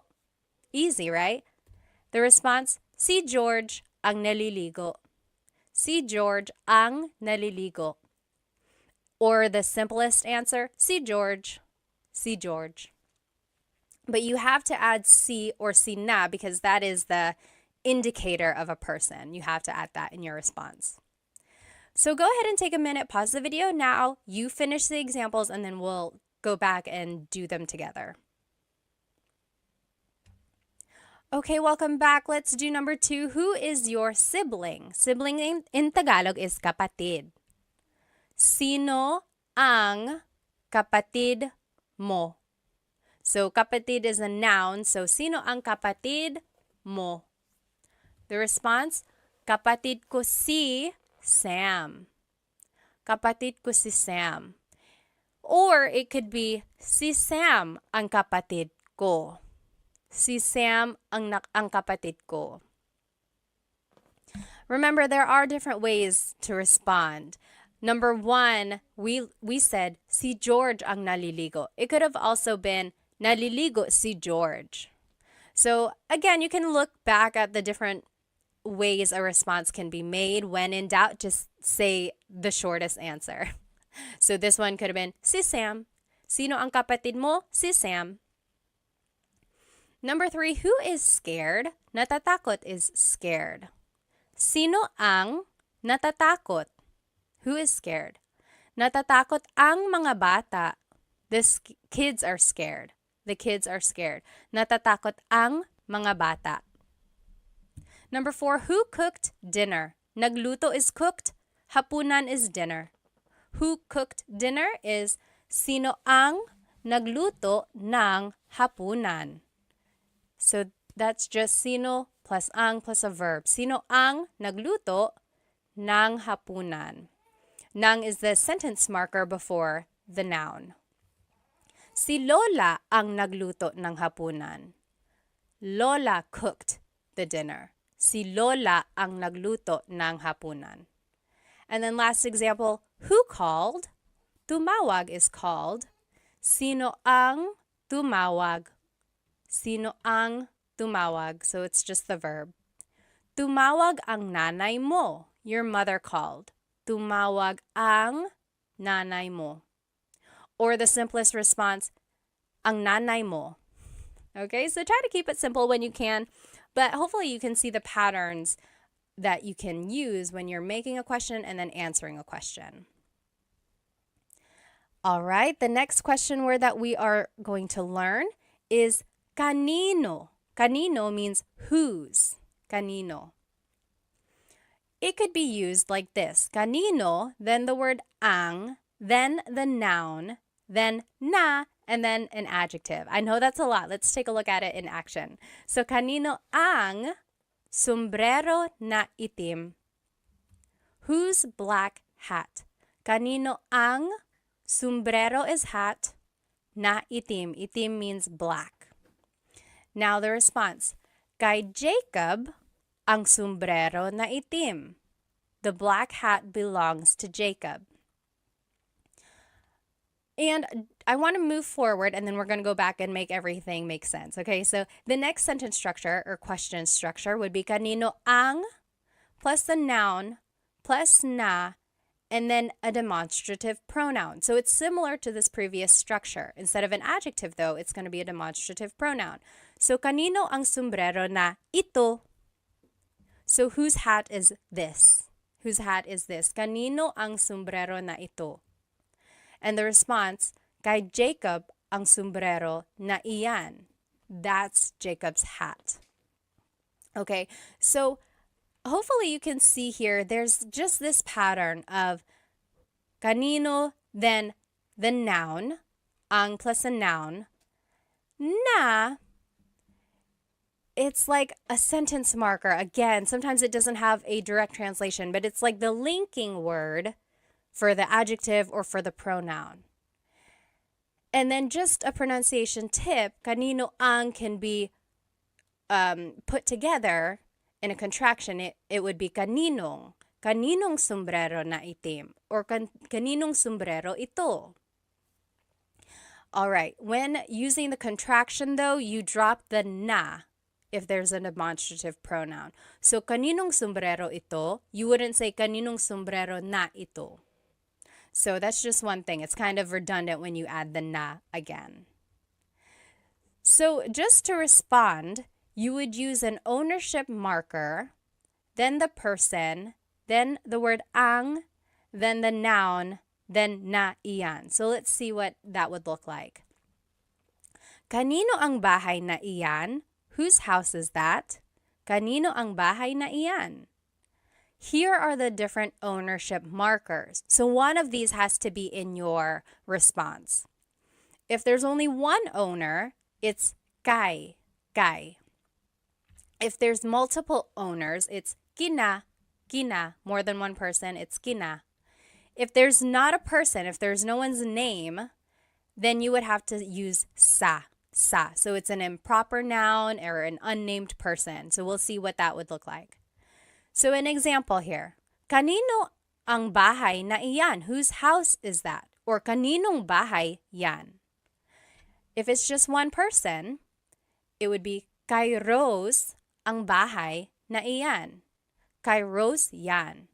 So we are using kay because it's just Rose. It's just one person, Rose. Versus if there's multiple owners, so kaninong bahay yan? Whose house is that? Kina Mike at Ana ang bahay na iyan. Or kina Mike at Ana yan. That is Mike and Anna's house. So I want to point out there's kina. that is when you would use kina when there's more than one person owning that thing. Now, kanino ang bahay na iyan? Whose house is that? Sa kapatid ko ang bahay na iyan. That is my sister's house. That is my sibling's house. Sa kapatid ko ang bahay na iyan. Or sa kapatid ko yan. That is my sisters. That is my siblings. So you see how the person is unnamed? It's just kind of an improper noun. It's like a general answer. So that is when you would use sa, when the person is unnamed. It's just like a person in general speaking. Okay, so here are some more ownership pronouns that you could use when answering a kanino question. So, akin means mine. Iyo means yours singular. Kanya means his or hers. Inyo means your plural. Maybe it's your house, bahay ninyo, or inyo. And then atin is our inclusive. Amin is ours, me and my husband, Chris. And then kanila is theirs. So here's an example of how to use that. Kanino ang bahay na iyan? Whose house is that? Akin yan. That's mine. Akin yan. Or inyo yan. That's yours. You all live in one house. Inyo yan. That's your house. Or kanila yan. That's their house. Kanila yan. Okay, so that's how to use these ownership pronouns. I want to show you, let's go back to the first example we learned. I know it's a lot of words in this one. So, kanino ang sombrero na itim? Whose black hat is this? So, sombrero is hat. Itim means black, but they are interchangeable. Like you can switch them around and it would still mean the same thing. For example, kanino ang itim na sombrero? So instead of saying, kanino ang sombrero na itim, you might hear, kanino ang itim na sombrero? So in Tagalog, you can switch the adjective and the noun around and it will still make sense. And why does that happen? It probably just goes back to baybayin or to the evolution of Tagalog in general. So the adjective and the Tagalog vocabulary word can be interchangeable and they mean the same thing. Another example, kanino ang sombrero na pula? Pula means red. So whose red hat is this? You can switch it up and it could be kanino ang pula no sombrero. So we just switched it. But I want to show you that when you switch it, you can make a contraction, meaning you can put pula and na together. And now it would be kanino ang pulang sombrero? Whose red hat is this? Okay, so those are the two things I want you to get out of this slide. First, you can switch the adjective and the noun. So you can switch them in the question and it will still make sense. Second, when your adjective ends with a vowel like pula, then you can make the contraction. Add ng to the end. Instead of saying pula na sombrero, it's pulang sombrero. Pulang sombrero. We can't do that with the word itim because it ends with a consonant. There's nothing to put together. It would still have to stay itim na sombrero. Okay, so to respond to this question, kanino ang sombrero na pula? It would just be, kay Mary ang pulang sombrero. That is Mary's hat, or that hat belongs to Mary. Kay Mary ang pulang sombrero. Okay, so your response has to have the ownership marker, kay, because it's one person, and then you can add the rest of the phrase. But remember, your simplest answer would be kay Mary, kay Mary. Now, let's practice using kanino in a question. So, kanino ang plus a noun plus na plus the adjective. Or kanino ang plus a noun plus na plus a demonstrative pronoun. Kanino ang sombrero na ito versus kanino ang sombrero na itim. And then the response has to have the ownership marker. Remember, kay or kina or sa. Then it's the person. Then it's ang, noun, na, iyan. Or you could just use the simplest answer. Let's take a look at these examples. Whose house is the big one? Whose house is the big one? Malaki means big. Bahay means house.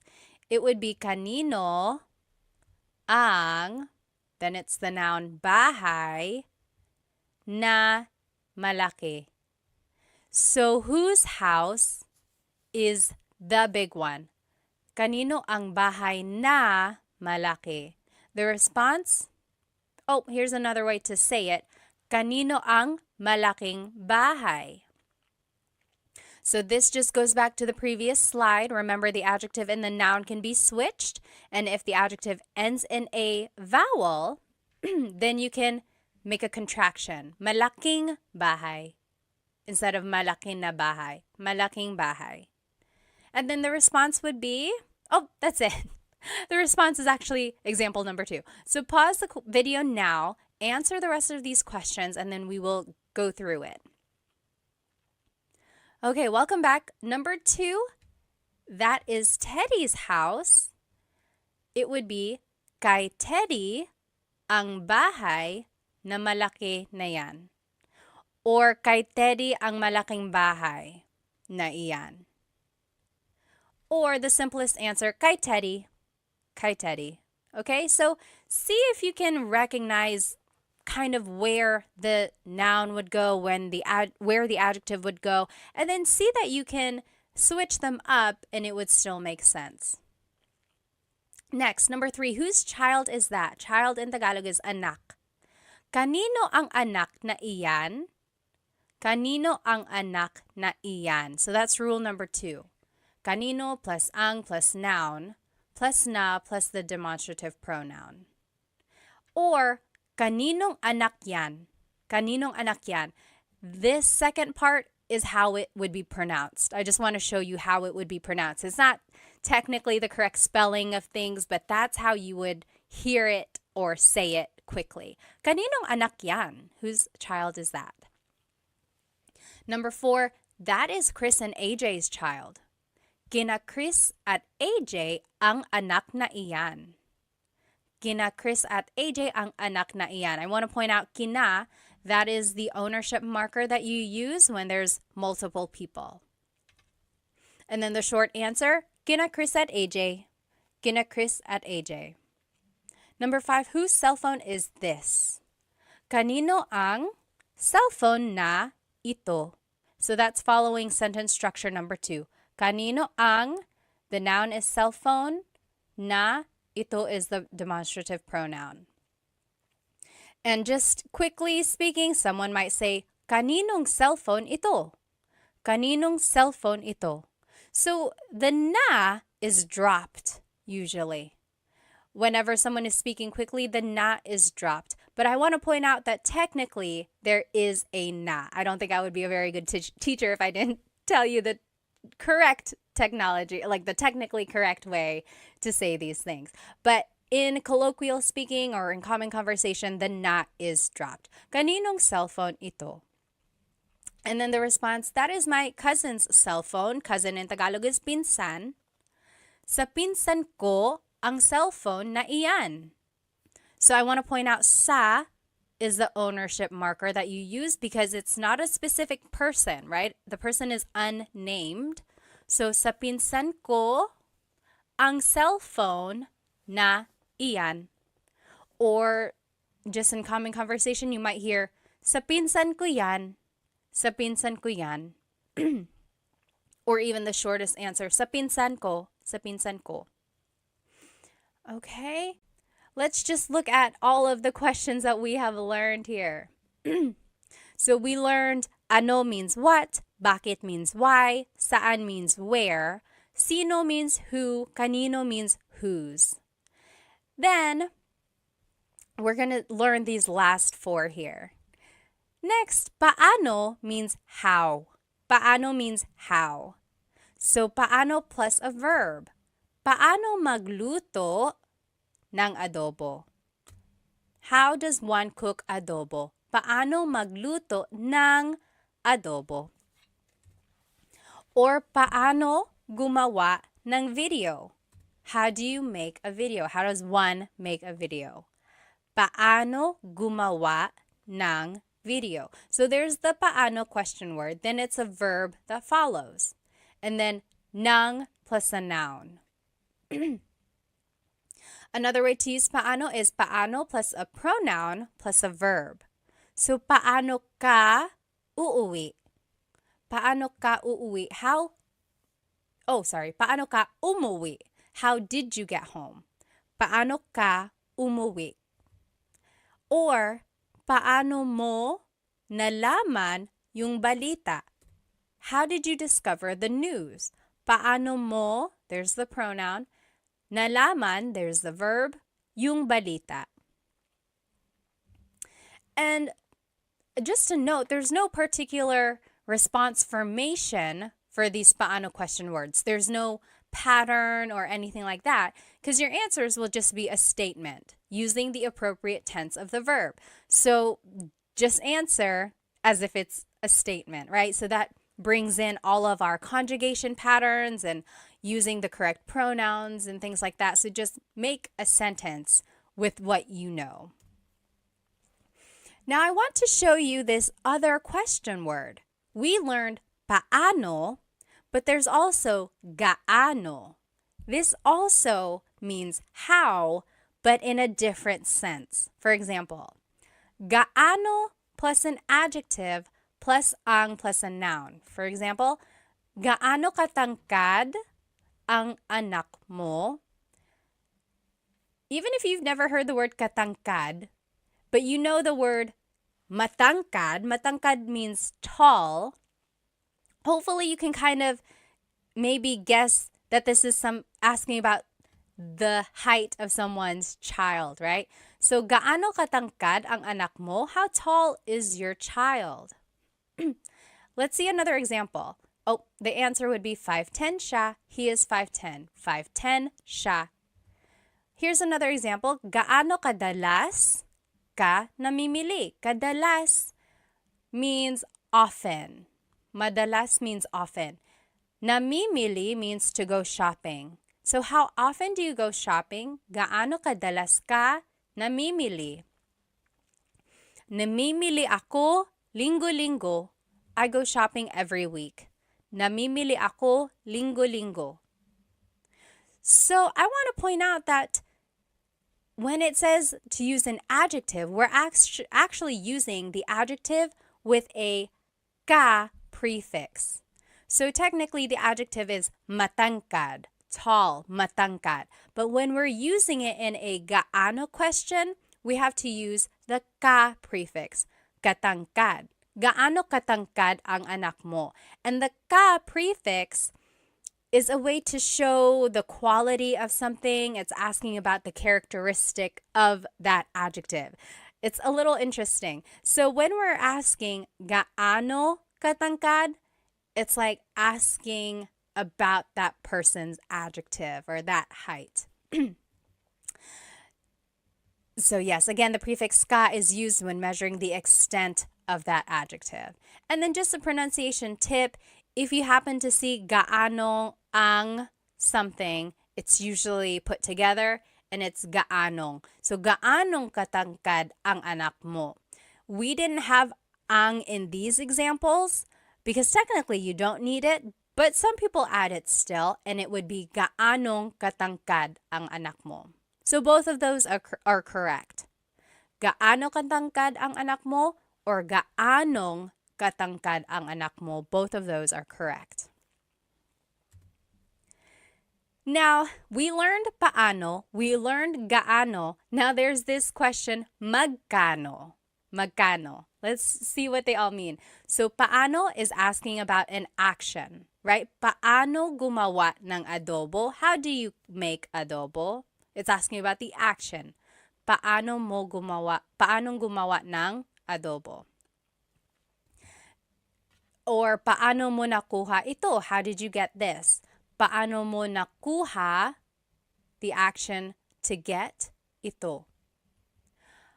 Another way to ask how is gaano, but this is asking about the extent of something. Gaano kabilis ang kotse mo? How fast is your car? Gaano kabilis ang kotse mo? So it's asking about the speed of your car. And then magkano is asking about the cost of something. Magkano ang t-shirt? How much is the t-shirt? Or magkano po? How much is this po? Po is just a sign of respect. So how much is this? Okay, so very interesting. These words sound alike, but they are used for different situations. Now, here are just some other paano uses. So, paano nangyari yun? How did that happen? Paano nangyari yun? Yari means happen. And then yun means that. Paano nangyari yun? How did that happen? Or paano na ngayon? What now? Ngayon means now.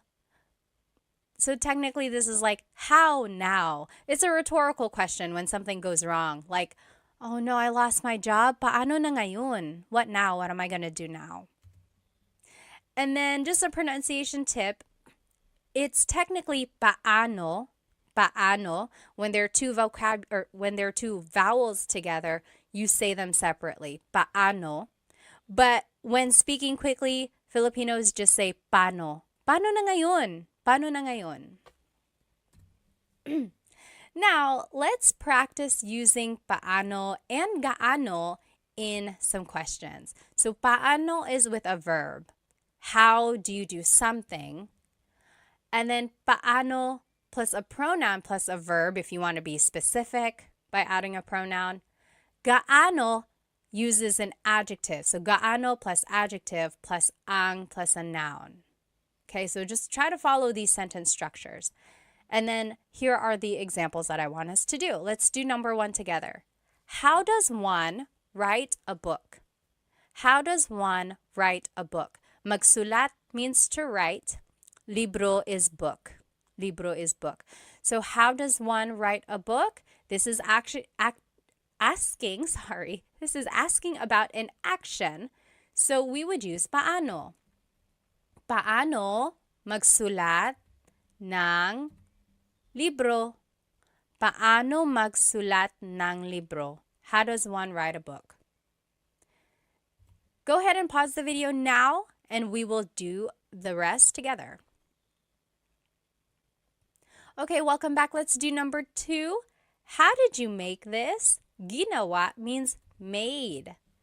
Paano mo ginawa ito? So that's following rule number 2. Paano, then the pronoun, then the verb. Paano mo ginawa ito? Number 3, how far is your house? Malayo means far, bahay is house. So, gaano kalayo ang bahay mo? Do you see that it's asking about the distance of your house? So it's like an extent of that adjective. So, gaano kalayo ang bahay mo? That's why we're using gaano instead of paano, because we're asking about like an adjective related to your house. How did you get that? Nakuha means got. Paano mo nakuha yan? There's no adjective in this question, so we would just still use paano. And that follows rule number 2. Paano mo nakuha is the verb yan. Number 5, how big is their dog? Malaki is big, aso is dog. How big is their dog? So it's asking about an adjective, so we would have to use gaano. Gaano kalaki ang aso nila, their dog nila. And then number 6, how spicy is the food? Maanghang is spicy, pagkain is food. So it's asking about an adjective, the spiciness of it. So it would be gaano, kaanghang, ang pagkain. Gaano kaanghang ang pagkain? So in all of these examples, I gave you the adjective in the ma form, right? Malayo, malaki, maanghang. So it's the ma form of the adjective. But remember, when you are using gaano as a question, you have to change the adjective into the ka form. So it has to have the ka prefix because it's asking about the extent of that adjective. Okay, if you have any questions, again, please feel free to write them in the comments. I will try to answer. Okay, next question word we're going to learn is ilan. How many? Ilan. So it would be ilan, then ang, then a noun. For example, ilan ang anak mo? How many kids do you have? Ilan ang anak mo? Ang anak ko ay 3. Ang anak ko ay 3. I have 3 kids. Or 3 ang anak ko. Or 3. So again, there are many ways to respond. The first one is formal. No one really says it like that. The second one is common. That is what people would say. And then the last one is the short answer, which is also acceptable. I have 3 kids. That is what that means. Now, you might hear someone say, ilan na ang anak mo? Ilan na ang anak mo? Na means already. It's kind of like an emphasis. Maybe you haven't seen someone in a very long time and you're just catching up. They're like, ilan na ang anak mo? How many kids do you have now? Or how many kids do you have already? So it's just like an emphasis. And then technically, when you want to make something plural, you have to add the word mga. So mga anak, kids, mga anak. But in the question form, you don't have to add mga because it's already implied. So you don't say, ilan ang mga anak mo? You can, it's not wrong, but people drop it and it's just, ilan ang anak mo? How many kids do you have? But it's not incorrect if you wanted to add mga. Ilan ang mga anak mo? It's just kind of redundant. All right, next, ilan ang plus a verb. Ilan ang pupunta sa handaan? How many are going to the party? Ilan ang pupunta? Pupunta is the verb meaning to go. So ilan ang pupunta sa party? The response is, ang pupunta ay 5. Or 5 ang pupunta. Or 5. I would say the second one. 5 ang pupunta. 5 people are going to the party. Next example, ilan ang kakain dito? How many are eating here? Ilan ang kakain dito? And then, your response is, ang kakain dito ay 3. Or 3 ang kakain dito. Or 3. That means 3 people are eating here. Or will eat here. So, both of these questions ask about like how many people are coming, how many people are eating. And I didn't add the word tao because it's kind of implied already. Like ilang tao ang kakain dito or ilan na tao ang kakain dito. Those just kind of make it a little bit more complicated. If you want to just get straight to the point of the question, you don't have to add the word tao. It's kind of implied. So, ilan ang pupunta sa handaan? Ilan ang kakain dito? It's asking about like the people. Okay. Next. Just a pronunciation tip. When there's ilan ang, it's usually put together and it's ilang. Ilang taon ka na? How old are you? Ilang taon ka na? I will say when you make the contraction, though, it kind of changes up the sentence structure or the grammar. So, ilan ang taon mo? Technically, if we were following the sentence structure that we learned, it would be ilan ang taon mo? How many years do you have? How many years are you? But when we make the contraction, ilang taon ka na, now we are using a different pronoun. So, ilang taon ka na. And you don't have to add na. Ilang taon ka? How old are you? Ilang taon ka? But I do want to point out you have to change the pronoun here when you're making the contraction. And it's just a different form of asking how old are you. Another example of that is ilan ang anak mo? How many kids do you have?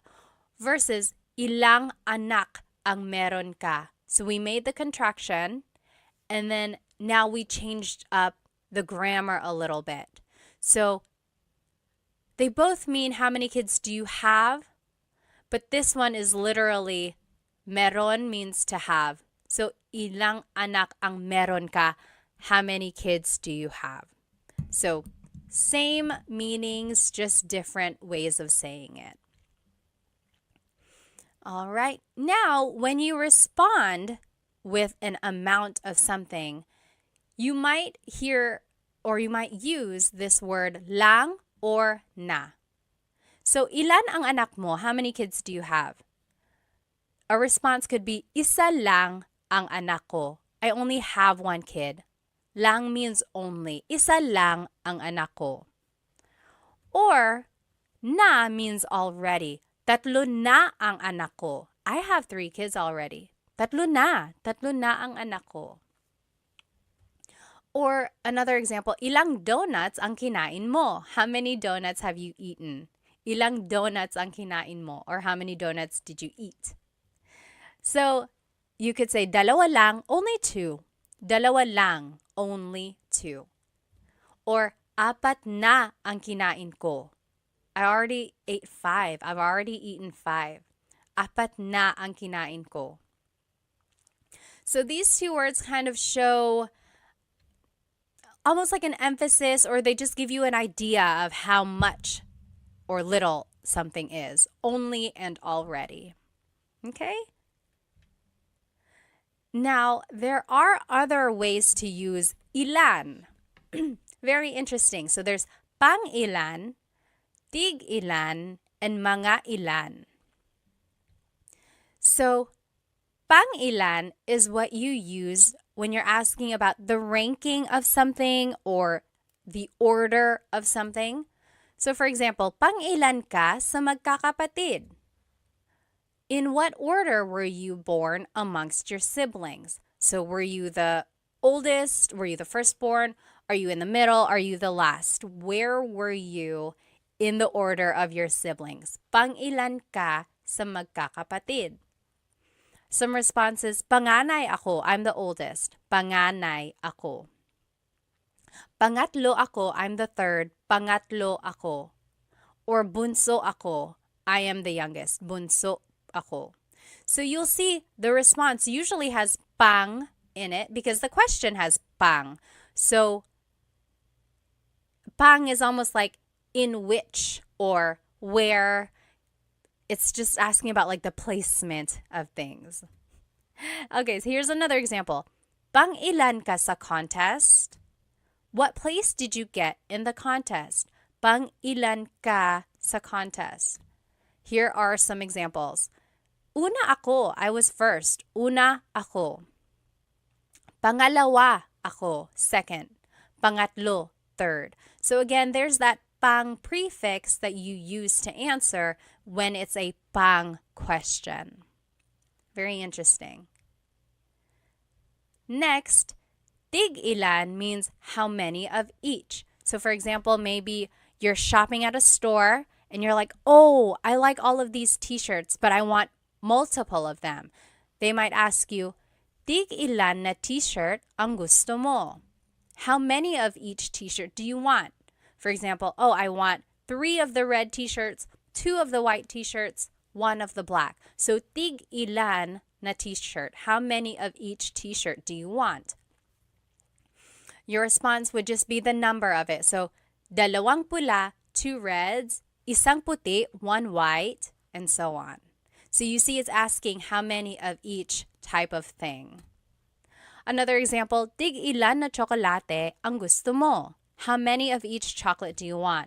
So, for example, if there are M&Ms, Snickers, Twix, and so on. Tig ilan na tsokolate ang gusto mo? You could say, tig iisa po. I'll take 1 of each. Tig iisa. 1 M&M, 1 Snickers, 1 Twix. Tig-iisa. Or tigdadalawa po. 2 of each. 2 M&Ms, 2 Snickers, 2 Twix. Tigdadalawa. Tigdadalawa. And then tigtatatlo po. 3 of each. You get the idea. And then I want to show you that the question has na. So tig-ilan na t-shirt, tig-ilan na chocolate. And in this case, na is translating as of. How many of each t-shirt, how many of each chocolate do you want? And then just a pronunciation tip here. Tig-ilan is a homonym, meaning it can have different translations depending on how it's pronounced. So tig-ilan, when there's a hyphen in it, you have to have that glottal stop. Tig-ilan. That means how many of each. When there's no hyphen, tigilan, tigilan. It's just one word, tigilan. That means to stop. For example, tig-ilan t-shirt ang gusto nila. How many of each t-shirt do they want? Tig-ilang t-shirt ang gusto nila. That means how many of each t-shirt do they want? But if you say, tigilan mo yan, that means stop that. Okay, so again, that glottal stop is important for proper pronunciation because they mean different things otherwise. And lastly, mga ilan means about how many. Mga ilan. So, mga ilan na tao ang darating? About how many people are coming. Mga ilan na tao ang darating. You could say mga 10 tao or mga 10 na tao. There's the contraction that you can make when the adjective or when the number ends in a vowel. Just add the ng at the end. So about 10 people, mga 10 tao. And up here, I just wanted to show you, you can make a contraction again. Instead of mga ilan na tao ang darating, it's mga ilang tao ang darating. About how many people are coming. So that's just a pronunciation tip. Make that contraction to make it flow a little bit better. Another example, ilan na tao ang darating? How many people are coming? Ilan na tao ang darating? 10. So that's just to show you the difference here. Mga ilan is about how many are coming versus ilan na tao ang darating. This is like definitive. 10 people are definitely coming. Versus mga 10, about 10. Okay, so when you add mga, it's asking about like an estimation. When you don't have mga, it's asking for a definitive answer.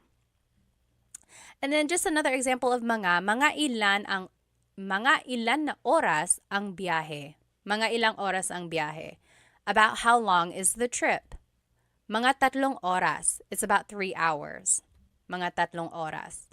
So there is the na again, and then you can put it together so that it's just ilang. So mga ilang oras ang biyahe or mga ilang tao ang darating. All right. So this is just a review of how to use these different ilan questions. So pang ilan is a ranking question or asking about the order placement. Tig ilan is asking about how many of each. Mga ilan means about how many of something. Okay, now let's practice using ilan in some questions. So on the left side, you will see the different ways to use ilan. Ilan plus a noun. Ilan ang anak mo? Or ilan plus a verb. Ilan ang pupunta sa handaan? And here are some examples. Let's do number 1 together. How many cats do you have? Mga pusa is cats. It would be ilan ang pusa mo? Ilan ang pusa mo? Remember, you don't have to add mga, but you can. It's not incorrect. But just to be quick about it, and if you want to sound natural, you don't have to. So, ilan ang pusa mo? Ilan ang pusa mo? How many cats do you have? pause the video now and you do the rest and then we will go over it. All right, welcome back. Number 2, I have 2 cats. Dalawa ang pusa ko. So that's how you would respond to question number 1. I have 2 cats. Dalawa ang pusa ko. Number 3, how many are coming to the house? Darating means coming. So it would be ilan ang darating. So ilan plus ang plus a verb. Ilan ang darating sa bahay. Number 4, 4 people are coming to the house. Apat means 4. So 4 people are coming to the house would be apat ang darating sa bahay. Apat ang darating sa bahay. Remember, the short answer would be apat, apat. Number 5, how many friends do you have? Kaibigan is friends. Actually, kaibigan is friend. Mga kaibigan would be friends. Ilan ang kaibigan mo? Ilan ang kaibigan mo? How many friends do you have? Also, you could say, ilan ang mga kaibigan mo? Ilan ang mga kaibigan mo? That is also correct, but remember, you don't have to add it. Number 6, I have 10 friends. 10 means 10. 10 ang kaibigan ko. 10 ang kaibigan ko. Or 10 ang mga kaibigan ko. I have 10 friends. All right. Another way to answer this, meron akong 10 mga kaibigan. So I want to show you again, there are different ways to answer. There's a long form, there's a short form, there's an even shorter form, right? Just say the number by itself. So if you hear different responses, hopefully you can recognize some of the vocabulary words and just kind of go from there. This one is a fun practice. So I want us to match the question words with the correct example. Then we're going to translate and then give a response. So on the left side are the different question words. Pang ilan, tig ilan, mga ilan. On the right side are some example questions. How many of each hat do you want? About how many balloons are we going to buy? How many drinks have you had? Like, what number is that? Or what number of drinks is that for you? So we have to match what question word would go with that question, and then we will translate. So go ahead and do that. Pause the video and see if you can match and then translate and give a response. Okay, welcome back. Let's see. This is what the answers would be. Pang ilan goes with this question. How many drinks have you had? What number is that? What number of drinks is that for you? So it's asking about like the order of your drinks and asking about just basically like where you are in your line of drinks. Tig ilan would be how many of each hat do you want? So it's asking about the amount of each. Mga ilan, about how many balloons are we going to buy? So it's an estimation. We don't know exactly. It's just about how many do you want. Okay, so hopefully you were able to match them. Now let's see if we can translate them. How many of each hat do you want? It would be, tig ilan na sombrero ang gusto mo? Tig ilan na sombrero ang gusto mo? And then your response could be, tig iisa po, one of each. Tig iisa. Next, about how many balloons are we going to buy? Mga ilan na lobo ang bibilhin natin? Or mga ilang lobo ang bibilhin natin? Your response, mga lima, about 5. Mga lima. How many drinks have you had? What number is this? What number of drinks is that for you? All of that is encompassed by this one question. Pang ilan na inumin mo na yan? Pang ilan na inumin mo na yan? Pang-apat na ito. This is my 4th. Pang-apat na ito. So do you see how that one is asking about the order of your drinks or like how many you've had? And then your response is just that order. So this is the fourth, pang-apat na ito. All right. So those were different ways to ask for how many. This next question word, alin, means which. Which, alin. So alin ang, excuse me, alin ang plus a verb. Alin ang plus a verb. So alin ang gusto mong damit? Yung pula or yung puti? Which dress do you like, the red or the white? Alin ang gusto mong damit? Your response would just be one of the choices. Yung pula ang gusto ko. The red is the one I like. I like the red one. Yung pula ang gusto ko. Or, yung pulang damit ang gusto ko. If you want to be specific, yung pulang damit ang gusto ko. So, yung pula means the red one. Yung pulang damit means the red dress, specifically. And then I want to point out, mong up here is just mo plus nang put together. So, alin ang gusto mo ng damit? Alin ang kinain mo? Yung cookie or yung cake? Which did you eat? The cookie or the cake? So there's alin, then ang, then a verb. Alin ang kinain mo? Yung cookie or yung cake? Which did you eat? Your response, yung cake ang kinain ko. I ate the cake. Or kinain ko yung cake. So those are the different ways you can respond. And then, of course, you can always put things together. So, alin ang becomes aling. So, aling gusto mo? Aling gusto mo? Alin ang gusto mo? Aling gusto mo? Alin plus an adjective, alin plus ang plus an adjective. Alin ang mas malaki? Yung bahay na pula o bahay na puti? It's kind of hard to see. Oh, there's the White House right here. It's to the left of the red house.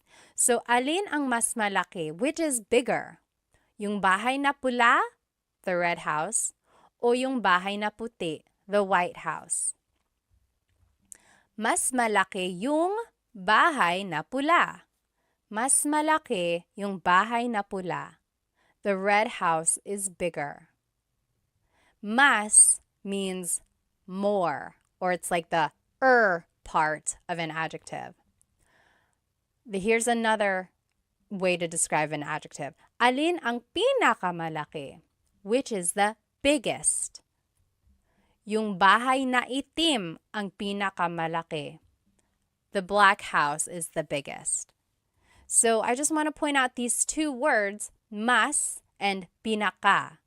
Those are called superlative adjectives.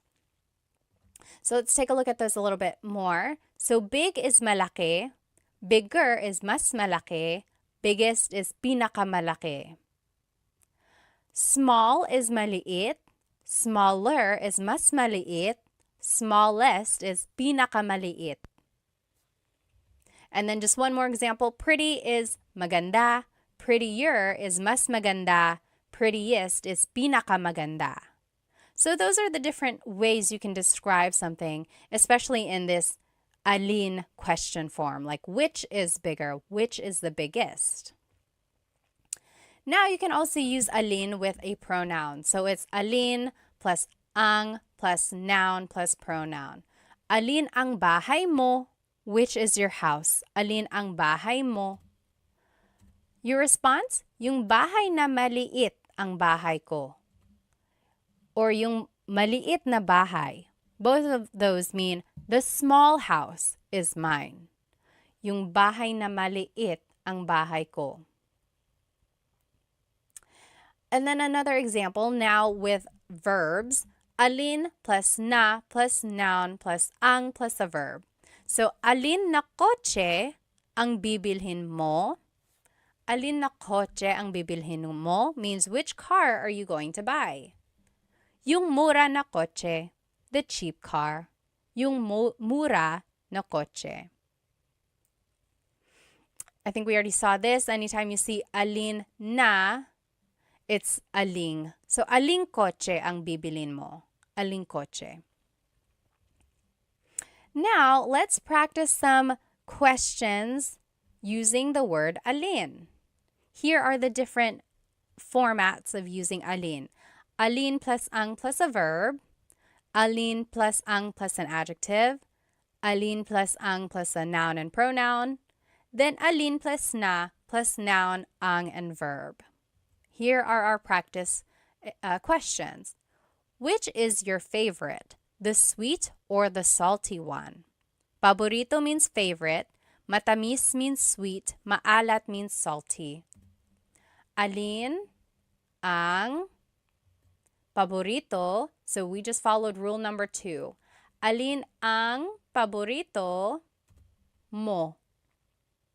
Which is your favorite? And then the next part of the question, yung matamis o yung maalat? The sweet or the salty? Yung matamis o yung maalat? You take a minute, you do the rest, and then we'll check. Okay, number 2, my favorite is the sweet one. Paborito ko yung matamis. Paborito ko yung matamis. That is how you would respond to that first question. Or you could say these ways. Yung matamis ang paborito ko. The sweet one is my favorite. Or just simply you could say yung matamis, the sweet one. Number 3, which dish is the most delicious? Adobo or sinigang? Ulam means a dish or a meat.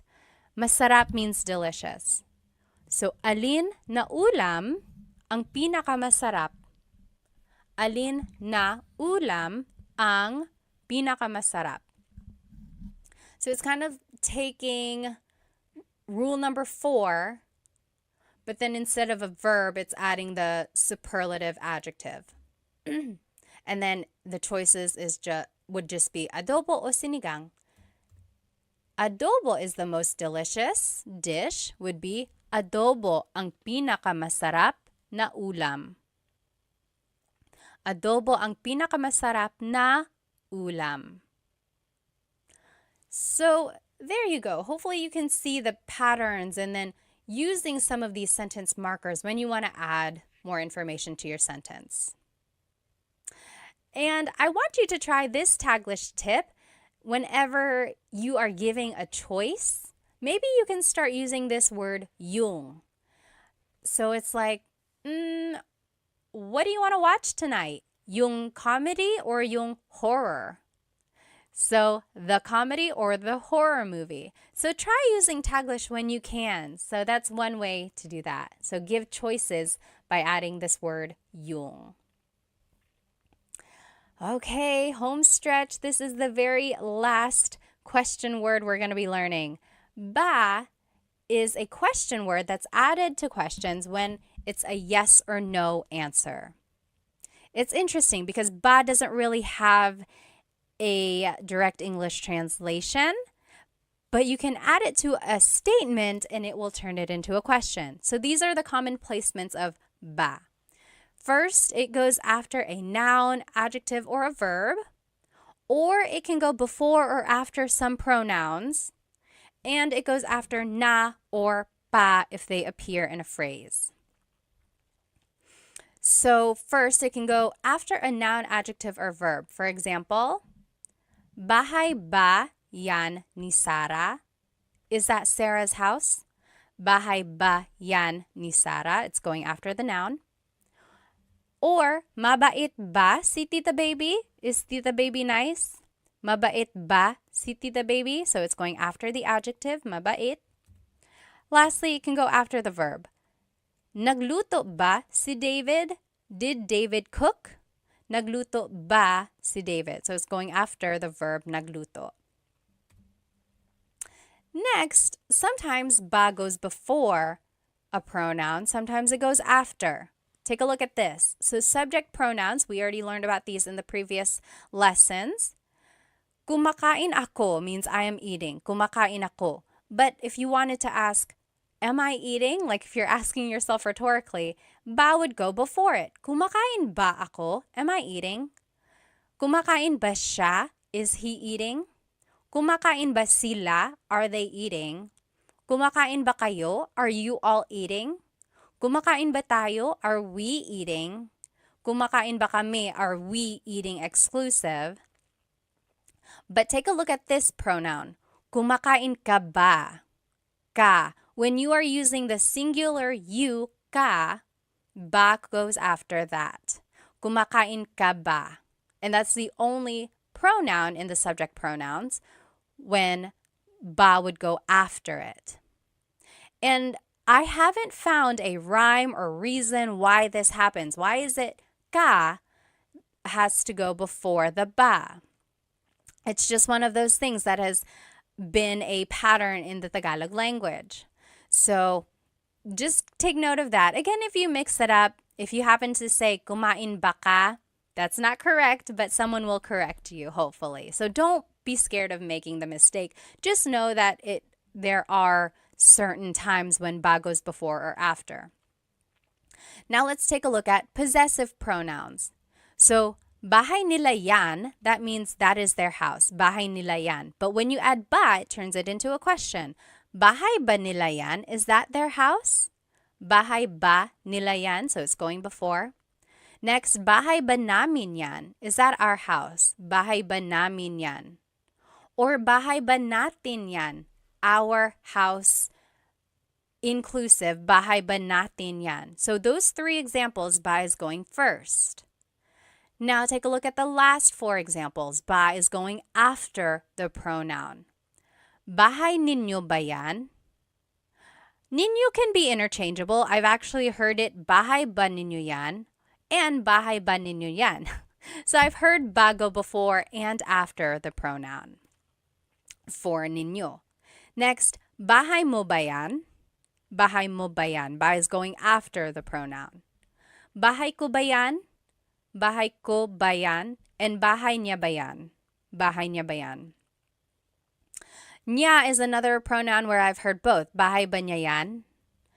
But mo and ko usually go before ba. So it's tricky. This slide is just to show you that it can be tricky when using ba and pronouns. I would say practice it. Also listen to native Tagalog speakers or listen to Tagalog movies and you will see where, or you will hear where ba naturally goes. Okay? Again, it's unclear why ba goes before or after some pronouns. And there's no rhyme or reason that I know of. If anyone knows of a reason, please let us all know because I'd love to know. Next, ba goes after the words na or pa if they appear in the question. So na means already, na means already, pa means still. For example, natulog na ba si ate? Did big sister go to sleep already? Natulog na ba si ate? Or gising pa ba si kuya? Is big brother still awake? Gising pa ba si kuya? There's pa and it means still. Is he still awake? Kumain na ba kayo? Have you eaten already? Kumain na ba kayo? Na is right there and that means already. And lastly, busog pa ba kayo? Are you all still full? Maybe you ate a lot. Busog pa ba kayo? What's interesting is that when you take out the word ba, then these are all just statements. Natulog na si ate. Ate is asleep already. Natulog na si ate. As soon as you add the word ba, it turns it into a question. Natulog na ba si ate? Did ate go to sleep already? Same with busog pa kayo. Busog pa kayo. You all are still full. You're full. You ate a lot. You're still full. Busog pa kayo. But as soon as you add ba, it turns it into a question. Busog pa ba kayo? Are you still full? Very interesting how this small word can make a big difference. So now here are just some other ba uses. Talaga ba means, is that so? Talaga ba? Talaga means really. And when you add ba, it means, oh, really? Is that so? Hindi ba that means is it not? So it's like, hey, these are not the right tickets. And you're like, hindi ba? It's not. And then oo ba means sure. Like, hey, do you want to come with me? Oo ba? Okay, sure. Oo ba? Now, you can add ba to any of the question words that we learned, and it kind of works as an emphasis. We already saw some of these. Ano ba means what the heck? Ano ba? Bakit ba means why with emphasis. Bakit ba? Sino ba? Like who with emphasis. Like if someone is like, hey, someone's knocking at the door, they're really knocking, they're knocking really hard, and you're like, sino ba? Who is it? And again, same with those other question words. Saan ba, ilan ba, kailan ba? It's just asking it more with an emphasis. Alrighty, last set of practice questions here. Let's practice ba, and here are the placements of ba. Remember, they go after a noun, adjective, or verb. They go before or after some pronouns, and then they go after na and pa if they appear in the question. Let's do the first one. Kumain ka ng almusal. We have to change the statement into a question by adding ba. So, kumain ka ng almusal means you ate breakfast. Where would ba go? Kumain is a verb, so it would probably go after that. Let's see. Kumain ka ba ng almusal. So it actually goes after ka because it is the pronoun, one of the pronouns that go before ba. Tricky, right? It's just one of those things that we'll have to memorize. So kumain ka ba ng almusal means you ate breakfast. Did you eat breakfast? Pause the video now and then we will do the rest in just a minute. Okay, welcome back. Number 2, nasa eskwelahan na ang mga bata. The kids are at school already. Nasa eskwelahan nasa eskwelahan na ang mga bata. The answer would be, nasa eskwelahan na ba ang mga bata? Nasa eskwelahan na ba ang mga bata? So there's the word na, ba would go after that. Next, galit si nanay, mother is mad. Galit ba si nanay? Galit is an adjective, so ba would just go after that. Rule number 1. Number 4, bahay yan ni Ate Mary. That is Ate Mary's house. Bahay yan ni Ate Mary. Where would ba go? It would go after the noun. Bahay ba yan ni Ate Mary? Is that Ate Mary's house? Number 5, aso mo yan. That is your dog. Aso mo yan. It would be aso mo ba yan? So tricky. You might have put ba after aso, but mo is one of those pronouns that has to go before ba. And just one of those things that we have to remember again. Number 6, pupunta dito si Luke bukas. Luke is coming here tomorrow. Pupunta dito si Luke bukas. Where would ba go? Pupunta ba dito si Luke bukas? So ba would just go after the verb. Okay. We did it. We learned all of the different Tagalog question words. There's a lot, isn't there? And there are lots of different ways to use them. But let's go ahead and review them. So ano means what? Ano. Bakit? Why? Bakit? Saan? Where? Saan? Kailan? When? Kailan? Sino? Who? Sino? Kanino? Whose? Kanino? Paano? How? Paano? Ilan? How many? Ilan? Alin? Which? Alin? Ba is a question word. Ba. And then just to recap, here is everything we did in class today. We learned the different Tagalog question words. We learned the question formation of these words. We also practiced some responses.